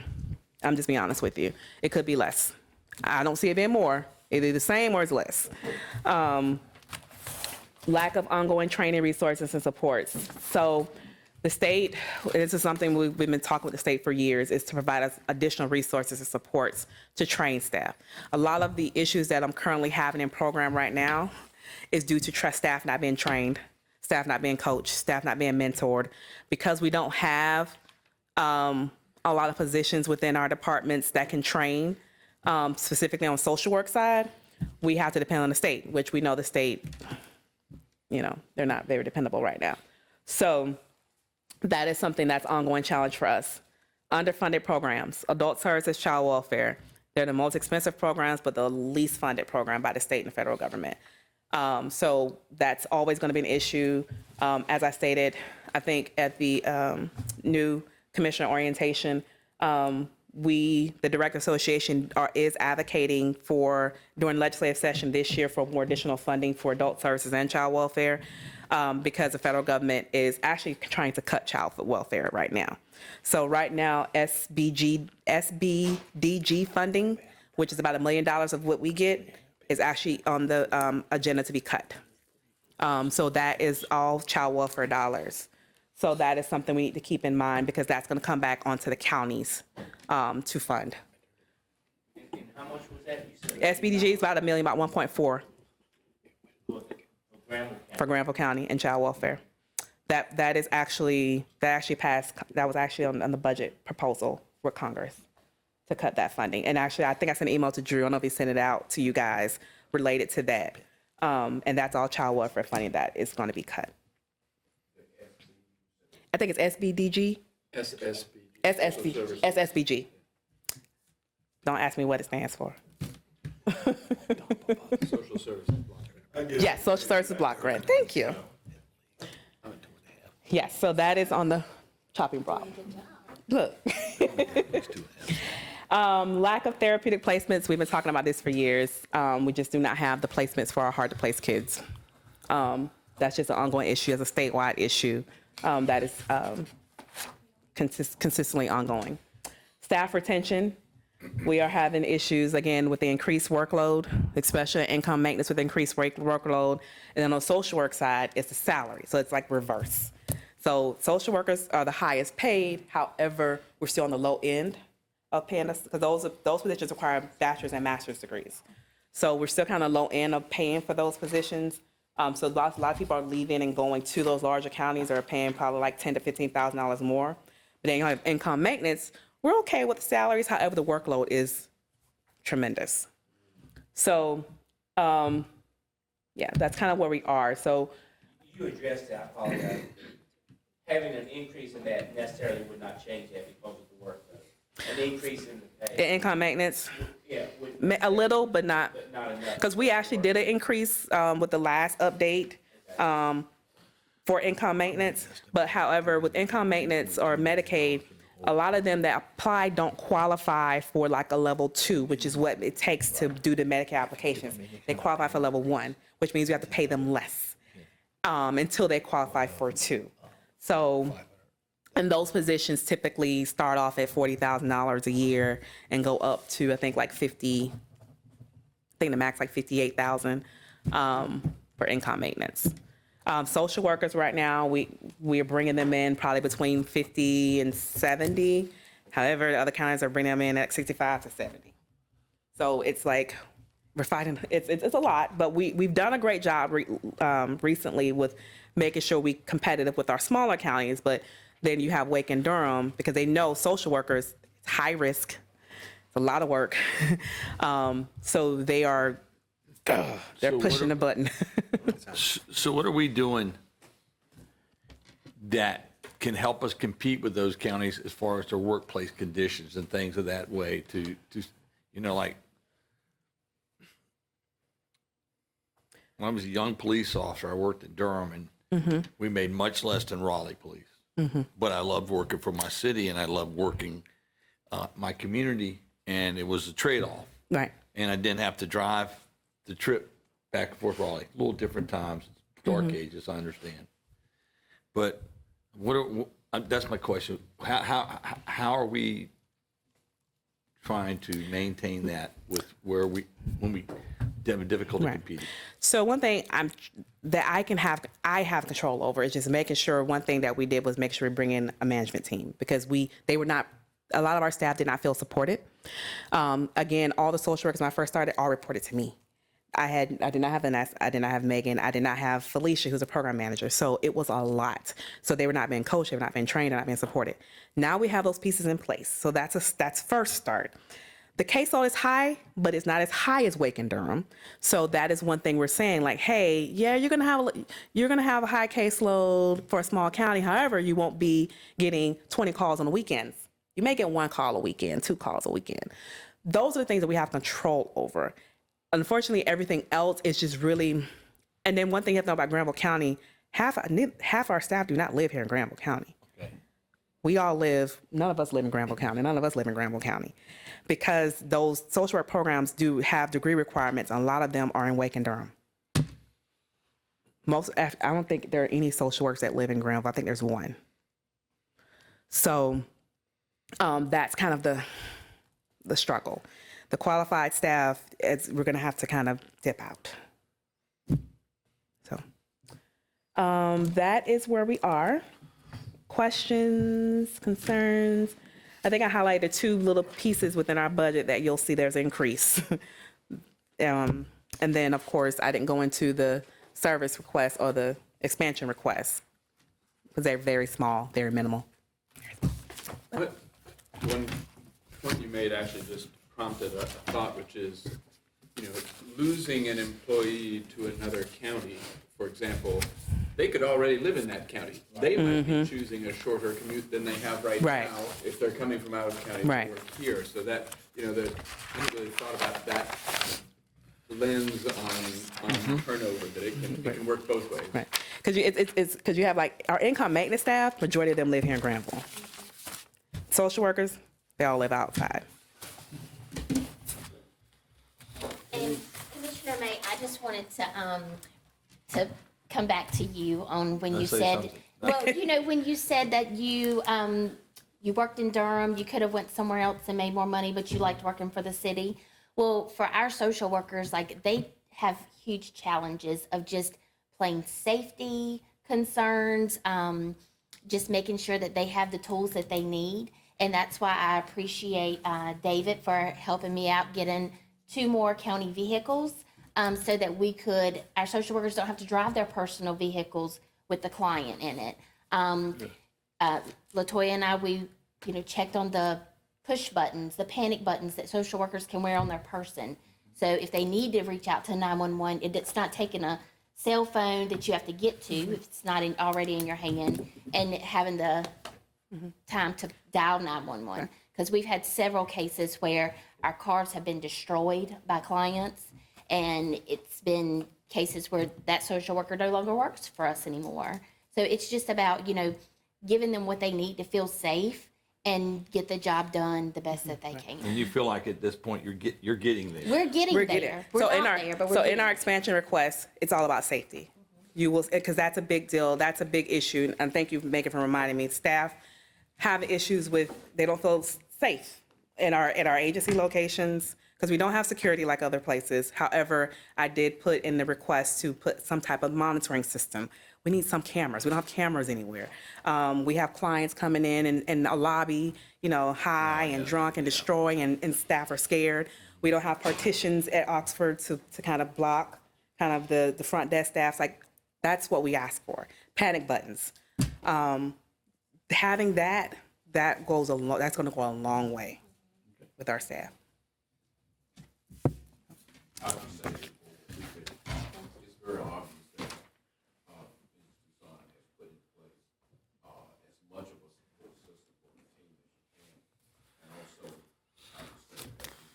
I would say that we are changing every day. The support is there to get there, but it's a department that's very complex. And I really appreciate the leadership and getting people in place so we can get this work done. Oversight and support of staff. People capable, as we'll hear from today. And so really appreciate the leadership. Thank you. Anyone else? Well, thank you. Thank you. Thanks for what you do. Okay. Very informative, thank you. And next up, we have our finance office update with our director, Jennifer Beard. Y'all just ate, and I'm getting ready to talk numbers, so do y'all need to get up and stretch for a minute? If I doze off, I hope you understand, it's not you, it's me, it's my senior nap time. Ron is already standing. All right, let's take a minute.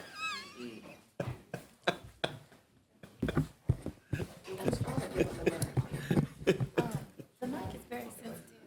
As long as it's on, you can leave it on if you want. Just don't say anything. And if you have a side conversation, it's not gonna pick it up.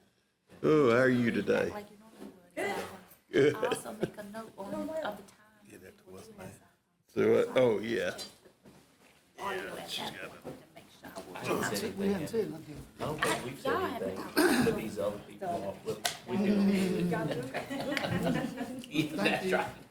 Y'all doing good? We are. I don't know about you, though. It's District 5, you gotta watch out for that. Yeah. That's some characters in that. They'll always be reported, so whatever you say. No, but I emailed it to you, and I realized, that was not what you're asking. You need to print it out. Okay. We don't have a printer here. We do, you can get it printed.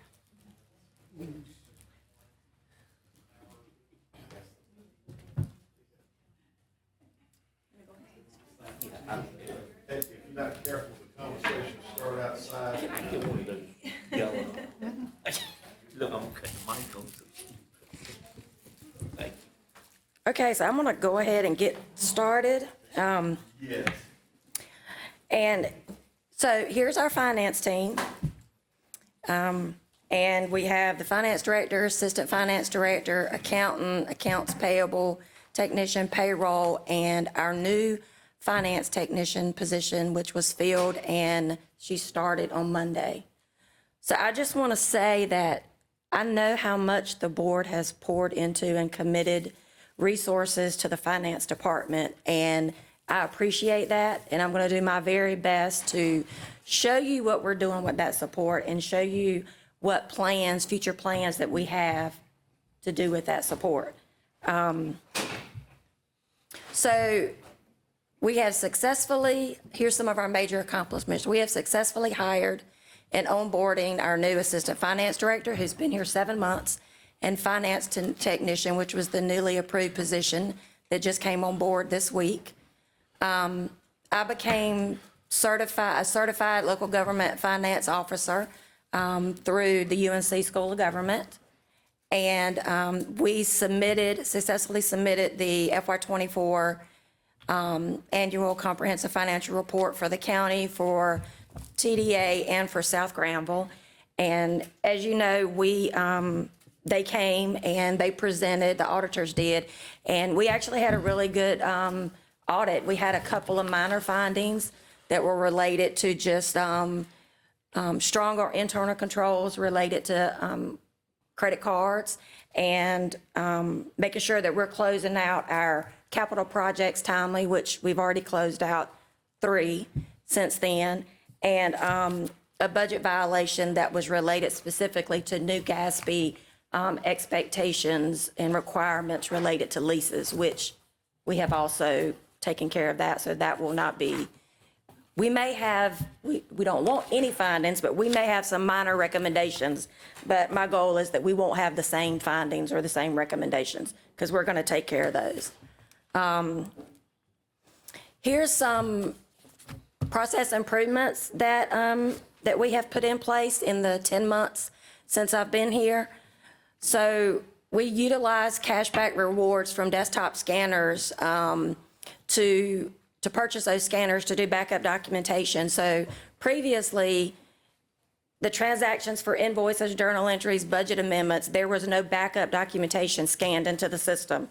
So you had to resort to going to the Davis building and digging through boxes and trying to find that stuff. But now everything is scanned into the system. So that just increases accessibility and transparency across the county, because anybody who has access to the accounting system can go in and drill down and see exactly what every dollar was spent on. They can see the approved budget amendments or the invoices. This is new, implemented remote and night deposit functionality, which reduces the time tax and the finance department spend in the bank like 3 to 5 hours per week. And if you think about the average hourly rate, that's like $6,000 to $10,000 a year. So when tax is really busy and they got 200 checks, they would stand in the bank for an hour. Now they have a remote deposit where they just scan it in the system at their desk, and it's deposit remotely that way. And I just had Monica come by our office last week and talked about how great that was, that now all they have to do is go take cash to the bank, which takes just a few minutes. The same thing for our department. Our accounts payable technician was having to stop in the middle of the day right before lunch and go to the bank, 1 or 2 banks, depending on what she had. And it could take 15, 20 minutes, it could take an hour, but it disrupted her. So we do night deposits. So when she leaves 5 minutes early, she drops it in the night deposit. We pull down the deposit slip in the next day. So that small little process improvement has just made a great improvement in productivity and efficiency. And talking about banks, you approved at a previous board meeting, we have consolidated banks. So now we only have to go to one bank when we need to do any of our financial transactions, which also makes things a little bit easier. We have a new credit card program, and because everybody got new credit cards, and that provides better monitoring capabilities, better card control, increases security, and we can leverage the cards rewards programs because we can get cash back. So we can turn in points and get cash back. So on any given moment, our policy states that we have, like a single transaction limit when it comes to credit cards.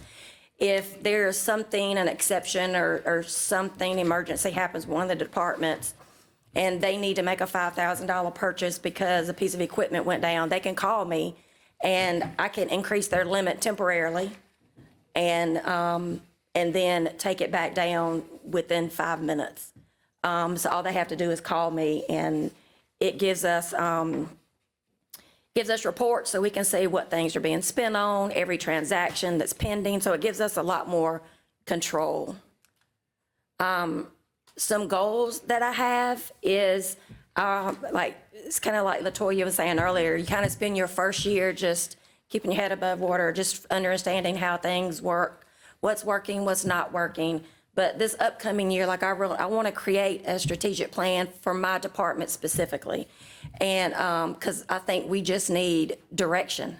We need to know where we're going, like what goals do we have to get there, why we have the certain goals that we do, what resources do we have to get there, and just increase overall operational efficiency for our department and for the county as a whole, and certainly for all the departments that we serve.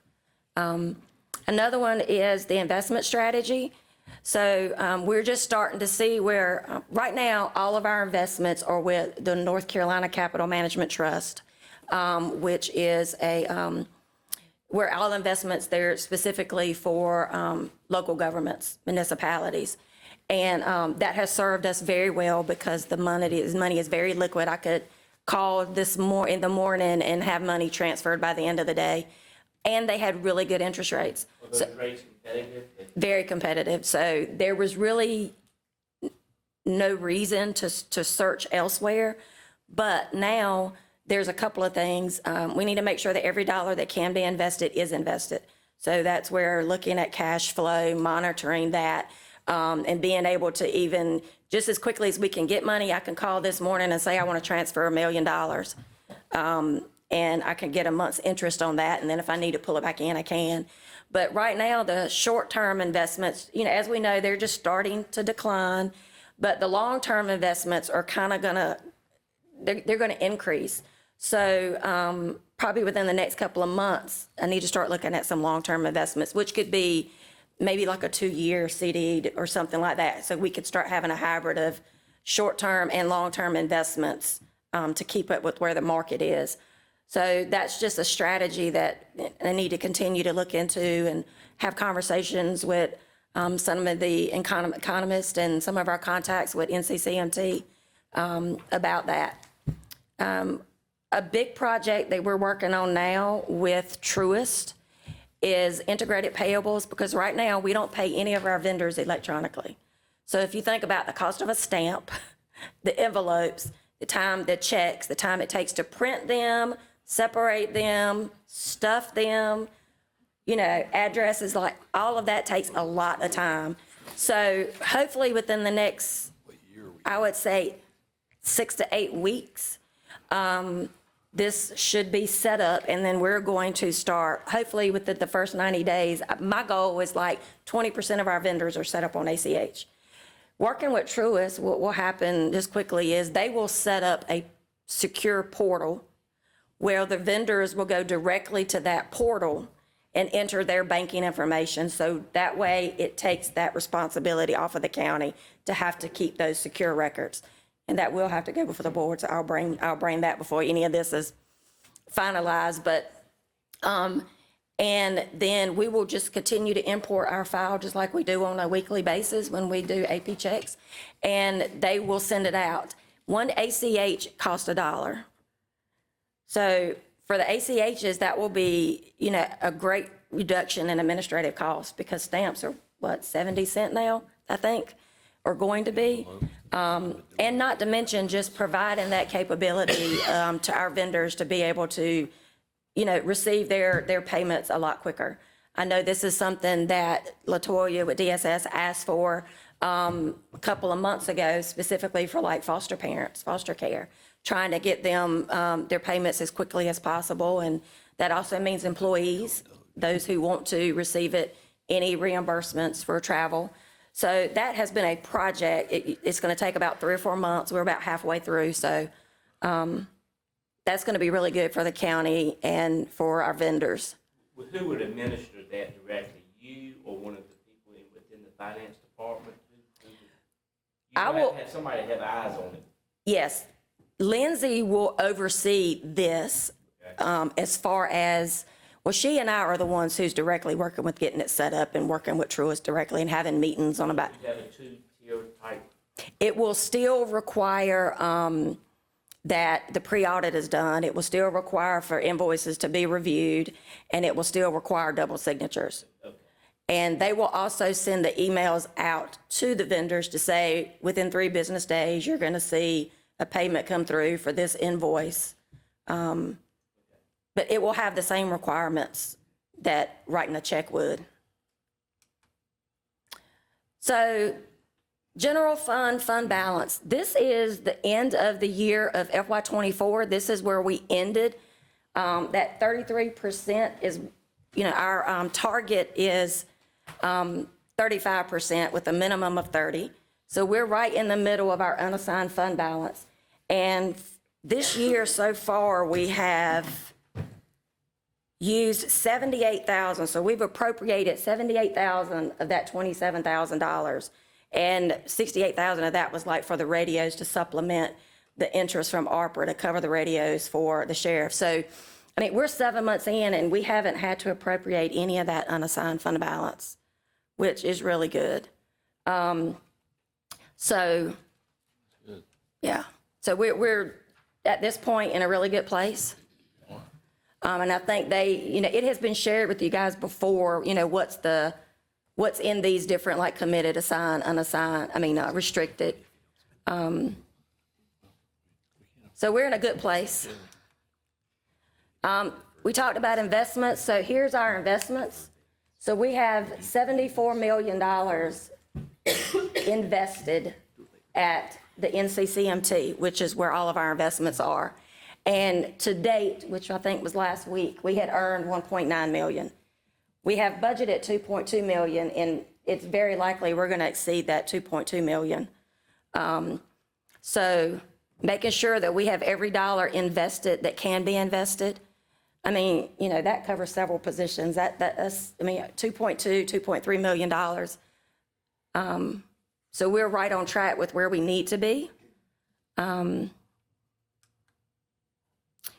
3-year debt analysis. I know this is something that Commissioner Williford had asked about.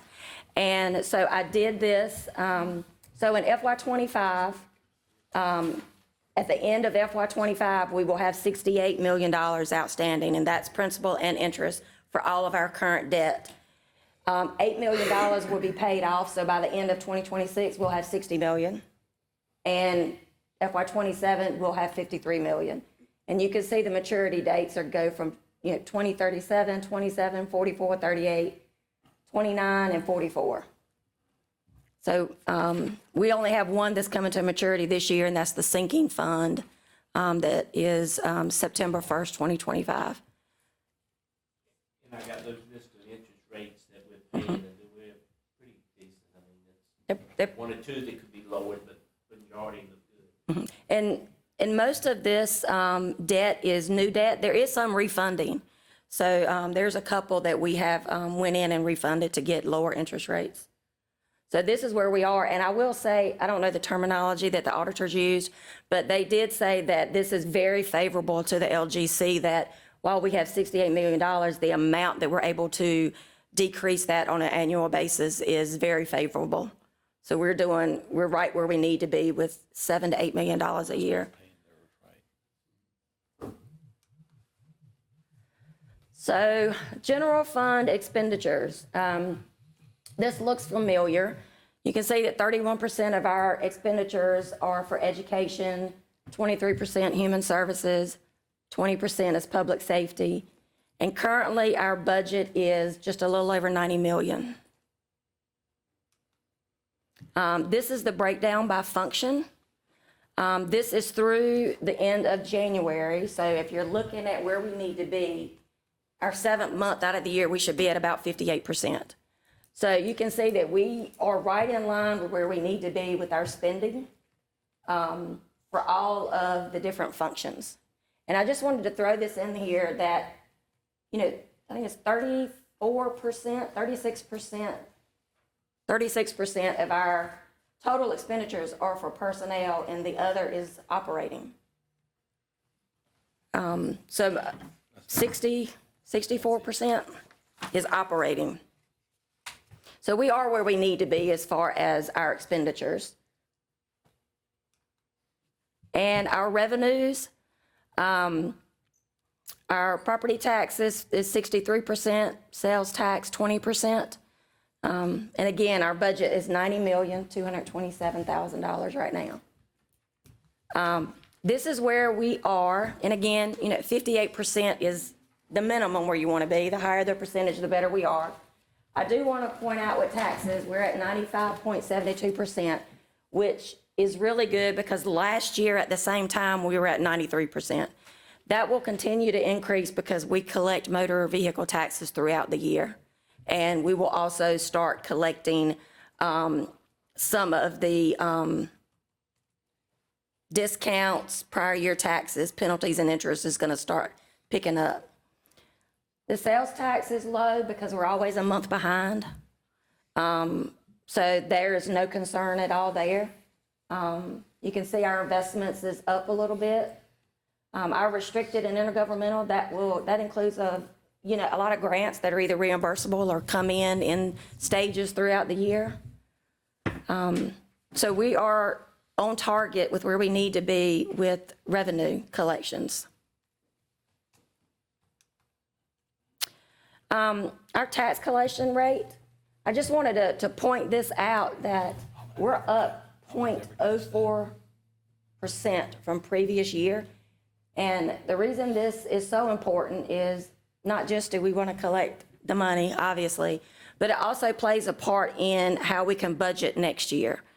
You can't budget 100%, expect to get 100% next year when you've only collected 99 the year before. So it plays a part in what you're allowed to budget for the upcoming years. And the auditors also said anything that's 99% and up is very favorable. So the tax department did a good job. They increased it. And that, if you were to look at what our taxes right now, that's 0.4% is about $25,000, $30,000. So sales tax, one of the things that's unpredictable, we know that as long as people are working, they're going to spend. We're just going to find a way to spend money. It's just in our nature. It's just what we do.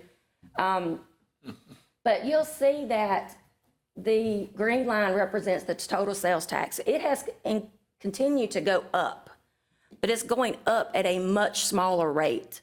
Like in FY23, it was about 1.1%. Last year was about 0.75%, and this year is estimated at like 0.25% increase. So while it is increasing, it's increasing at a much slower rate, whereas the growth rate is just plummeting. So when we get ready to budget for sales tax, it's going to be flat or very minimal increase.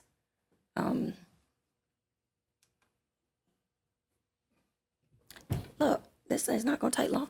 CPA consultant.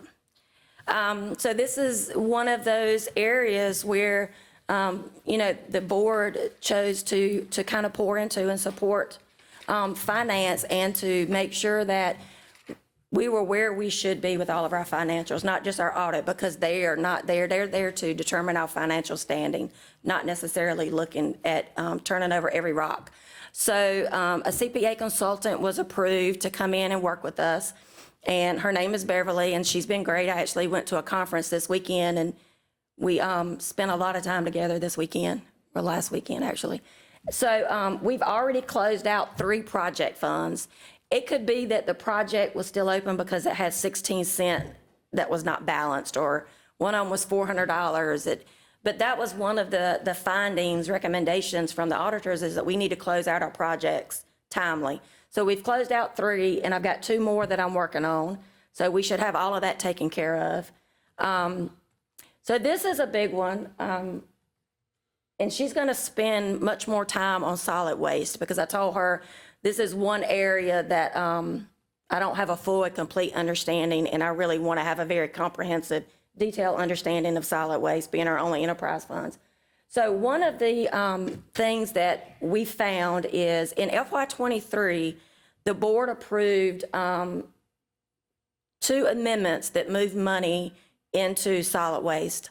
One of them was $2 million that was going to help with the post-closure liability because there were some changes in how that had to be recorded. So that was a transfer. We're giving you this money to help. The other was a $4.692 million loan. And the minutes say that that was a loan that would be paid back at 1% interest over 7 years. Well, that hasn't happened. The other part, it was recorded incorrectly. So it was recorded as a transfer, which decreased the general fund's assets and net position and increased solid waste. But it should not have, because it should record as an asset for a note receivable on the general fund side and a liability. So those funds are going to look different. Yes. Just to refresh everybody's memory too, that was something that we took a fairly careful look at when we were bidding out landfill operations and took a deep dive into our solid waste enterprise fund. I think our increased tip fees and resident fees for solid waste have put the kind of looking forward, including future capital costs, have put the solid waste enterprise fund on a much more solid footing. But you can't just, tip fees, for example, right? You can't just put them wherever they want because it is a competitive market, right? Trash might start going elsewhere if our rates got too high. So there's sort of a balance there of getting them high enough so that we're getting, enough revenue to keep our enterprise fund solvent, but not so high that we shoot ourselves in the foot and start, getting decreased tonnage. So it's a tricky balance, and we're much better situated now than we were before. Even so, right, it's a little hard to, even if we account for it correctly, it's a little bit hard to figure out how the solid waste enterprise fund pays back that loan. Yes, yes. They are just starting to have increased revenues, and they had net income last year, I want to think just under 200,000. So they are gradually increasing. But this is just one of those things of an accounting error where it was just, there was no misappropriation. It was it was just recorded incorrectly. So that has been corrected. I worked with Beverly and we got that corrected. And I actually talked to our auditor about that, and there was, because you might want to ask, why wasn't it caught before? And so I discussed that with him, and he gave me a couple of reasons, and some of that was the finance team just didn't follow through on some things, like that loan should have been recorded in debt books, which is where all of our debt is recorded. There should have been some things that were done that would have screened loan instead of just, hey, here's the transfer. And just some of those things wasn't done. So, good thing for the CPA consultant. I knew that it didn't seem right, but I couldn't put my finger on it. So I really appreciate her expertise in that. And we are continuing to review the financials because I told her some of the primary and priorities was to look at the findings, which was look at our processes for credit cards. I'm going to work on internal controls, like tightening some internal controls. And it's really just about making sure that our policy is followed with making sure purpose is written on the credit cards. There isn't any misuse of the credit cards. It's just if our policy says we need X, Y, and Z for all the documentation, then we need it, because if we don't, then we're not following our own policy, and it's a finding. So that was one of the first things we looked at. The other was to close out projects, because I really wanted to focus on the findings in the audit to make sure that we were on top of those and that they wouldn't be repeat findings. And then we are going to actually meet with Jason to go over his solid waste fund, because he is really eager to do that, and I want to make sure we set aside time for that. And then I just asked that she go through our financials, look for anything that seemed questionable that maybe wasn't coded to the right place, or anything that she may see that she may thought that the auditors overlooked, which she says that we actually appear to be in really good shape. Nothing that she looked at like really just screamed red flag. So she said that she's going to have to dig to find, and hopefully she won't, but if she does, we'll get some of those things corrected, all of those things corrected. And the capital investment plan. So I know this has been topic of discussion. And I have actually spent much time with several different people trying to get a consensus on the best way to model this. And depending on where you are, there are different ways to do this. But after spending time talking with a couple of different counties, some representatives from the NCACC, working with Beverly, the CPA consultant, and even reaching out to our auditor, this is the model that, that we have decided on. So, general fund, the only thing that's going to change with the general fund is there's going to be a department set up for debt service, because right now debt service is recorded in each particular department depending on where, depending on what the debt service is for. So we're going to create that department, and that's for current debt service. The current debt service is going to have its own department where we can easily see, we can run a report and see all the debt service that we have, and it's going to remain in the general fund, the current debt service. That's that's from all departments, wherever we have debt service, we have a separate department or Separate department. for debt service lumped together. And we can go back and break it out if we need to see where it is. It's still going to be broken out But in that, we'll have. in its own line item. It's just going to be in one department. That will be easier to pull the information and fact check and make sure that everything that should be there is there. So, and then we have this capital investment fund right here. So this is going to be the pot where the 2 cent that was, as part of the tax increase, 2 cent was going to go to like future capital investments. So that money will be transferred over here to the capital investment fund, and it will sit there until the board decides on a project that it's ready to start. Once it decides on a project that it's getting ready to start, we're getting ready to build an A over here, then we will create a CIP, a separate department for that particular project, and then we will transfer money into that project as approved by the board. So it will sit here. And that goes for the school as well. There's certain restricted revenue that we have to get saved to the school. We already do that. It's going to sit there in that fund until projects are assigned. Then it gets moved. But none of that money moves anywhere out of the capital investment fund until the board approves it and decides on what projects they're going to do. And any new debt service that is initiated from these transfers, the debt service can stay here. And will that, I'm sorry, can I answer? Will that debt service also from the school stay in the same overall category? So, I mean, in this new, the debt service will be county and schools combined? Here? Yes, right there. Yes, current debt service will include county and schools. And schools. But it'll still be broken out so you can easily see what's county So and we what's know school. okay. But the plan is to not have any new debt over here, is that there will be money saved and that we can do pay-go, that we'll have money in reserve. 2 cents will only be for the county CIP. That's, Yes, okay. but we got all of this other money that from That the comes restricted revenue that we have to break out and provide to the schools. That will sit here. Could you explain to them about why the debt service that we currently have will remain in the general fund? And this was one of the, this right here was the thorn that caused much discussion. So, and the consensus with everybody that we talked to is, this is money set aside for new investments. And this is current debt service. And their current debt service needs to stay where it is. This will only be included for new capital investments and such and such.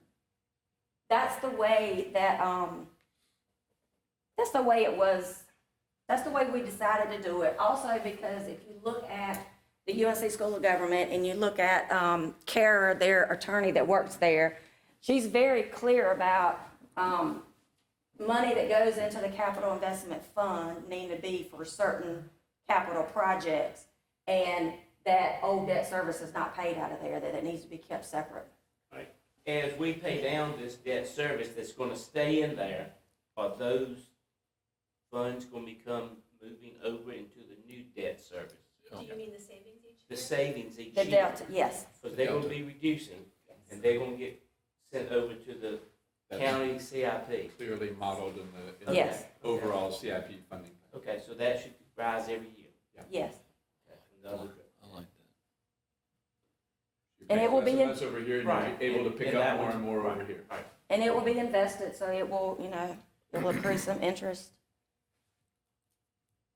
This is like just the big picture, but I guess the main thing is that the money goes there and it stays until the board approves specific projects, and then money is transferred for that specific project. And speaking of that, Mr. County Manager, will that be what we will be asked to approve? Because we have never approved a CIP at this point.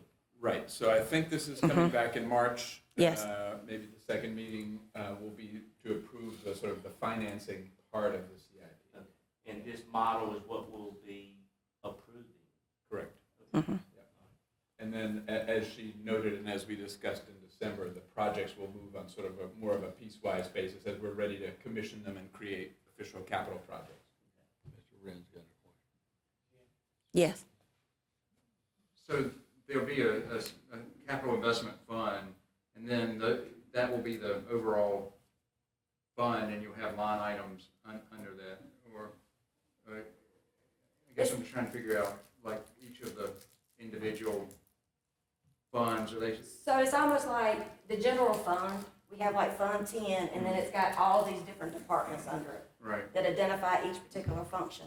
It'll be the same way, we'll create a fund, and then as we assign projects, we'll assign like a department code that will identify each separate project. And the capital project ordinance or whatever for a particular project will be associated with that fund, I suppose, at that point? Yes. But it would, like, if we had one for the schools, like school construction or whatnot, if you, let's just say there was a new money borrowed, and you had a capital project ordinance related, well, school's not a good example, but we did a county building, and you had a capital project ordinance, we'd associate it directly with that particular line item in the capital investment fund. Yes, and we'll have to identify something here, like future county buildings, like, schools, repair and maintenance. Because we've got to pass that resolution that Yes. specifies all the different. And I mean, it can be broad as far as school projects or, new county facilities. And then as we break it out, it's gonna have to be very specific about what that's for. But we know that the money that goes here is being put here for those specific reasons. So the resolution, I'm just thinking through it, the resolution is at the big level, the one that we have to pass to establish the fund. And then as we take on individual projects, we'll just make sure we're adequately documenting capital project resolutions and that kind of Yes. thing. Because this technically isn't a project. Right. Right, it's a Right. resolution to create The fund is investment completely fund, right. separate, but these will be line items under the fund. And as we take on projects, they'll be supported by the capital project resolution and that type of thing. Yes. Any other questions about?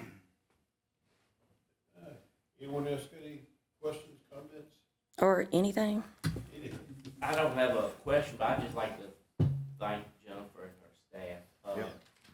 Excellent. She has come in and taken into a department that maybe had some things that were loose and needed to be tied up, and she's done an excellent job. We've given her some latitude and some hiring and extra help when needed.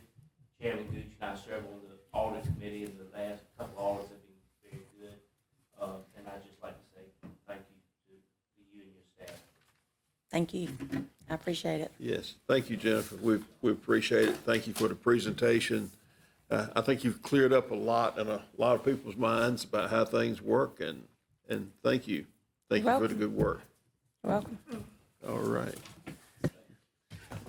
And now, next up is our county manager update.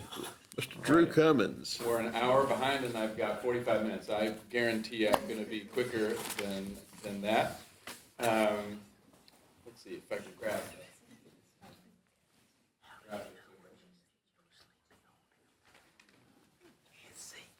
I was concentrating. Oh, I'm gonna get a super mic.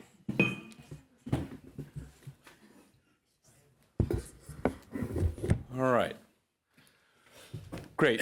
This is all backwards looking, which is not as important as the forward looking stuff, but I do always think at this retreat, it is helpful to kind of review where we've been as we start to think about what we're launching into. So we were just talking about our CIP, right? And although we have not adopted it in its entirety, I think all the commissioners can appreciate the work that has gone into that, that you have witnessed over the last 15, 18 months.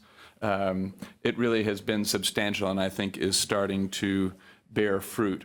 And also, Ms. Baird just finished. I'm not sure what I'm supposed to do. This is on now, right? Okay, so we don't need this. No, we don't. Ms. Baird just finished outlining all of the different efforts that her department has gone through, and she and her staff, her new assistant director, the CPA person, the new finance tech, right? We've been rebuilding staff and making headway, kind of starting to dot all the I's and cross the T's and make sure everything is in order. And that's important to our overall long-term success. And it has been a lot of work, but is absolutely worth it. I would say completing the reval was both a challenge and an accomplishment. We did get there, but I know that was not an easy process for staff, the county attorney, commissioners, the public. It was a challenge for everybody. And I will say that we are paying very close attention to lessons learned from that process and already commissioning projects and work to make sure that the next reval is much smoother and more seamless than I think this past one was. I consider, and I think you all witnessed too, the value of strengthening the DSS leadership team. I think that's bearing a lot of fruit. In the same way that rebuilding the finance department has. They are finding and improving kind of weaknesses in our system and weaknesses, gaps in our understanding of how our county operations work. And so I'm really pleased with, they've left the room, but I expressed this to them too, really pleased with the progress they've been making. And also the cooperative work, for example, between finance and DSS, because that's really required as well for the left hand and the right hand to kind of know what the other is doing. Fire Commission, you'll see in a minute, is in both accomplishment and challenge category. I would say, on the accomplishment front, you could go to an individual Fire Commission meeting and hear a lot of kind of arguing back and forth on this little point or that little point. But I think if you step back from some of those meeting-specific conversations and look at where we've gotten to in the first couple years of the fire tax, we have made an unbelievable amount of progress. Every department is under contract. Our budgeting and planning is making great strides. We got through the first round of financial procedures reviews, have lessons learned to make that a better process. Next year, we've made a number of revisions to the funding formulas that I think meet the county's needs and the department's needs. Obviously, there are more under discussion and not always 100% agreement on all of those, but I think we have found a number of areas where the departments and the Fire Commission and county commissioners have agreed that, yep, changing that would be fine and will lead to improved outcomes. Final comment I would make on that is that, and one more kind of piece of that accomplishment, the response times for the departments that are most heavily using the daytime firefighters are dropping very rapidly, right? So in a sense, county residents are getting a much higher level of service for the additional funding that they are putting into the fire protection fund. And I think that that's an important feedback loop that we can continue to work to highlight for the public's benefit as those response times continue improving. There's a word missing from this, new department heads. We've obviously, had a little bit of turnover in some of the department head areas, have already filled. Carlos, I think, left, but have our interim animal control director, a new cooperative extension director, and hopefully before too long, a new economic development director.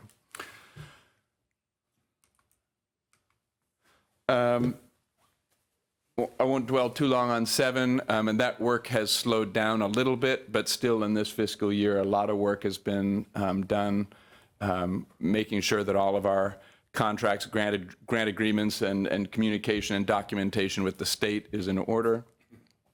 Continued transition to enterprise fleet management. We still get quite a few questions on this, and I know you get questions from citizens.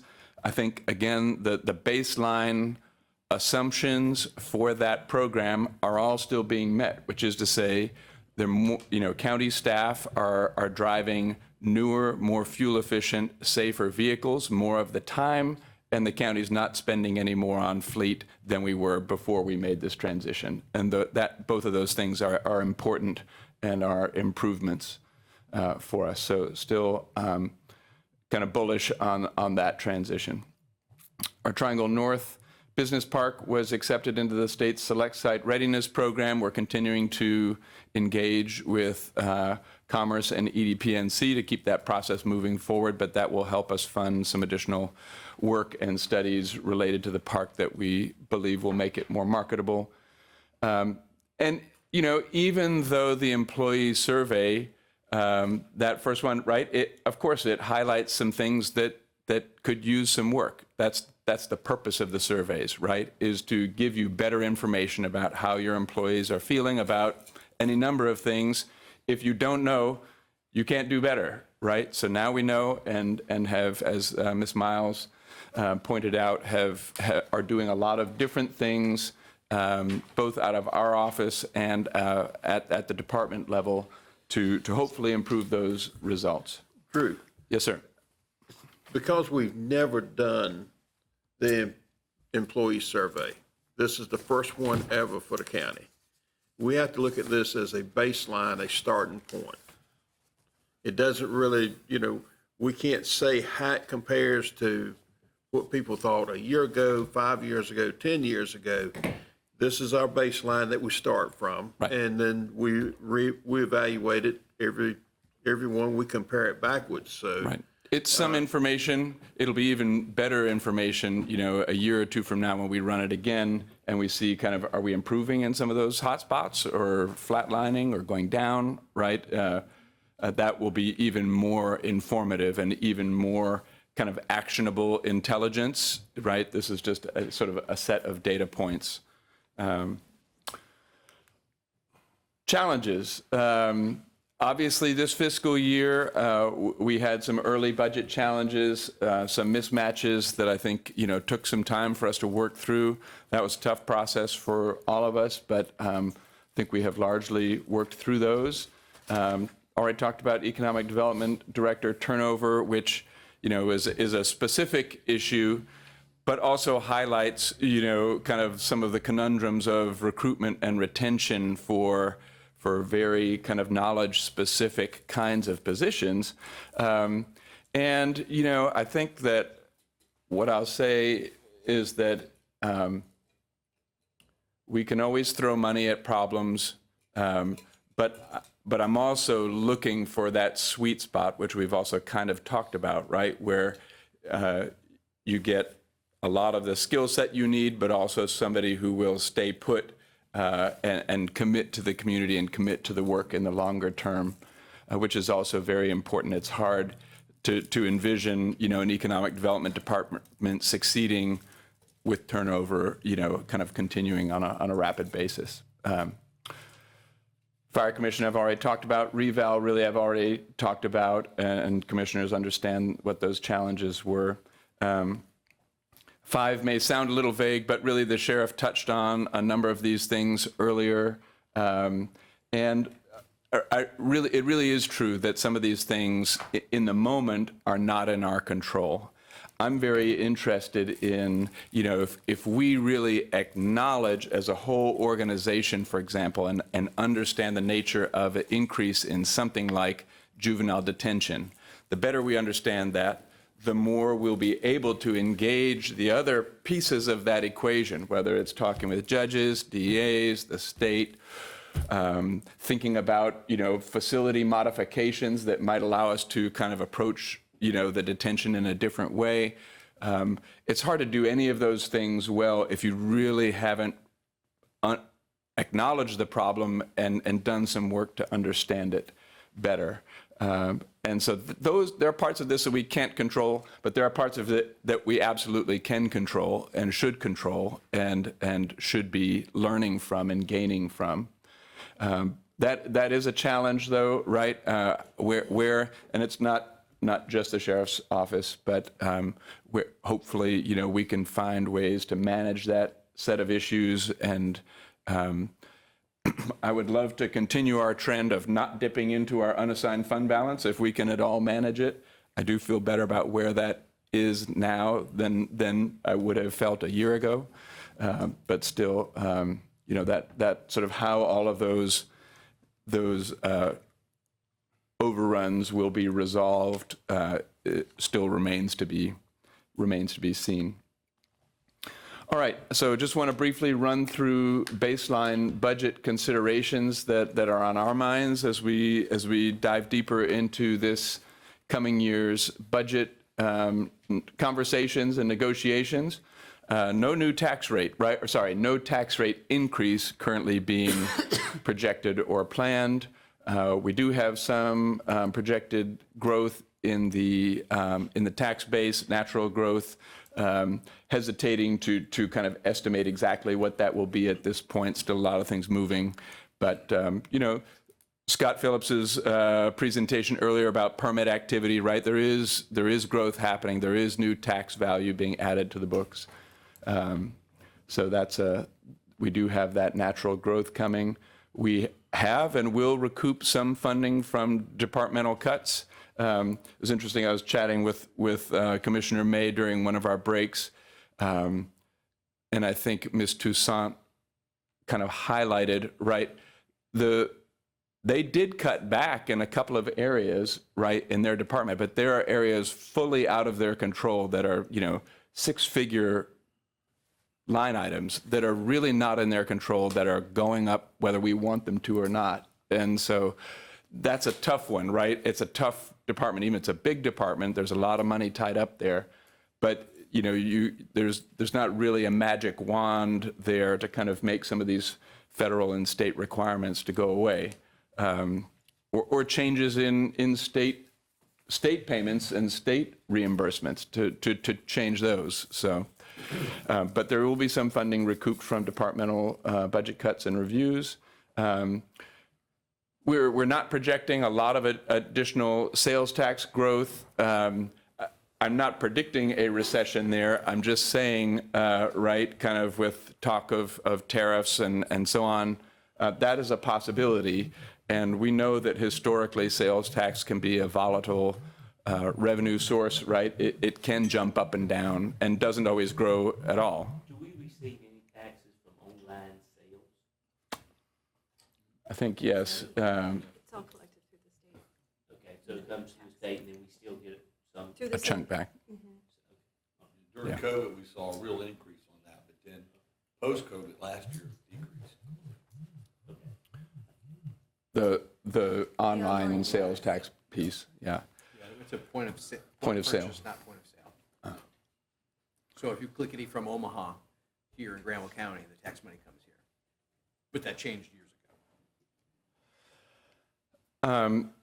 Kind of on the downside, right? And we heard about this a little bit from the schools, right? The change to Tier 3 status may have a significant impact on teacher supplements. It will have an impact, at least for the next year, on the kinds of economic development incentives and matching payments we would qualify for from the state, potentially a few other areas where that could impact us. It's strange to have that thought of, boy, I hope we go back to Tier 2 next year, but I do, and we'll see. Love the fact that we're healthy, right? But to be at the very bottom of that top pile of counties is not such a great honor, or at least it would be one that I'd be willing to give up. Opening of our North Granville Senior Center. We were talking earlier, I forget which commissioner it was who brought up the question about facility maintenance, but right, that's not a facility, right, that we can just, it's not going to maintain itself. There's some staffing requirements that go along with opening a facility like that to make sure that it is adequately maintained. And I spoke about zero-based budgeting a little bit before, so I'm not going to belabor it again. I think a lot of the kinds of scrutiny that we are applying and do apply to departmental budgets and requests is very similar to what you would find going on in zero-based budgeting. I'll also point out that out of curiosity, I did ask the superintendent, since he had sort of said, you know, that process has helped us save $1 million in recurring spending, what some examples, you know, if there were some chunky things. And the response was a little bit general. There was no single thing, but you know, some departmental travel, training budgets, and so forth. No more out-of-state training. We don't do a lot of that either. So, you know, there is no kind of magic bullet, silver bullet with this. There are a lot of different ways of applying budget scrutiny, and I think we are using a lot of those strategies. This is my last slide. Desired outcomes, right? Modest employee pay adjustments, that will always be as high as it can be on my list of priorities, to make sure that employees feel valued and, you know, with inflation going on, don't feel like they're moving backwards. The additional 1% on the 401k, it was interesting to have Scott remind us that in some places, right, it's not even a match requirement. They just put it in as a matter of course. So, you know, that's, we're still playing catch up there. It would be a goal for no new positions. I think where we may end up is that, you know, we have actually recently added a new one, for example, the Assistant Director of Facility Maintenance, and you all have heard the rationale for that. But I think we'll be pulling back a couple of positions in a couple of areas as well. So hopefully that will net out, and that overall we won't have a net increase in FTEs. With that, I'm happy to take any quick questions that commissioners may have, but if there are no questions, David is going to work with us and work through a budget prioritization exercise. Any questions as he's kind of coming up and getting ready? All right. I had 45 minutes and I only used 20. All right. David, do you need the clicker? I don't think so. There's one slide, I think. So does anyone need the handout that we sent y'all home with on Monday, this list of priorities?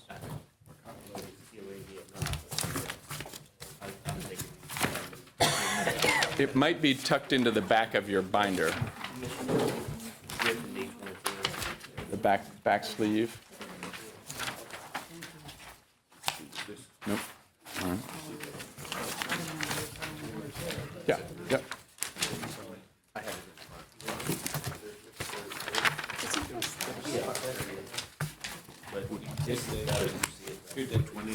Is that it right there? Yeah, we've got, yeah, but you just can't see that. Tony, you can see this better. Oh, yeah. Isn't there a slide with that on it? There is. It's behind the next one here. So Do you want me to go to it? so we did have one write-in that came in from you all, the airport. You want me to go ahead and get that over? So we can do that. And just so y'all know, we have cards that we're hoping to have you rank this list. And whether or not that's done physically here or in the interest of time, we do that online. That's ultimately what we're looking for, is some ranking from each of you that we'll bring together. And that would help staff understand what the priorities of the board are going forward. As I mentioned, there was one write-in. It's the Oxford Henderson Airport, and if you want to speak to it, Commissioner. So what I wanted to just bring the board up to date on is we have a very nice airport, Oxford Henderson Airport. We received last year, a year and a half ago, through Representative Sussman, $500,000 to run the water line to the airport. Now, the reason for that is they are not able to build any hangars over a certain square foot without sprinkler systems. They're on a well, just like we are, so the well system does not give them the pressure that's needed. They don't use a lot of water. This is not a facility that's going to be using thousands of gallons. The $500,000 that they received, and I talked with John Carver, who's the vice chairman of the authority, and they've used about 100 to 150 for the engineering process. As we all know, that's eaten into that 500,000. The engineering process is basically done, but they can't do anything. That 350 to 400 that's left is not enough to finish the project. Roughly, he's telling me that there's approximately $1 million that's still needed to actually run the water line and get it completed.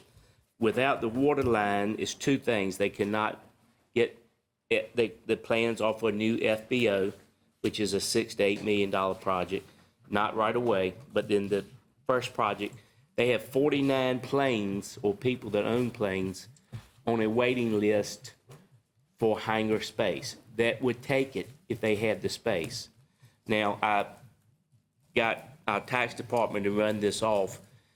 We don't have it in front of us, but there's approximately $21,000 to $25,000 of tax revenue that comes to Granville County, just Granville County. We don't share it with anybody. Every year from the number of planes that are housed there on each January the 1st. With hangars are built typically in 8 to 10 plane hangars, depending on the size. Now, these are smaller planes. We're not getting into the corporate jets yet. So the value of those planes, if you added 49 more planes, you would, at an average rate of $400, $350 to $400 per hangar, you could easily double your revenue, okay? Now, the value of the planes change, just like a car. So the newer planes are more expensive. That's not including any corporate jets. These are just people that we've had one or two that are over $1 million. Most of those fall under $500,000. So what I'm trying to bring up is the importance. Now, I hadn't even brought up the economic development. Person County, if you go to their economic web page, they're showing their airport. That's the first thing you see is the groundbreaking on the airport. And that's a link, Karen, if you want to click that. The Person County.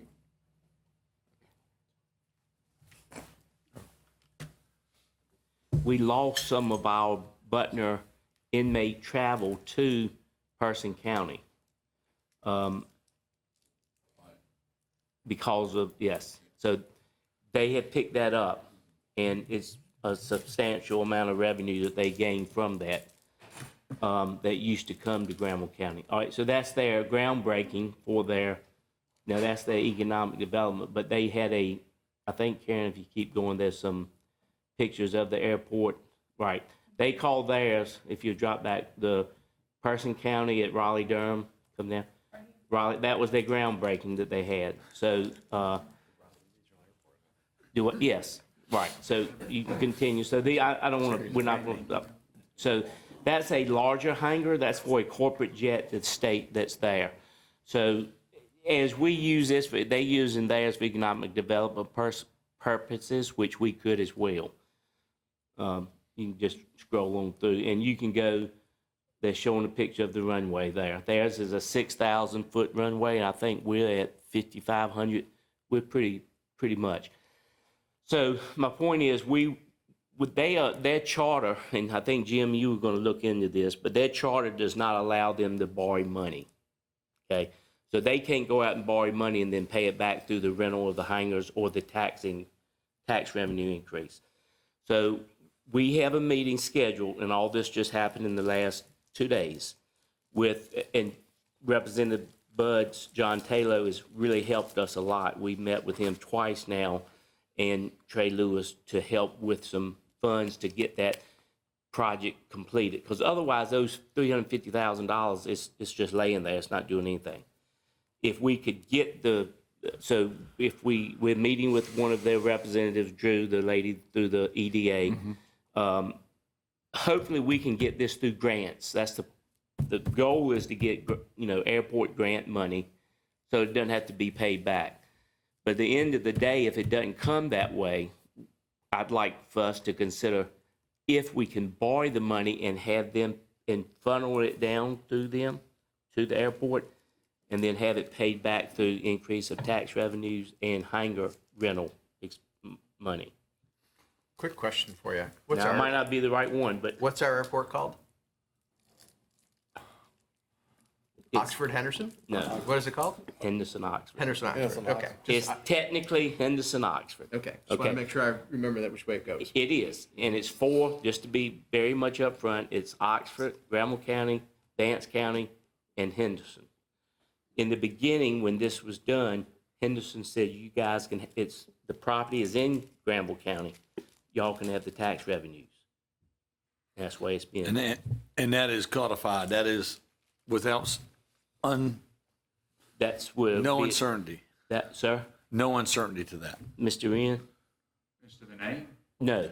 Who gets the tax revenue? Oh, yeah, I don't think there's any uncertainty about it. Okay. How much, if you, let's say you had 45 let's say you could house all 45 planes. Okay. How much would they be making monthly on that? Well, if you do the math, if you had 4 hangars at 10 hangars, if you do 350, be conservative, that's $3,500 per month per hangar times 4. So that's $14,000 a month. Now that, you couldn't build them all at one time, Russ, Right. but they could probably build 2 pretty quick. But in just my conversation with John. So if you get the water, how are they going to get the funding to build the hangars? They could do that. That's a good question for John. They have some funds available. They have some. Now, the other thing they're getting ready to do, and Drew, you were there with me, they are getting ready to have to move a taxiway that they have to move. They have the funds, and Drew, they got permission. The woman did call back to use their NPE funds as the match. So they have to move the taxiway, and they're going to do it in phases, and the FAA has approved it. And if they don't move it, they get dropped down to a lower, I don't know all the. Wrong. Don't mean to interrupt you. How's the tax revenue divided up? It's not. It's not. We get it all. We get it all. And that was kind of the purpose of my And we, question. that Right, means it's the all county. of us. Granville It's County, Granville not- County gets it all. Not Yep. Vance Make County, a not the big city deal of of it. Henderson, not the city of Oxford. Correct. Granville County Correct. gets it all. Can we Correct. change the name too? Sir? No. Now, No, if you're going to rewrite the bylaws, no, we never said we're going to rewrite them. We said as they were written now, they could not borrow money. We never. We can't use tax money to support it either. We can use other revenues. Well, that's what I said, but we can use the rental income to help pay it back, correct? We can use that. I think you could use, it's just ad valorem taxes, so you could use sales tax receipts. I just want to be clear Okay. that you can't use. Let me ask another question. Yeah. The way they're set up, they can't borrow money. My understanding, Mr. Wren is their attorney as well as our attorney. Yeah. I'm looking at. But it was. Doesn't that mean that the county can't loan them money? We didn't say I didn't say loan it to them. I'm just bringing you all up to speed on what the airport is. One thing, we have spent a little bit of time, not a lot of time, looking at the current hangars and current tax revenue. I think the way I would frame the question right now is, for the additional money needed for the waterline extension and the cost of building new hangar space, would the additional tax revenue we would get and any other kind of indirect economic development benefit make that a worthwhile thing? I don't think, there are 4 hangars out there right now with roughly, so we might be doubling the number of planes. At this point, it would be a double. Yeah, but the number of, so we might double 20 to 25,000 a year, right? Could double. Maybe, let's say we get 50, maybe 60,000 a year in the tax revenue instead. How much debt would that support? And if there's a delta, do we believe that the economic development benefits of doing these things would offset that? That's correct. Good way to put it. Yeah, I'm not speaking out against it. I just want to understand how do you do it? If the airport can't borrow money, I believe that means that we can't loan them money because technically they would be borrowing money from the county because they would be obligated to pay it back. So how do you get the funding for them? I think that's a question that we're actively investigating at the moment. What we'd like to do is hopefully we get federal grants for this. We had hoped to complete through the state, but our legislature there is not going to probably be able to get us any money.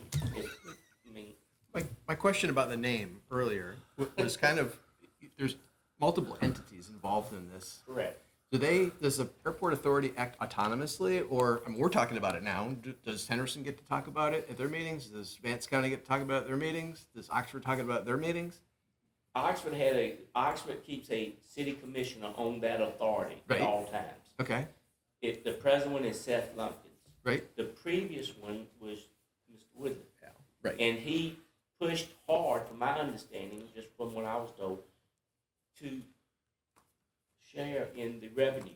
And they said, no, that's not the way the charter was written, so we're not changing it. The other two municipality or the other municipality and county, I don't know. I can't answer that. Okay. They each have one. Will you make me feel better? Because I didn't know either. I've never been. They have 4, there's 4 on that authority. One from Henderson, City of Henderson, one, Brian Boyd. Right. Of the Boyd Auto firm, David Thomas and Seth Lumpkins, who serves as the city commissioner, and then John Carver is my appointee, that he's been on that and very knowledgeable about this. He does most of the heavy lifting. I'm more or less bringing this up. Now, I'm not asking for anything, guys. I want to make sure everybody understands that. No, I'm not. Oh, no, I'm not. I'm bringing this up for information purposes. That's all. So that we know if it ever comes up, you would be aware of what was going on. And I think there's some projects going out there that have been ramped up in the RPO as one of the. What now? The Cartar RPO. Right. Is prioritizing one of those projects. That came in on, yes, that was number 1 on the list. Right. So It's a value. It's just a question of, I just think you got to work through some of the dynamics of what can and can't be done, and then to have further discussion. At the same time, it's a parallel thing. As you're researching what you can do from that end, you're meeting with the senator's office and others and ED and to see. We have a meeting set up for March the 14th. Grant opportunities. Yes. And that's what we're trying to approach, that's the first thing we want to do. Yep. I'm bringing this up, and it may be that maybe they fall $500,000 short or $250,000, but at least bring it up so the board's aware of it with an idea of some method of payback, not giving it to them. That's my write-in, okay? Great. Thank you. Yep. And there were a number of other things that came in that I think are more sort of discussion topics. They're not really additions to this exercise, but we're not ignoring them. We have time set aside for talking about those as well. David, back to you. Thank you. Make sure your mic is on. Okay, so I've just handed out now 11 cards. This is the full list displayed on the screen. It should match the handout plus the airport. And the idea is to have you put these in order from 1 to 11. In a world where we had the funding to do these projects, what order would you do them in? It's kind of how we're conceptualizing this. So we encourage discussion. This is for, to get clarity. We want to hear how you're feeling about these things. So ask your clarifying questions and also discuss the merits of the proposal. So yeah. Do you want us to write on these, like 1, 2, 3, whatever? Let's do that. First, I was thinking positional, we could take a picture. Are you done? Yes, sir. All right. Yes, sir. You did some homework ahead of time, didn't you? I tried to. Till they started asking questions. You can shuffle them into the order you want. You can write on them whatever you. Is there a dollar figure attached to each of these? There's some rough dollar figures on the handout. Some of these are sort of based on, if you need more information on some of them is how much are you interested in putting into this? Yeah, because, if you got an item here that requires very little funding, for me, that would go to the top of the list in front of others. But if you're looking at them on there just based on this, with no dollar mark beside of it, I'd probably put them in a different order. Maybe one thing you could do because as noted on the handout, it's hard, we don't know some of the answers to some of those questions, but if you have a dollar figure in mind that makes you comfortable with where you are putting it in your stack, you can jot that on the sheet. Now, none of this has anything to do with the CIP program, right? Or Not necessarily, no. This is just us getting an idea. This is just the board giving us some direction on what you feel are priorities out of this list. Okay. There are 2 items in there, right? County facilities and capital funding, and school capital funding, which are things that might become greater or lesser priorities coming out of that capital investment fund, for example, depending on what kinds of like information. county facilities? Yeah. Would the Hawley be considered a county facility? Yeah. Okay. Well, that is more about the space needs analysis, I think, is what we wrote that one to. Right, but it says, and begin addressing county space needs. So, for example, if people wanted to accelerate Holly or accelerate movement in a particular direction. That would be which one? Well, that'd be number 2 on the list. County facilities. Yep.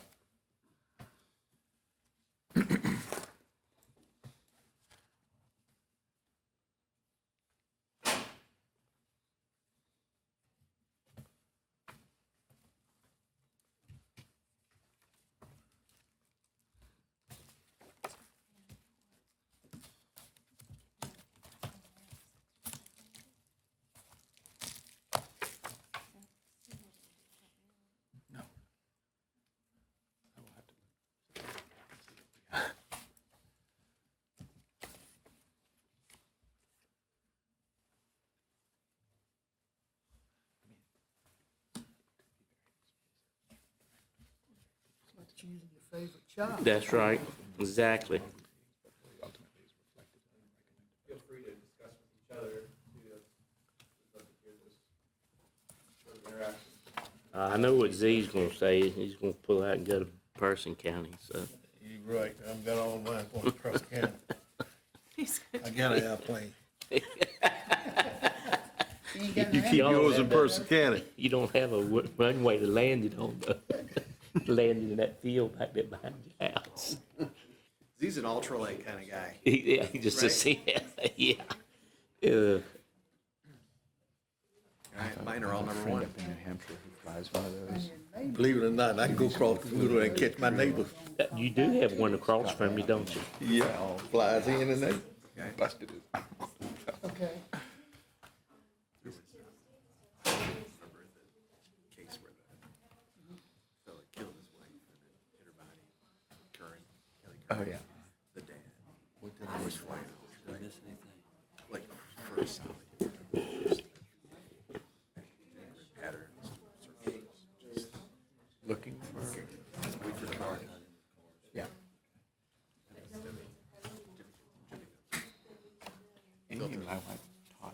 Also very efficient. Seems commissioners knew where their thoughts were and had done homework, so appreciate that.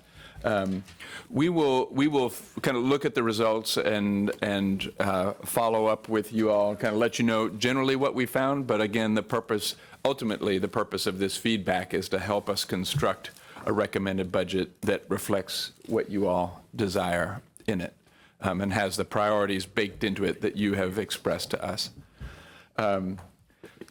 So the other items that came up for commissioners, and I don't recall off the top of my head who suggested what, but these were discussion items that were brought up by commissioners, and so I'm happy for whichever commissioner suggested them to kind of launch the discussion that they're interested in having about the item.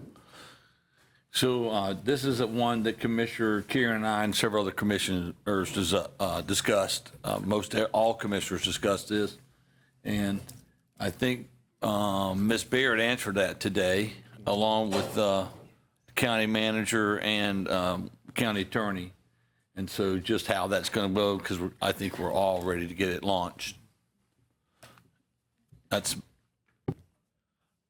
Adopting the CIP. Yeah.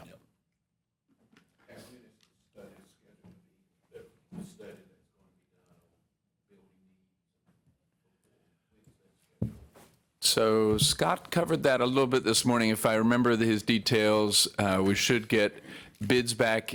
It'd be bid out in March, should have bids in April, 6 to 9 months after that. So let's say halfway through, we'll start getting feedback, in the early part of next fiscal year, but I think, full results by roughly halfway through next year. Any questions about the I do. individual projects? Yeah, I do. Thank you. You know what's coming, didn't you, Drew? So I'm ready to get Holly moving. I know that we've heard a lot of different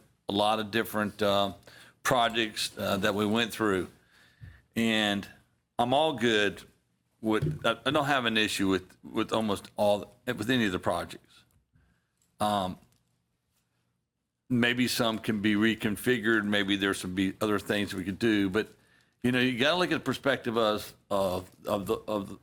our folks in Southern Granville that really haven't had a specified project pushed their way.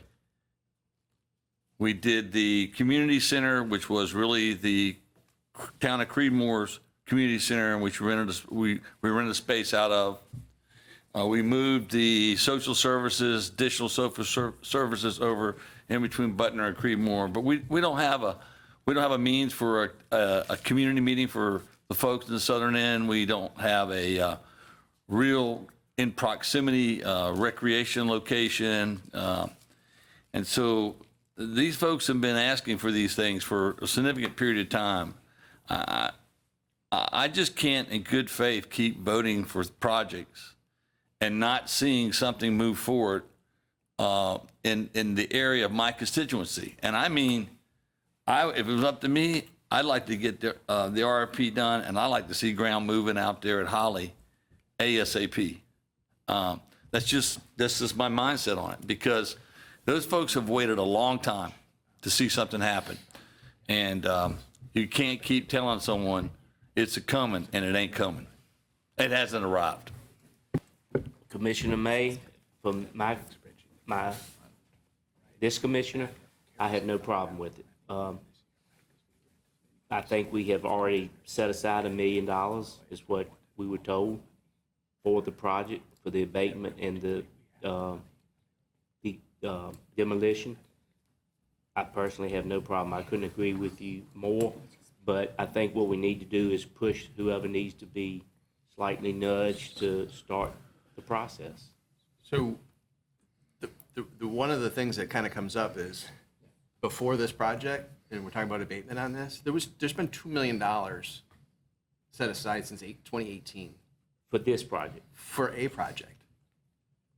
I'm sorry? In 2018, we did a parity in funding. Okay. Before as the Northern Granville Senior Center came up. Okay. We set aside money for that. We set aside money for the southern end. Right. So the northern end project kicked off, and it was easy enough. The need was identifiable. Tides rise, all boats, right? So we went forward with that. The money in the southern end went to broadband, and it came back to the fund. It's sitting there, right? So it's been sitting there for 7 years without a project. So what needs to be done? Land acquisition. I mean, well, you have it. We have it now, but what needed to be done? I mean, the same thing comes back to like the convenience site and stuff. I mean, there's just like there's money's there, but as far as like the bandwidth to be able to do it, there's always something that's more important or pressing needs wise to recreation. Do you know what I'm saying? It's one of those, But and it's community/recreation center. Let's do it. Yeah, and I see it more than just recreation because I mean, I see it as an opportunity for a place where you can have the community can come together and it can help that community. So, yep. And I'm not faulting this board. Please understand. I mean, I wish that in 1960-something, 1970-something, a group of folks down in the Hurricanes came together and put in a really nice park like they got up at, what's it called? The outreach. Tell me what the name of your Joe Toller Outreach Club? What's the? Yeah. Toller Outreach, right? So that didn't happen. All right. So now these people have all moved in there and are all screaming, "I got nothing. Do it for me." Same thing with the fire department. Give me a fire department. Give me an EMS station. Give me. You know what I'm saying? So those Wake Forest folks, I mean, they're not going to go out and start themselves a Wake Forest association. They're going to look to the government to do it for them. And the land prices down there, I mean, we can't afford. We don't have the philanthropic folks that are going to come in there and donate, the XYZ.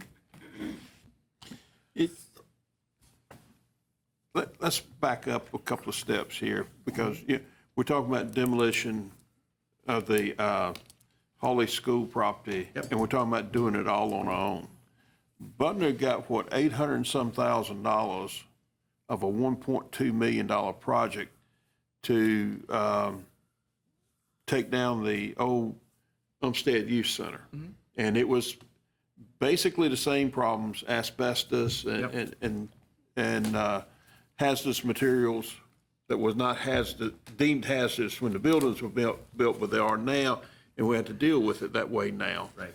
So, I think we need to set aside the money to do that, but we also need to seek and see if we can get some funds to help us with it, because I don't know if we've even looked into or if we're even eligible for what the town of Butner got. What I don't want to do is create a situation where you push pause again, and then something else comes up and reprioritize something that, you got a significant number of people that really are looking forward to having something that they can share with their kids and their families and all the other things. I mean, there's a lot of important things going on in the county right now. And so I understand that, recreation is not so much the center of that. But at some point we've got to give people things that are actually improves their quality of life, just besides public service, just besides law enforcement and fire and debate. Sometimes we have to add to the value of that life, and that's why I'd like to see it moved as soon as possible. And Russ, also, you mentioned significant number of people. Also, there's a significant amount of revenue in property taxes that's generated by districts 5 and 6. Now, we don't have the exact figures on it because the figures are easier to come by township than they are school board and county commission districts. But you can you see the size houses, the reevaluation, what it brought in that area. So it's a significant amount of revenue that comes into the county, and I can understand the people down there feeling like, You know, we're not getting anything for our money. Well, from somebody that lives and has been there and had children, I've been a baseball coach down there for many years, a long time ago, and both my sons that are now in their 30s play ball down there on fields. One of them was in the World Series Little League. We always had to beg, borrow, and steal to play on a field. We even played on a field out there on Highway 56, and I know you gentlemen know where it's at. Old red field. I'm not complaining. We were lucky we got to use it at the old store building. But those are the kind of facilities that those kids grew up in. I don't mean any harm against the northern end of the county or anybody else, but it's been a proven fact. South Granville produces some of the best baseball players in the world. We've got a professional baseball player that lives right over there in Creedmoor. I'm sure with a little connection with him, he would be willing to help us do something. What I'd like to see have done because of that Hawley Middle School over there that I went to school at, that I dearly loved, is going to become an encumbrance on the county because of vacant places for homeless people to go and throw rocks through and go through there and destroy and tear up. I'd like to see us go on and demolish that building, start clearing the land, come up with a exploratory committee of some kind. I'm willing to be on it. Down in Holly Springs, did y'all see that huge facility they just built? That's a wonderful facility. My daughter was 6'3" and played basketball at Falls Lake and was their shining star for years over there playing ball. And we lack the facilities in our county to hold basketball tournaments for people like her to play ball. And I know recreation. Everybody says, well, I don't care about recreation, but it does encompass a lot of people. It can encompass the elderly. We can build a facility, in my mind, that can have those basketball courts, those volleyball courts, soccer fields, baseball and softball fields, a walking track for the elderly. That who wants to drive all the way to the Gap to walk that lives over there next to me? They don't want to. I can't walk on my road anymore because it's paved now. Thank God it's paved. But you don't want to walk down my road anymore because somebody will run over you. So I am all in favor of us going on, trying to find out what it's going to cost to demolish that building, clear the land. If there's some other land over there that can be purchased close by it, explore that, and to start an exploratory committee into what it's going to cost to build a building that will suit our needs, not just for today, but for years to come. Because I'll tell you, all my children moved away from here, and their children are playing ball in other places that have facilities. Amanda knows. She's seen all my kids grow up playing ball. Thank you. Mr. Chairman, if I may, surely Commissioner Karen is right. Ever since the $2 million was set aside, and I didn't realize it had been that many years ago. Just reflecting back, I've been somewhat waiting for something to evolve, and I think that's where the board's position was at that time. I remember we had a nice ride down in District 6 we were looking at, and I think there was a piece of property that Commissioner Karen had, I think maybe had some conversation about. So I agree with Commissioner Griffin. I'm waiting to see where we move. And I will say for me personally, activity on the Hawley property almost represents, a promise kept to people when we were discussing the closure of that school. That's right. So I'm all on board with it. It's just a matter, I guess, of seeing how we need to move forward. But that's, unfortunately, we just picked it up. Yeah. We've been talking about the Holly, the school board had been talking about the reconsolidation and how they were going to do things for 5 years, right? Yeah. So we've only owned it for 60 days-ish, technically. Yeah. So, I'm not faulting us for not giddy up, and I'm faulting myself for not being more aggressive about moving for my people. I can sit here and tell you all about no fire department, no EMS. I have one elementary school in my district. That's it. That's the only government office in my district. Holly used to be, but we moved the line, right? So no libraries, nothing. No substations. I know there's other districts that have got lack of services or distance to services. But when there's zero, it's difficult, especially when you look at, I know that more than half of the residential tax base is below Highway 56 in the county. And that's a long way from Highway 56 to the Virginia line. And once you get the water line completed under 85 in 3 years to 4 years, It'll be even more. it's going to double. I mean, Oxford is having hopeful, wishful dreams, and I'll say that to them. What will happen down there, it will happen. I mean, those people will come. Well, I'm glad to hear the support and appreciate it. Okay. Well, all right, come on. We might have to drive you with the ambulance. No, I think it was about 9 years ago. Yeah. We met at budget session, and we decided to put $2 million for the look for a thing, for the $2 million for the senior center in Stovall. Right. I have no problem with supporting that, because we asked you to go and find something else. Yep. I don't have no support. My only support I'm hating with, we took us 9 years just to get, and still ain't in it, the senior center. I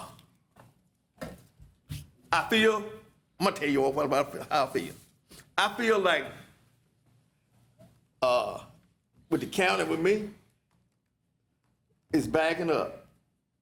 Because everything that we have had have been in the north, when you said north end of Canada don't stop at Oxford.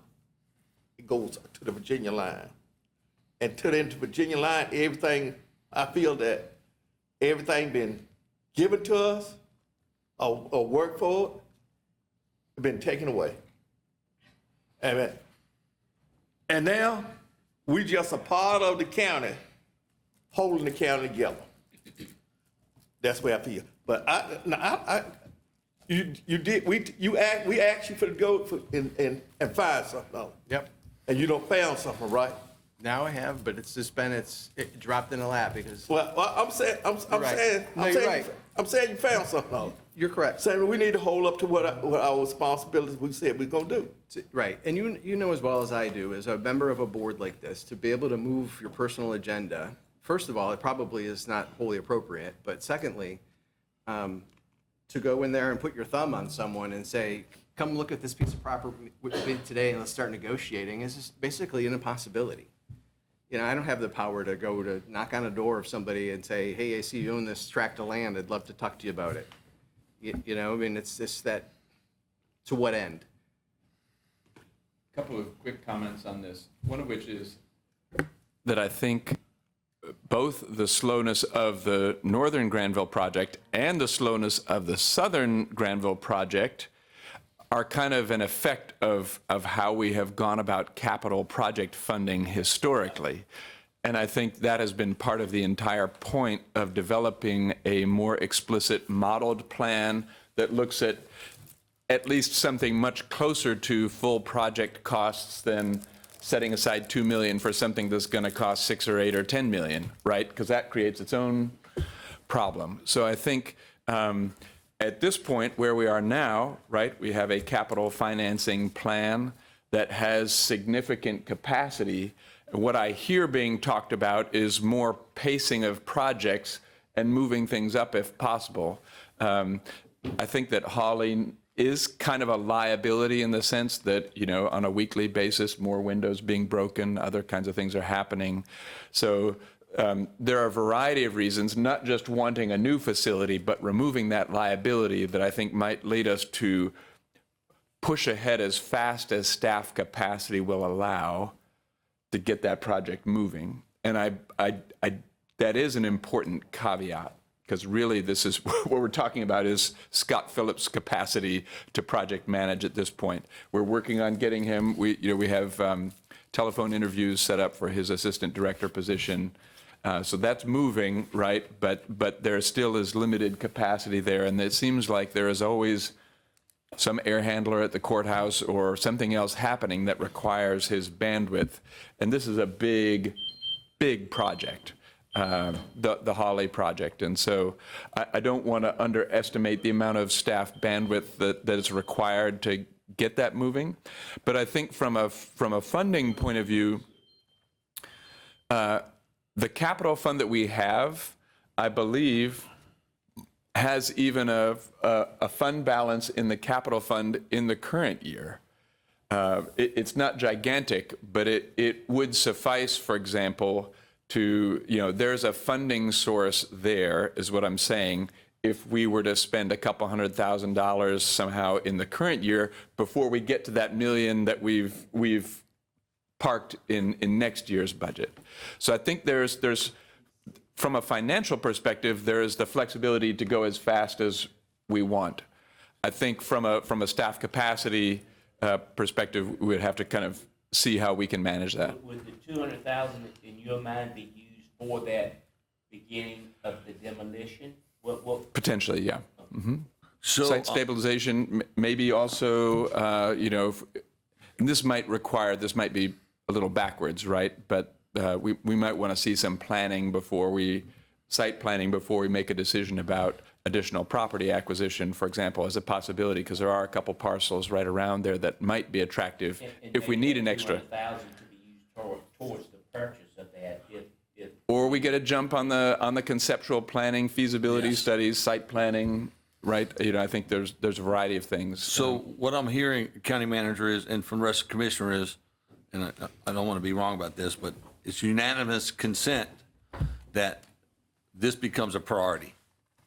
And then as soon as it's feasible for the information provided by the County Manager, we're getting going, and I'm going to ask that we put a sign up there ASAP, letting people know that the project's coming and we get it moving. Are we agreeable to that, Commissioners? Aye. And there's nothing stopping that, right? I haven't heard any doubts that would stop us, for example, from going ahead and moving towards the creation of a capital project with at least, the funding that we know is available or modeled currently. If we ended up what's the word I'm looking for? Joining a senior center concept to it, we've got a separate budget modeled for that. If we end up deciding we'll add that in, then that money could be added into the project. That may even be, from a feasibility standpoint, a multi-purpose facility where if you look at the EMS study, that's in proximity to where a potential EMS station could go. Of course, I'd like further review among commissioners and the Public Safety Board to look at. So thank you. Maximize our expense is the point. Do what we can with what we have to consolidate. And I think you have some unanimous. And Russ, this is not a monetary thing, but for those people who are passionate about their property. In fact, I started school there at Hawley, and to see it just go and be vandalized and different things happening, that surely doesn't honor Reverend Hawley. So I think the sooner we get started, it's better for everything. Y'all can go and say, project is in motion, and those people will feel better that we're moving in the direction we talked about. I do think, I'm like you, Russ, I don't want to keep hitting the pause button.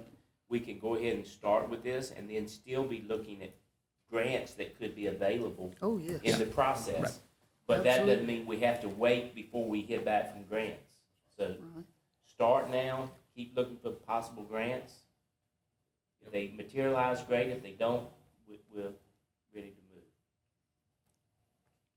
And just so you all know, that Butner grant was a specific one that came out during COVID for economic development purposes that isn't available anymore. There may be something else available. Thanks, Jim. All right. Thanks, Jim. You're welcome. Now raining on our parade, and we will move on to the next item. Okay, Commissioner Karen, I think this one is yours. So I don't know if the board recalls, David had put together a really good listing of how the Article 46 sales tax goes through. There was a little article in this last county quarterly around other entities that have recently adopted or went to referendum on the Article 46. And there was a couple counties that I think they were their seventh bite at the apple, trying to get it past the voters that were in that group. But I think it's, from memory, I believe it's about 40 counties, maybe 50, that do the Article 46 sales tax, and has to be voted on by referendum. It's a quarter-cent additional sales tax, which all of our residents pay. Everywhere that they go to shop in Durham and Wake County, Franklin County, they all have it. So our people are spending it when they go to the entertainment venues and the grocery stores down there to buy something at Lowe's or Home Depot. So Target or whatever too. So our people are paying it. The benefit of it's going to where they're paying it. So it's not going to be a huge windfall, but eventually we're going to probably have some more stores to spend money at that we can, glean that. And the fact that you don't have to put it towards something specific, I think that would be and not that we have to decide 100% of where it's going to go. It can go. You don't have to, is that right? You don't have to enumerate exactly where the money goes to it would be good to do it during the referendum. Yeah, certainly during the campaign, you might want to, but the question would not have any of that language in it. So it would just be a adopt or not. You wouldn't be able to attach anything to it. So it has to be in an election of the whole county. So it would have to be in an even year. Odd years, obviously municipal. Not everybody lives in one. So it would be, 26 would be our next opportunity. Tim, I understand Durham County, Wake County has this, is that correct? Yes. How about Franklin, Vance, Person? I don't believe the two northern ones do. I don't think Vance or Person County do. But Franklin does. Yes. Franklin's got it. Yeah, Okay. our Smiley part of us does, but the north two, east and west directly don't. Any calculations as to what it would raise based on what we, let's say this past year?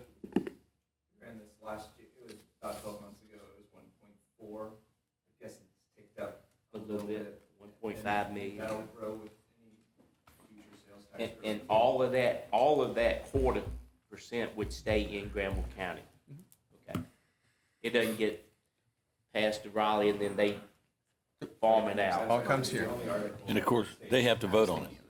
The public would have to vote on it. The public would have to vote on it. I understand that. Yeah. It'd be on the But ballot. if it did pass, the sales tax goes to Raleigh, and then that quarter-cent would come back to us. Is that the way it works?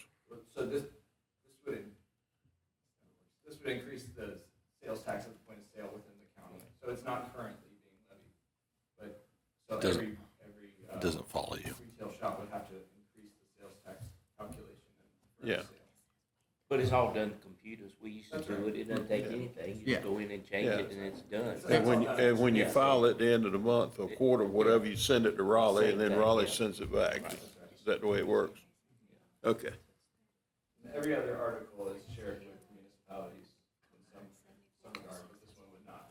Rob, you're a retired businessman. What is your thoughts in regards to what kind of impact that would have on the average? A quarter, I don't see it being a huge impact.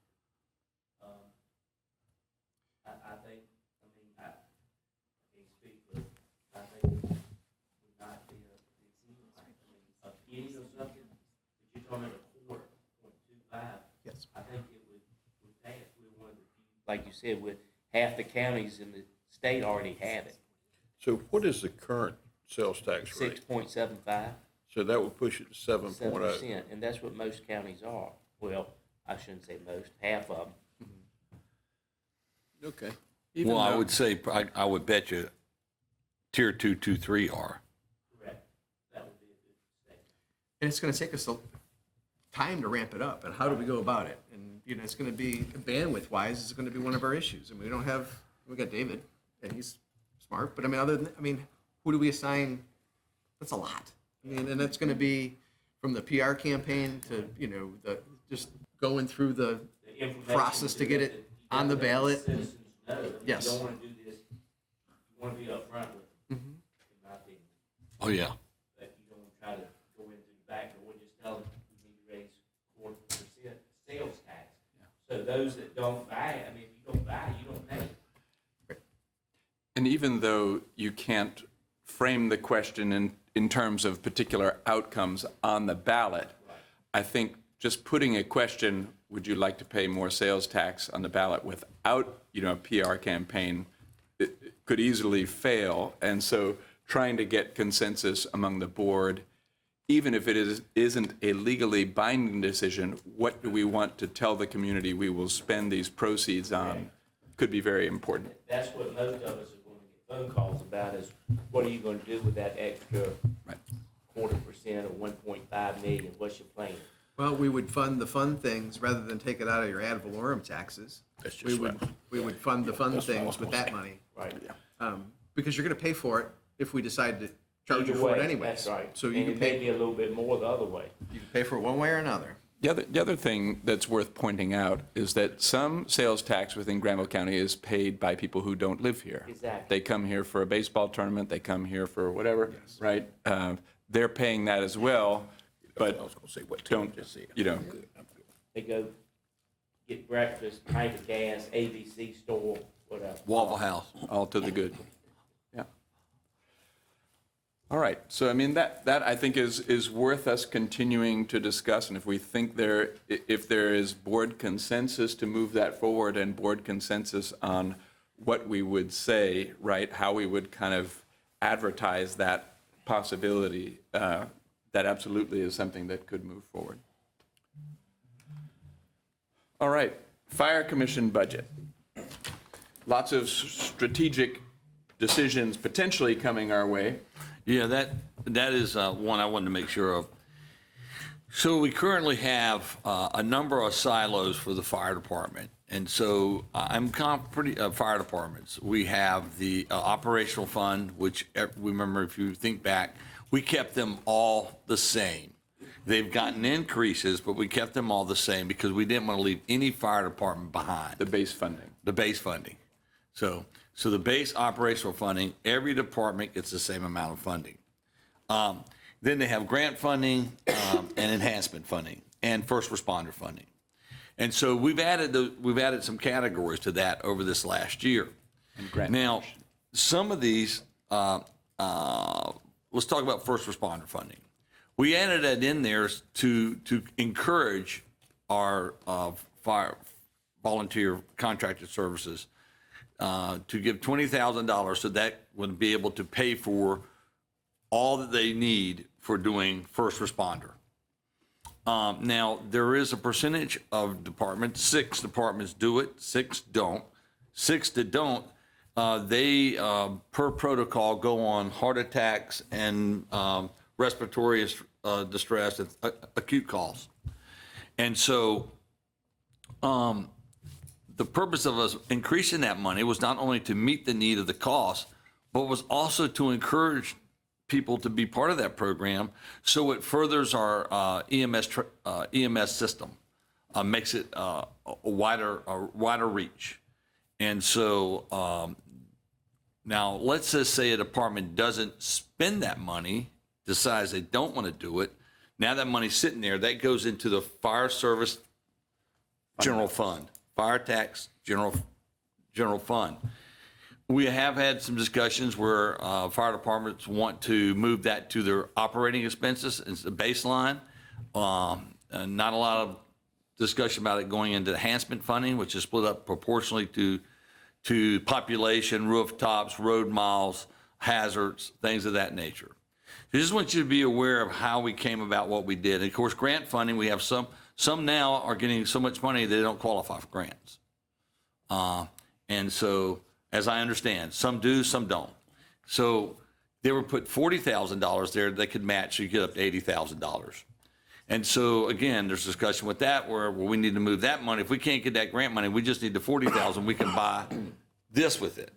And so I want to remind commissioners as you get proposals from the Fire Commission that we set this up based on the fire department, I keep saying fire departments, contracted fire service. They're not I mean, I'm going to make that really clear. They're contracted fire service. We all love our volunteer fire departments. We all appreciate what they do, but ultimately they're private entities. And so we need to understand that. But we set this up based on operating, baseline funding, enhancement funding, and there was going to be capital funding, if you all recall. The consensus of the contract negotiations led the fire departments to believe they didn't want capital funding managed by us. They wanted to manage themselves. And therefore, we created a term called enhancement / capital. Well, there is now some discussion where they want to have capital funding, a silo. The problem is that we already have a contract. It took us 1.5 years to negotiate the contract, or almost a year. And so my point is that, you know, I just want commissioners to understand when you get proposals from the Fire Commission, that we need to keep in mind what the original premise of what this was to be able to provide fire services equally and equitably. In other words, apply the funding where it's most needed, but at the same time provide some things in equality, such as base funding. So a department that's not going to get as much enhancement funding, they didn't get left behind, but they're not going on as many calls. They don't have any of these rooftops. They don't have as much demand. The other thing that'll come before you is that they'll be discussing $50,400 every department gets for part-time firefighters. Now, I wish Jason was here, but we're finding that, and that was set up by this board for one firefighter, no more than 50 hours a week. Just correct me if I'm wrong, Drew. Now, then we moved it to two firefighters, no more than 50 hours a week. And now a proposal will be coming to you that says unlimited hours and firefighters, which, you know, but I need you to understand when it comes to you, we're not putting someone on all the truck every day. And the emphasis of this board was to try to put someone on that truck every day. Now, in fairness to them, it's not easy. It's not easy. And so what they're fearful of is that, you know, we have this money here and we can't spend it. And so this board needs to decide when it comes before you, are we talking about efficiency? Or are we talking about spending money to be spending money, or why are we putting more people? I will tell you, and my view is that I have personally no issue with 2 people on a truck. It's safe. It's a safer way to go about a fire service, 2 people on a truck. As for more numbers and as for making sure that you spend your whole quote, that you're able to spend all your money, that's where this board has to make decisions what they believe is most efficient and effective for the tax dollars that are being set aside. And I reminded the board that Fire Commission that, you know, commissioners left the fire tax not at revenue neutral. They left it at 6 cents, which means that since we started the fire tax, it's gone from 1.2 to 1.8 to $3.5 million. And so I feel confident that our fire service contracted services are getting substantially more money and have the opportunity to earn substantially more money than ever before. When most of them, you have to understand, we're operating off of 80, or I think when this first went, we're somewhere around the low 80s. And that's all they got for operational funding. So I just want to bring you up to speed on that and some of the things. There'll be further discussions. Yeah, Russ. I thought that when we okayed funding for the firefighters, for a truck driver basically, to be at the station to cut down on response time and to help out the volunteers, that was my understanding. That was on a reimbursable basis. It is. It is. You are correct. They hired the person. Yeah, it is. It is, and they set, and the Fire Chiefs Association set the standard, and it is reimbursable. We've moved that from 1 person to 2 people. 2 people. 2, and you'll get a proposal where it's unlimited. It could be more than 2, 3, 4, whatever the chiefs. It depends on the firehouse. Okay. Next question: how much money is in the capital fund? Because my understanding, when we put this together, the capital fund was supposed to sit to the side and grow. So it's supposed to grow every year. And the purpose of that capital fund was to help support the fire department, the various volunteer fire departments with equipment they couldn't afford, that they needed, desperately needed and couldn't afford, and also substations to fill in the gaps in the circles we had throughout the county. So the fire chiefs decide, well, the fire commission and those the fire volunteer fire department contracted services, they did not want capital to be a silo where we set money aside. So It's not their choice, is it? No, well, let me finish. Okay. So what happened was Mr. Wren and Drew and we met, we discussed it, the fire commission discussed it, and we worded it to where it was enhancement funding / capital. So when they get their enhancement funding, they need to be setting aside capital within their budget. The general fund is where extra revenue goes and is gaining interest. For instance, we saw Ms. Beard's chart up there. It's we had $511,000 in there, and it's already gaining momentum as far as interest earned. Go ahead, Drew. So just to clarify a little bit, we ended up putting a larger than anticipated amount into the enhancement overall pot and distributed it out with the expectation that the departments would then take care of their capital needs. So at the moment, there is no separate capital silo.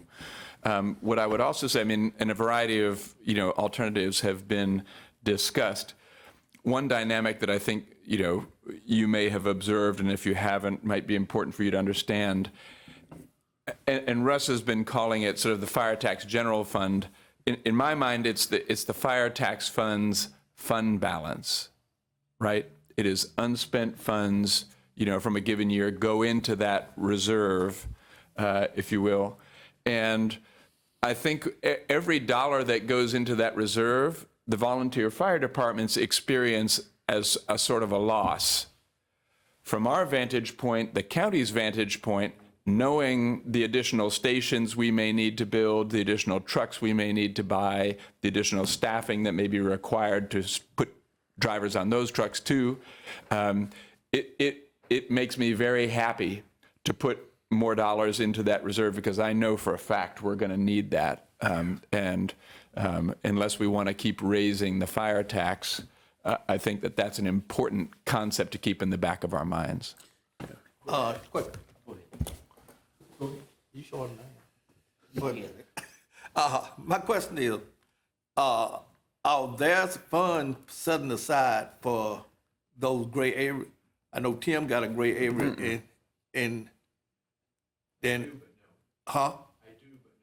Well, it's a potential use. It is a potential use of those funds. I mean, Could be used for that. So Good. Yep.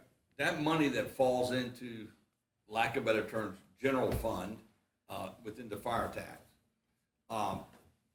is money that needs to mature, and as it matures and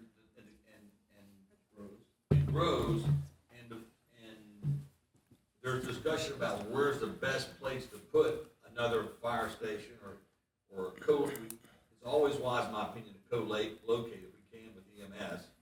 Then those funds can be used for that, because you remember we set aside $500,000, if you recall, for the northern end. You can speak to that, Tim, if you want to. And we said part of the $2 million that we did, we're matching with the multi-purpose facility we ended up using for broadband, for some of that money to go to a firehouse or multi-complex facility as well. We did that the first year of the fire commission.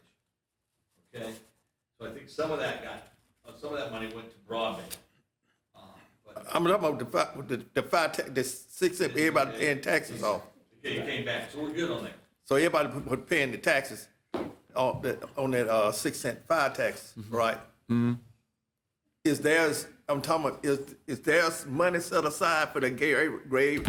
I ain't worried about you. I mean, in Tim's area, I ain't worried about my area. I'm fit mine in Virgil Island.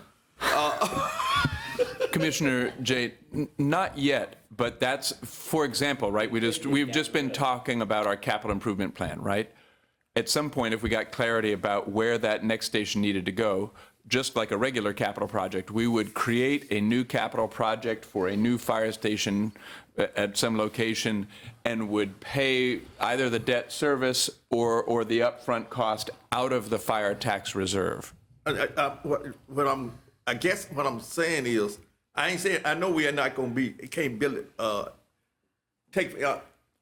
build a fire department and fire trucks and everything in a fire department right now. But I'm saying is we set aside money going toward that. Only in a general way, in the sense that we are continuing to grow the fire tax reserve. That reserve's being grown for and matured for when there is an ominous need that we need to build a fire station somewhere in the county, that we can do that, or if there's some type of an emergency that occurs within the contracted services and there's a need for a certain amount of money.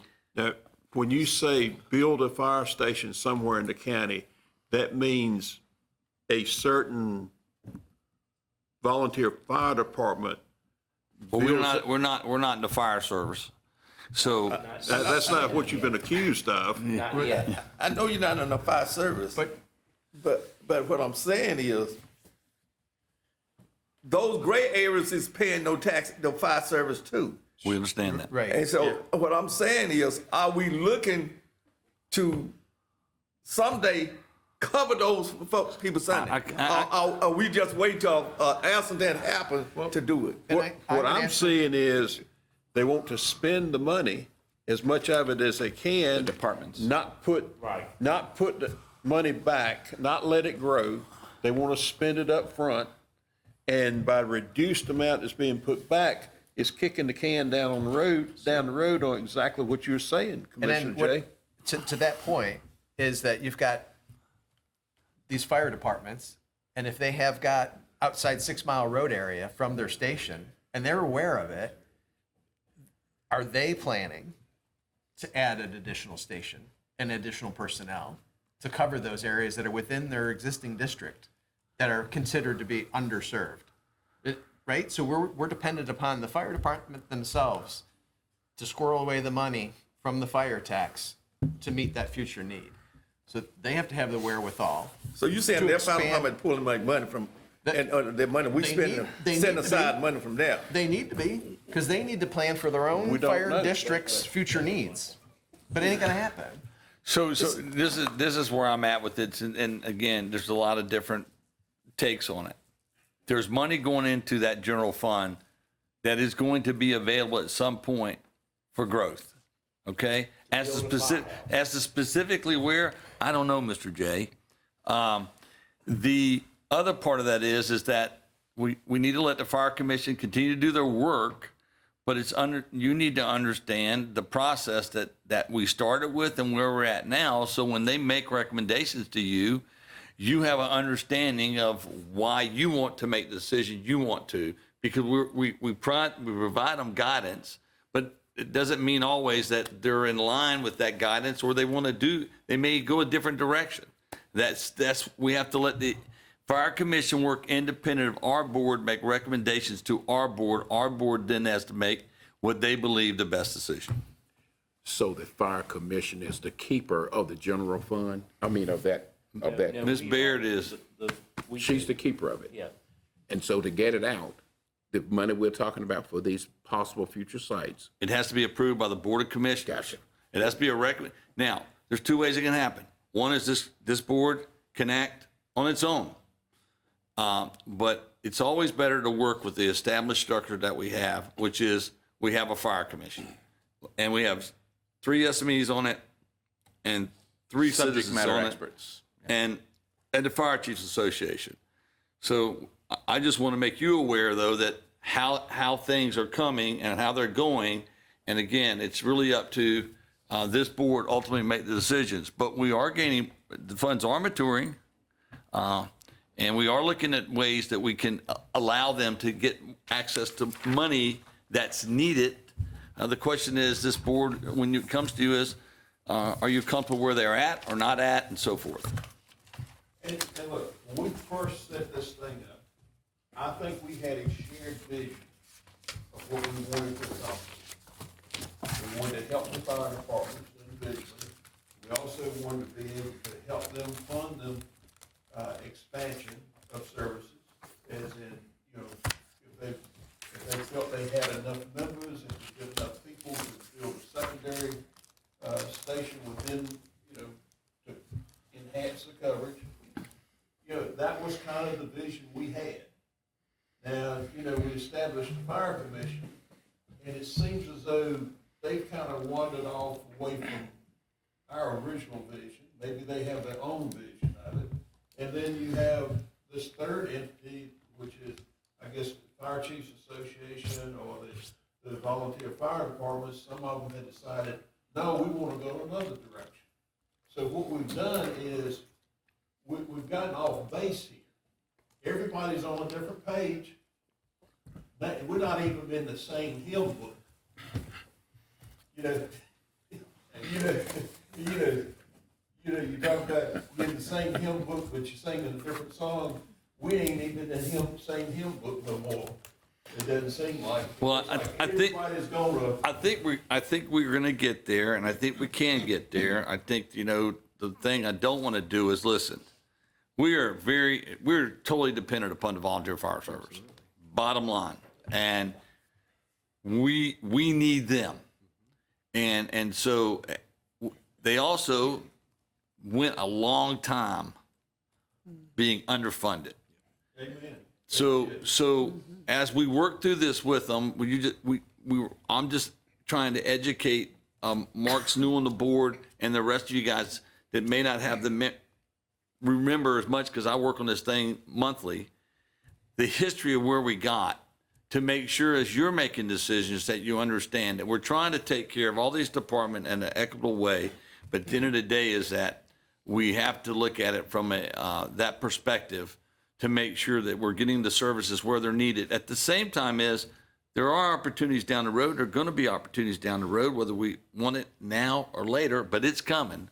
And hopefully that money will mature along with the money we've already set aside, and we'll be able to affect the stations where they need to be, when they need to be. Going back to the very beginning of your conversation about you went from 2 on a truck to unlimited. I think you thought that was unlimited. The way I would describe that is, the way I would describe that is, right, the original goal was at least one person there at the station as many days as possible, right? If we were to approve that change, you might end up with the following outcome. You might end up with 4 people in the station every 4th day, right? And that would still meet the requirements. They would still be pulling down the same amount of money. We would just be leaving a lot of days open with no driver. Okay, so here's my thing. In my area, I can tell you what most of my district would like to have. That would be somebody there 7 days a week. Not 24/7 yet. Right. That may come, but you got Saturdays and Sundays. The first priority is every day during the day. Yeah. Most people, and I know a lot of these volunteers, they're off on Saturdays and Sundays and say, well, that when we're there. But they have families and they have things they want to do, and they're not always there either. So I can tell you my district, and the conversations I have is they would like to have somebody Monday, 7 days a week, 7 to 5 or 8 days or whatever. Right. And that's and So when how we can regulate when you're running volunteers, and the agreement was Monday through Friday, 7 a.m. to 5 p.m. And so when you're running with volunteers, the bottom line is you get them when they're available, and some of them and some stations are doing much better than other stations. If those individual departments wish to expand the days, I don't think you'd have any argument from this board, and then we can go back and relay that to them. But again, it's for them. It's about some of them are having difficulty putting one there. At all. Well, you know, It's hard. 3 or 4 times a week. It's not easy. Some departments are not having that much problem. But having somebody there, some people there, three people there on 2 days a week, and nobody there on 1 day a week, 2 days a week, you're defeating the purpose. Well, you are, but the benefit to them is I never have a problem if it's 2. That's my personal. I don't either. Yeah, but let's just say it's 3, and I don't want to belabor the point because I like to discuss today, but there may be days in which they need to test hose. There may be days they need to do additional work that you normally don't do. I get it. We have to trust the chiefs that and the Make that departments call. that they're going to manage it appropriately. Just be aware, though, when the request comes apart, that you analyze it from the perspective of efficiency. And if you do that, I believe we'll make the right decisions and then best serve our taxpayers. And we can't, it's the fire commission that would be the entity that would say to it's time to go to that 7-day a week. They could make that recommendation anytime. That's what I'm saying. Yeah. It would come through the Yeah. fire commission. Yeah. At some point, they say, guys, the funds are available now, let's go. Well, I mean, it could do their budgets differently. Instead of funding it for 5 days a week, fund it for 7 days a week, and there you go. Okay. Yep. You know, the volunteer fire departments have moved into a total different realm from what they're traditionally been. Because now you're dealing with taxpayer funds. This is money directly from the taxpayers. It's a fire tax. They're using those funds. Are they set up where, do they have their books in order where they can pass an audit and, you know, I'm sure at some point they're gonna have to be audited just as we have to be, the county has to be audited. They have to pass some kind of audit. That was the purpose of this past sort of winter's financial procedures review. That's sort of a light audit, and that's how we've dipped our toe into the water of reviewing the financials and making sure things are all in order. So we have done that, and we'll continue doing that. Yeah, So and we didn't. how far are they away from having to face an annual audit? The way the county does, the way the municipalities do. I'd have to look at the contract, Mr. I Gooch, don't- but I know they've I had don't at think that's least, a contract issue. I think that's a local government issue. I think they've already had at least one, I would call, audit.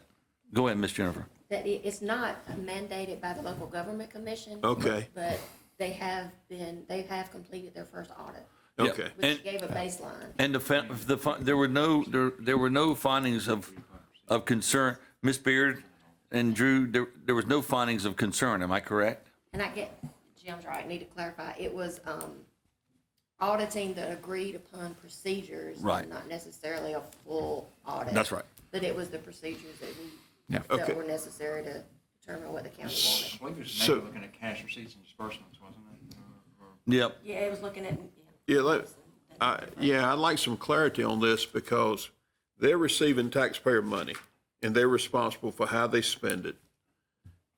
And the local government doesn't look at them as having to face an annual audit or having to do an annual audit the way we do because we handle taxpayer funds. We looked into that, and I'll give you the details of it, but the issue is a true audit, at least at the levels we were talking about funding originally, would have taken a substantial amount of the funding amount. So in other words, you can expect to spend $10,000 on a true audit. Yeah.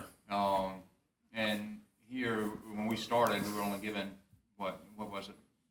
We spent $45,000 on 12 departments. Okay. Well, I'm talking about the amount per department when we first started anyway was not. Oh, 80,000, 85,000. So if you'd done 10,000 out of 80, it would have been a.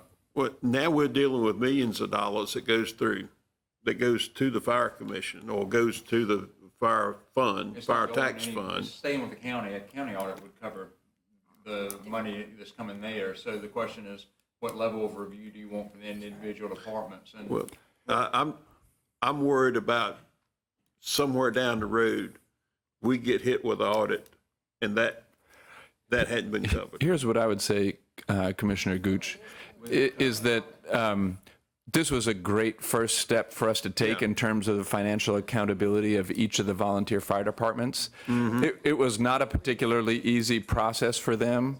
I think getting these nonprofits to a point where they could withstand a full audit is going to take a while. And we'll take a couple years of these kinds of processes, but we may well end up there with a full audit being done every year. And let me be clear, I'm not advocating for an audit. Yeah. I'm not advocating for that. I'm just concerned that we might get hit, we might get blindsided somewhere down the road. I don't want that to happen. That We're a lot less blind now after this first set of reviews than we were 4 months ago, for example. And I think that's a good thing, And right? we also- We'll keep building on that. And Commissioner Gooch and Commissioners, we also have former county manager Mike Phelps, who is doing budget analysis for them. And he is actually going through their budgets, work them, helping them set them up so that, and giving them advice in regards to, and Mr. Phelps is well aware of he was part of the origin of the Fire Commission, so he's well aware of our processes and so forth. my concern is kind of rooted in a comment that was made. And the comment was, and it was from one of the firefighters, that's our money. No, that's taxpayers' money. And you need to look at it that way in order to keep within the guidelines so that you don't step over the line somewhere and get us all in trouble. Again, I have every indication that from those regards that I, as a commissioner, I'm comfortable. Go ahead. I was just going to say, just to be clear, and I think you probably already clear on it, but I want to make sure. All the money, the vast bulk of the money that's coming in is coming into the county, and the county has control over that money. It's only once we dole out that $80,000 or whatever the individual fire departments are getting, do they have any control over the money or touch money. So the Fire Commission has no authority over the money. They have no ability to write checks, no ability to appropriate. It's all within the county. So the responsibility is actually going to fall back on the Board of Commissioners to make sure that money is spent. Who does responsibility fall on? It's just like any other grant. So like the state of North Carolina, there's a specific exception in the rules about who's subject to audits and that kind of thing. In volunteer fire departments, when you're giving grants, there's a specific statutory exception that says volunteer fire departments, you don't have to require one the same way you do for other grantee agencies. But see, my understanding was this wasn't grants we were giving them.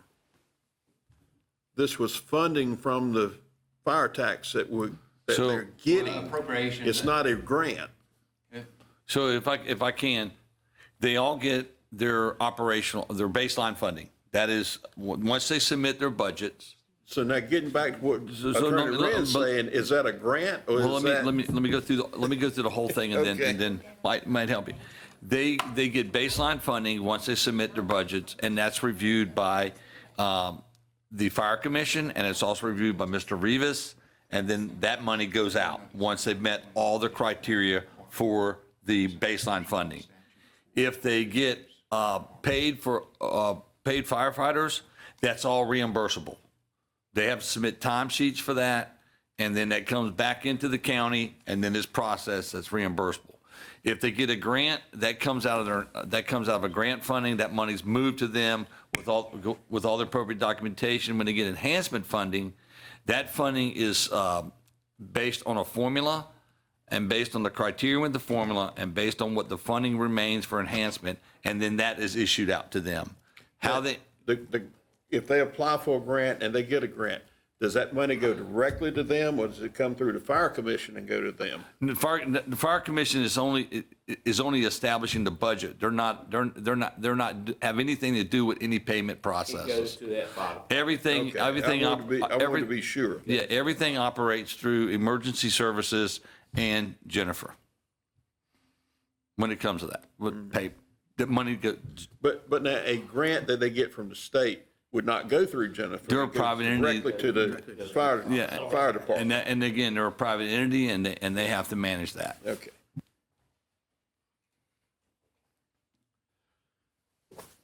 So more to come.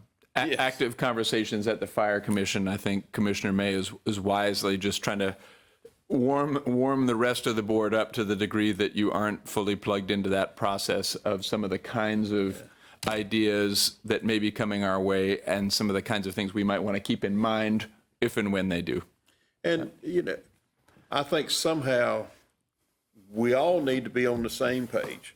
The volunteer fire departments, their chiefs, the fire commission, and the board of commissioners. We all need to be on the same page because I don't see that happening right now, and I think it causes there's a tremendous divide or gap there that needs to be filled in.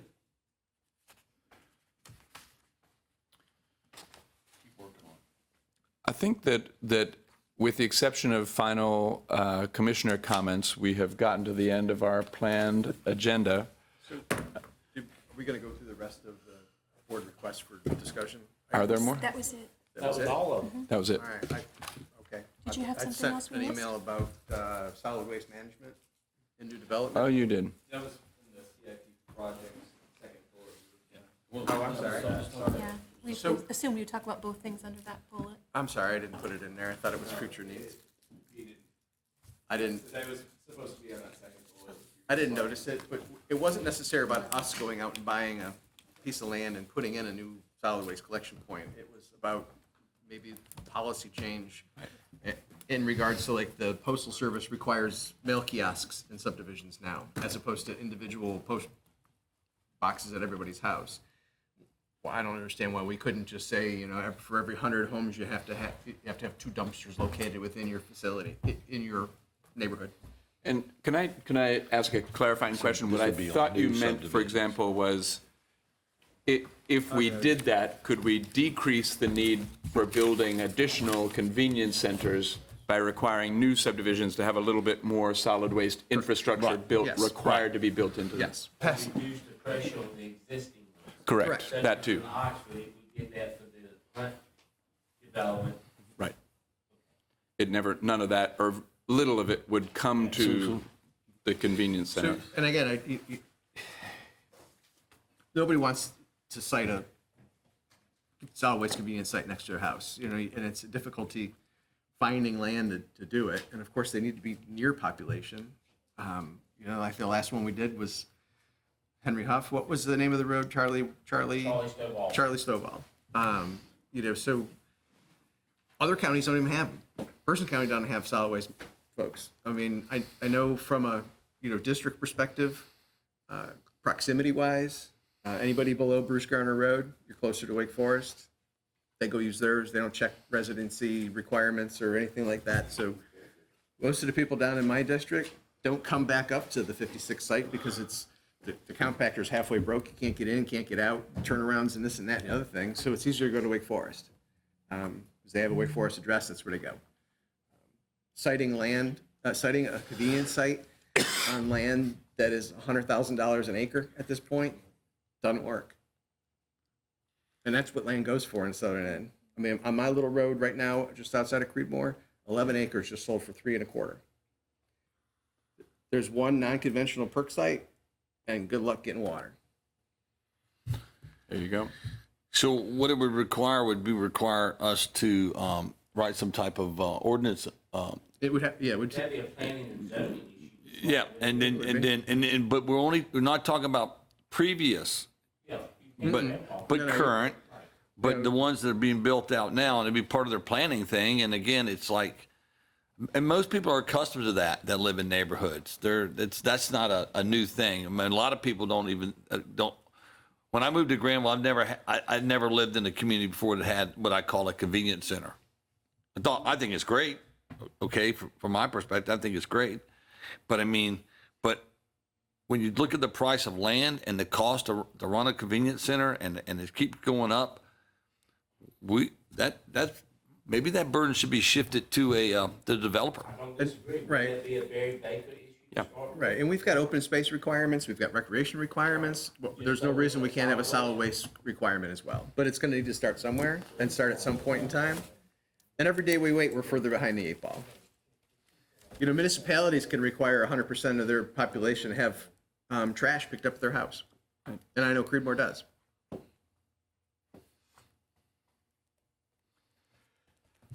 Okay. Sorry for There was just sort one of last thing. missing that one. I didn't see it up on the thing. Yeah.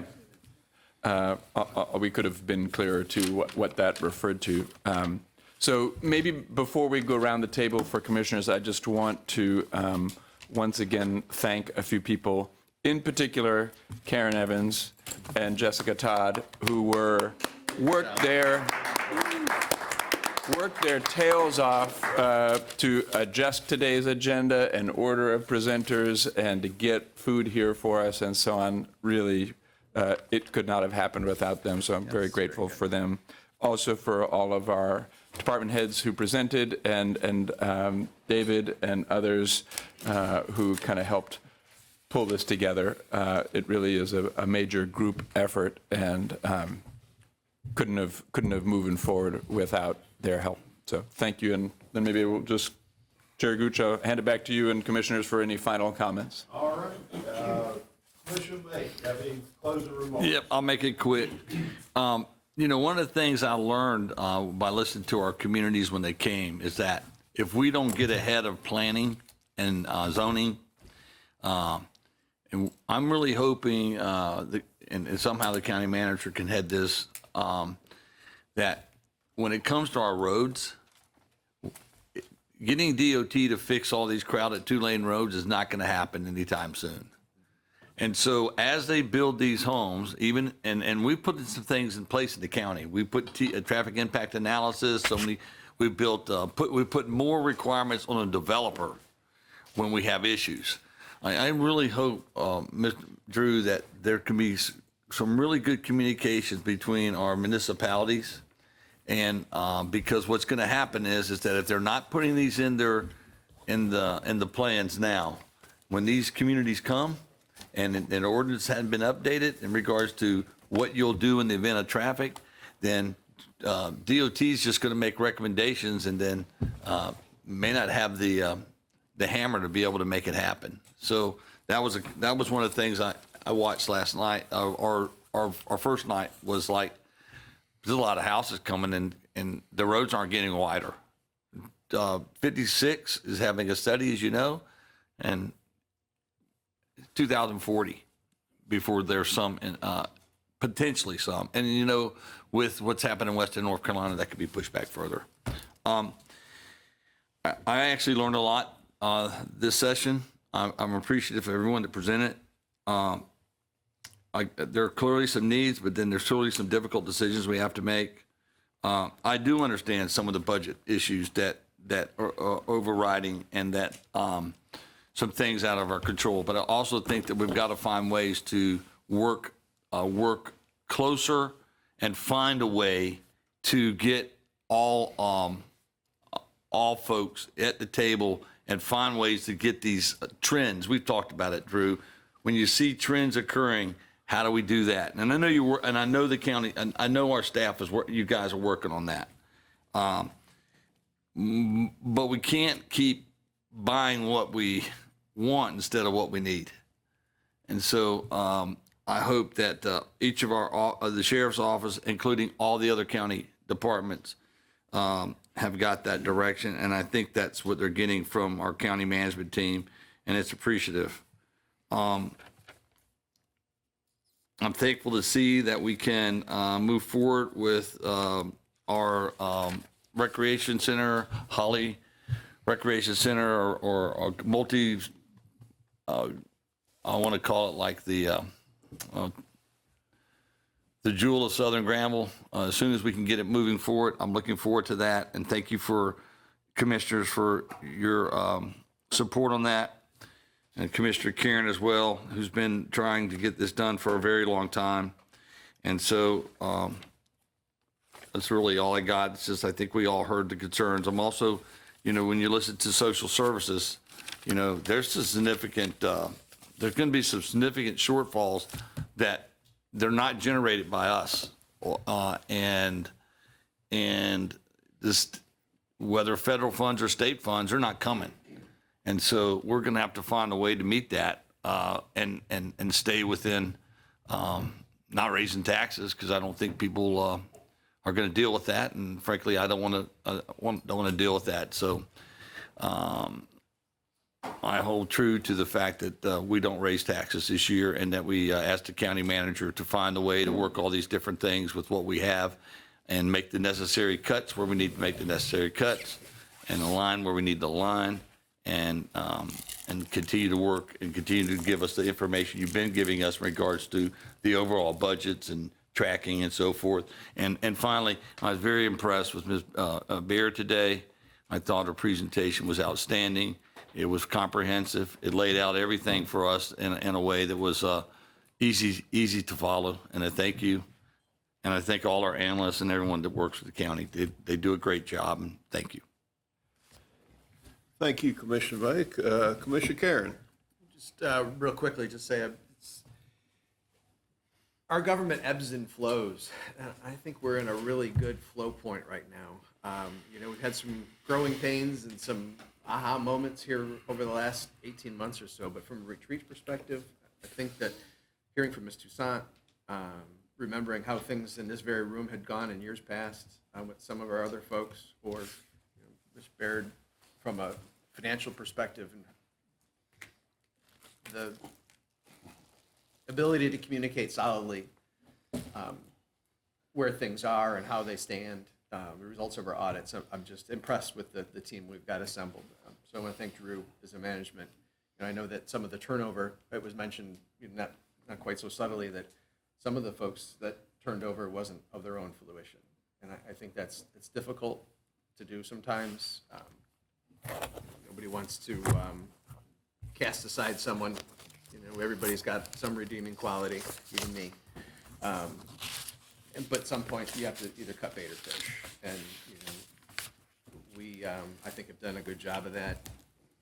I'm appreciative of the staff that we have. And we've got some solid people in place. One thing that is difficult, I think, a lot of times when you've got other entities that, I don't want to say report to you, but there's supposed to be a little bit more dialogue with, and then they may go out and, I don't know, I'll pick on the school system, right? So increase the teacher supplement, something that's normally reserved for the county commissioners, and they're 2 years into it, paying an extra, 2 cents.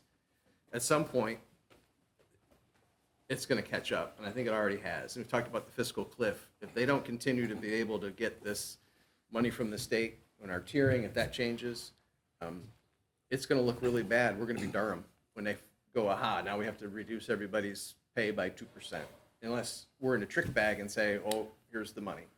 And it's not an easy, not an easy thing to do. With the fire departments, I remember Mr. Gooch used to say that, some of the things, not this Mr. Gooch, a different Mr. Gooch, Hubert Gooch, what we're required to do, what we do, is a very fine line. And he used to say to me, libraries is about the only thing we can really decide on, because that's the one thing that we don't have to do. Everything else we do, EMS and Sheriff's Department and social services, we're required to do by general statute. Fire departments, we're not required to provide fire services to our citizens. That's where the whole volunteer concept came along in North Carolina. Fast forward to today, I believe about 20% of the Brassfield Fire District is outside of the 5-mile road distance. So you've got everything, Graham Sharon, Woodland Church, down in that corner. Heavily occupied. And it's not a couple hundred residents. It's a few thousand homes with a couple of people in each one. So it's not like it's a onesie twosie kind of thing. It's entire neighborhoods that are outside that district. So as an elected official, when people pick up the phone, they call me and yell at me.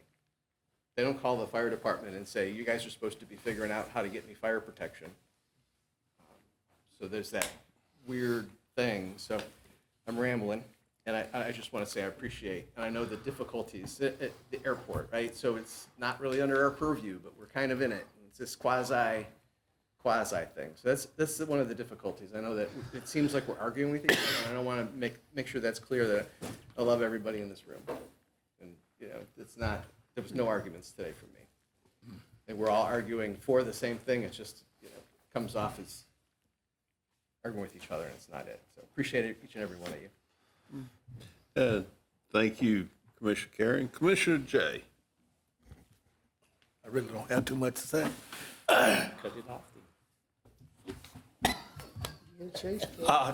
Just like, first thing, just like I said, thanks for everyone that came and presented today and Monday.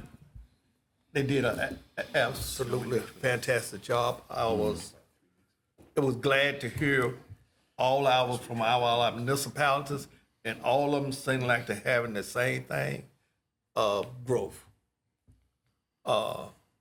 When they grow, the county grows. We did, just like I told Mayor of Oxford, all of us got to be prepared. If and when it do happen, we got to be ready. I don't need to be waiting till it hit us and then try to be ready.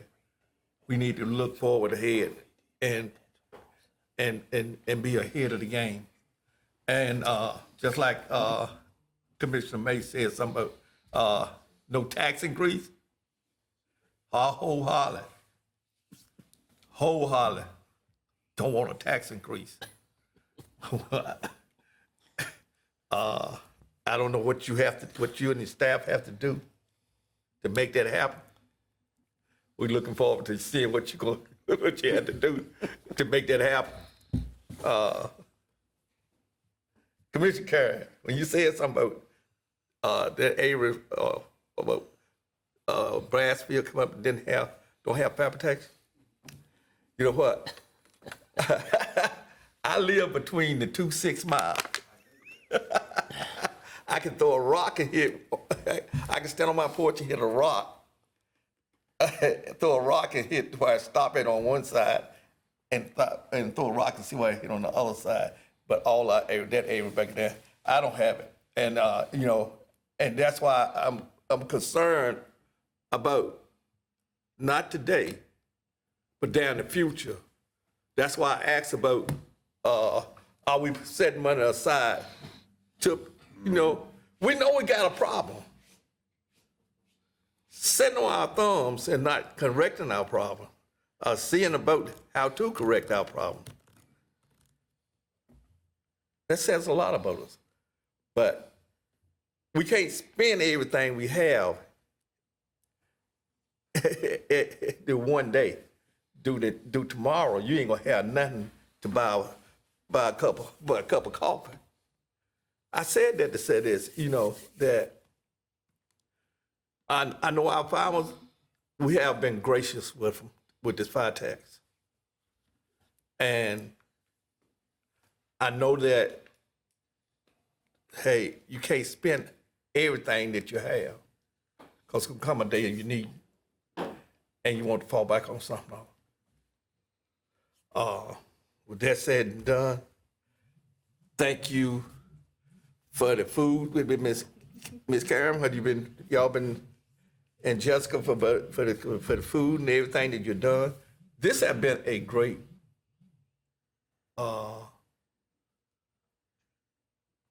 2 days of a retreat.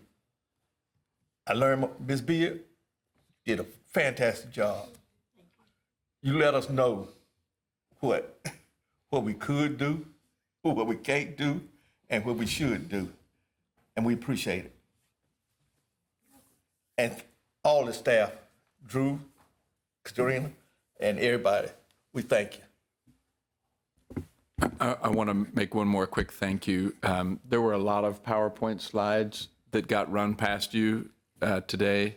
Karina in particular was an editor-in-chief for multiple large sets of slides. That was a lot of work as well. I'm done. Thank you. Commissioner Williford. I want to say this is my third budget process, and it was by far the best. Just kudos to Karen, Jessica, Karina, David, Terry, anybody involved. It was great. It really was. The food was excellent. Both days. I'd like to welcome you. This about 3 years ago, I was new, and I didn't know what, I didn't say much because I didn't know what to say. But enjoy having you here, and I hope it's been a good process for you. I'd like to thank the municipalities.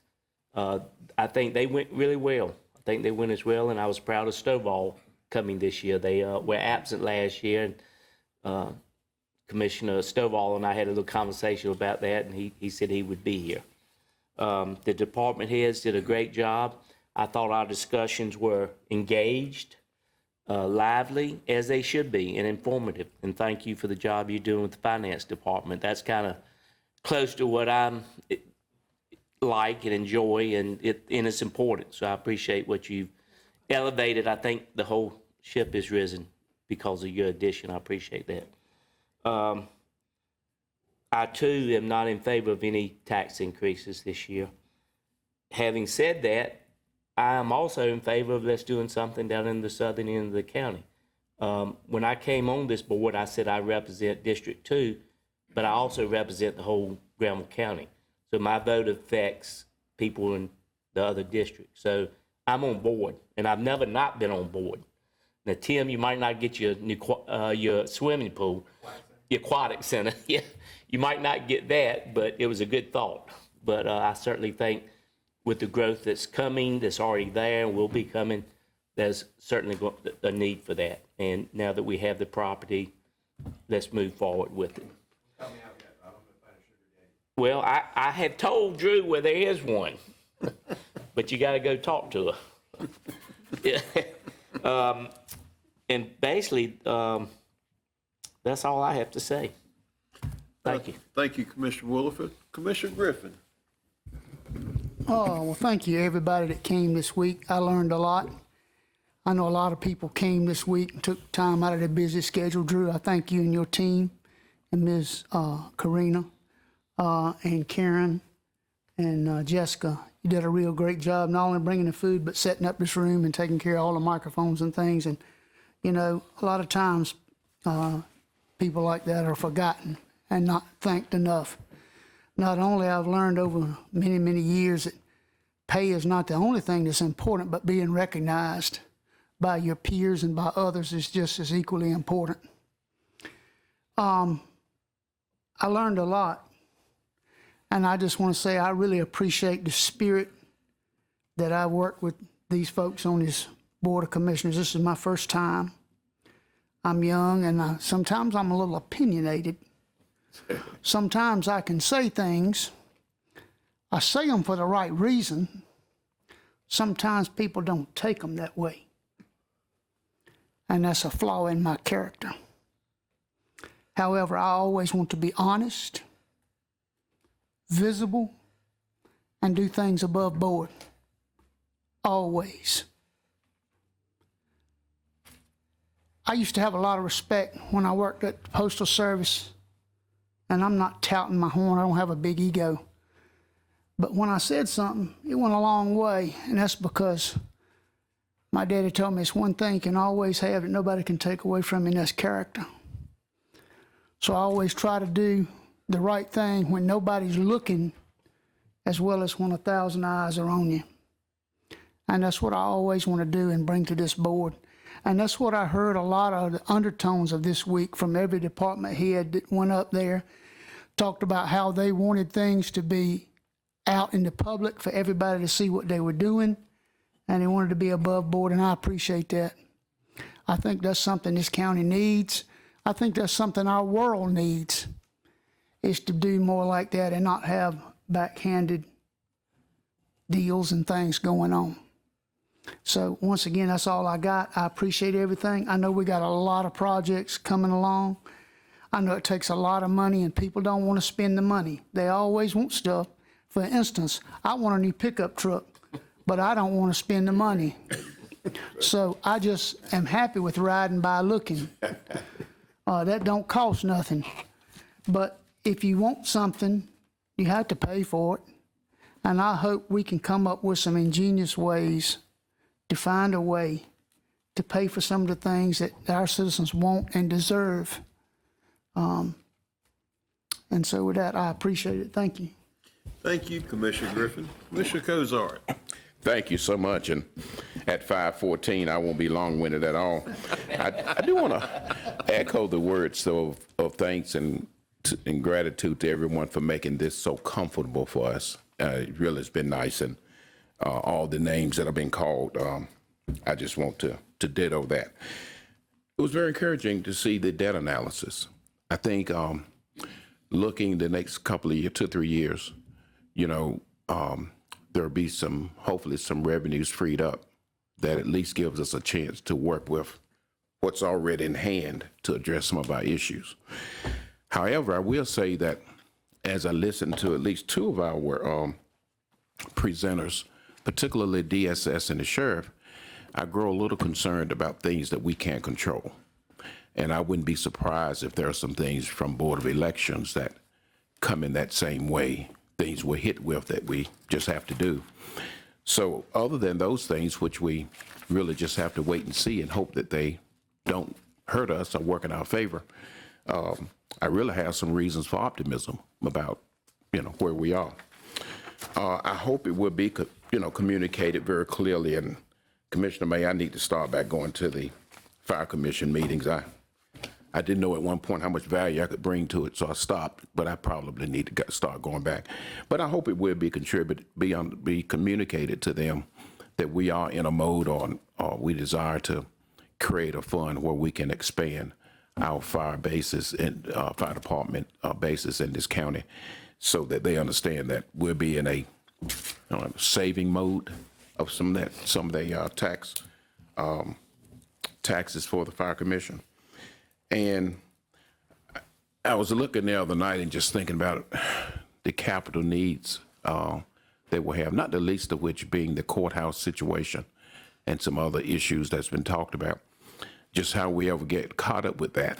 And I think it's really going to take a lot of planning to get to where we need to be. And I appreciate the survey today to do that, to maybe, help put some things in priority.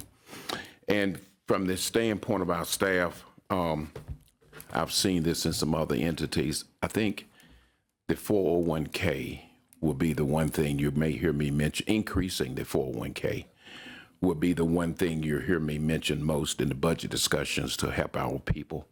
Because I'll tell you, people get to a certain point, they start to look at what's in it, and it could be something to help keep our people happy staying with us here in Granville County.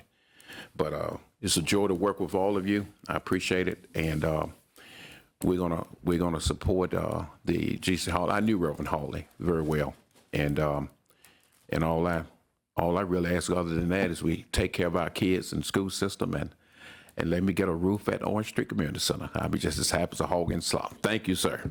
Thank you so much. Yeah. Thank you, Commissioner Cozart. And for fear of missing somebody, I'm going to do a blanket thank you for everybody that participated here, all the staff, everybody that worked behind the scenes, in front of the scenes, everybody that made presentations. I just thank everybody for this. This has been very informative. It's been eye-opening. We've had some robust discussions at times, and that's good. We need to have those discussions and kind of air things out and work through issues. And I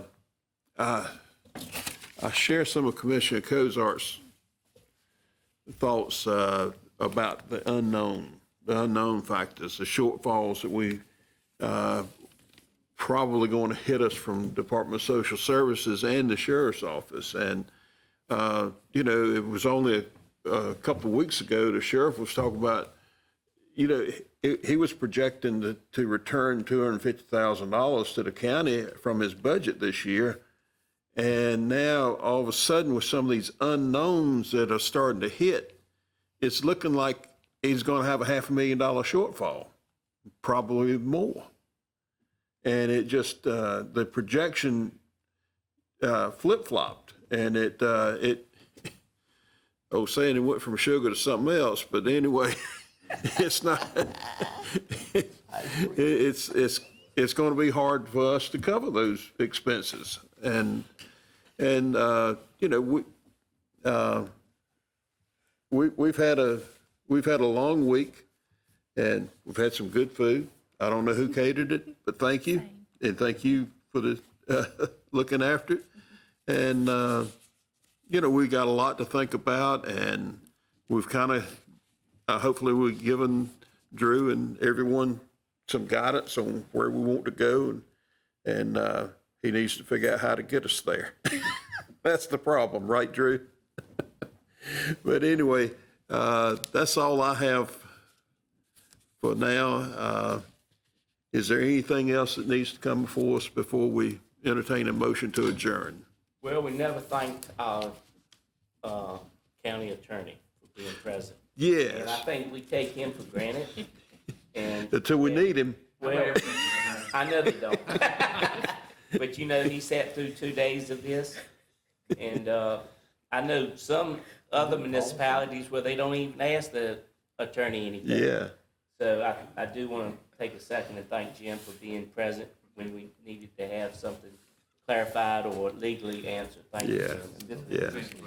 And look, it's like you said, we kind of ignore Jim and we don't say much to him until we need him. But when we need him, we want him right now. Exactly. On demand. I'd like to thank Commissioner Wade for Creedmoor. Yes. All day today. Yes. He's the one person here that didn't have to be here. So we thank you. We thank you, Commissioner Wade. Thank you. Is there anything else? If not, I entertain a motion to adjourn. We have a motion. We have a second. I don't think there needs to be any discussion. All those in favor say aye. Aye. All those opposed say nay. Ayes have it. Let's go home. Do we need help with the table? What's the situation with the table? No, Don't? we're gonna come back. Okay. All right.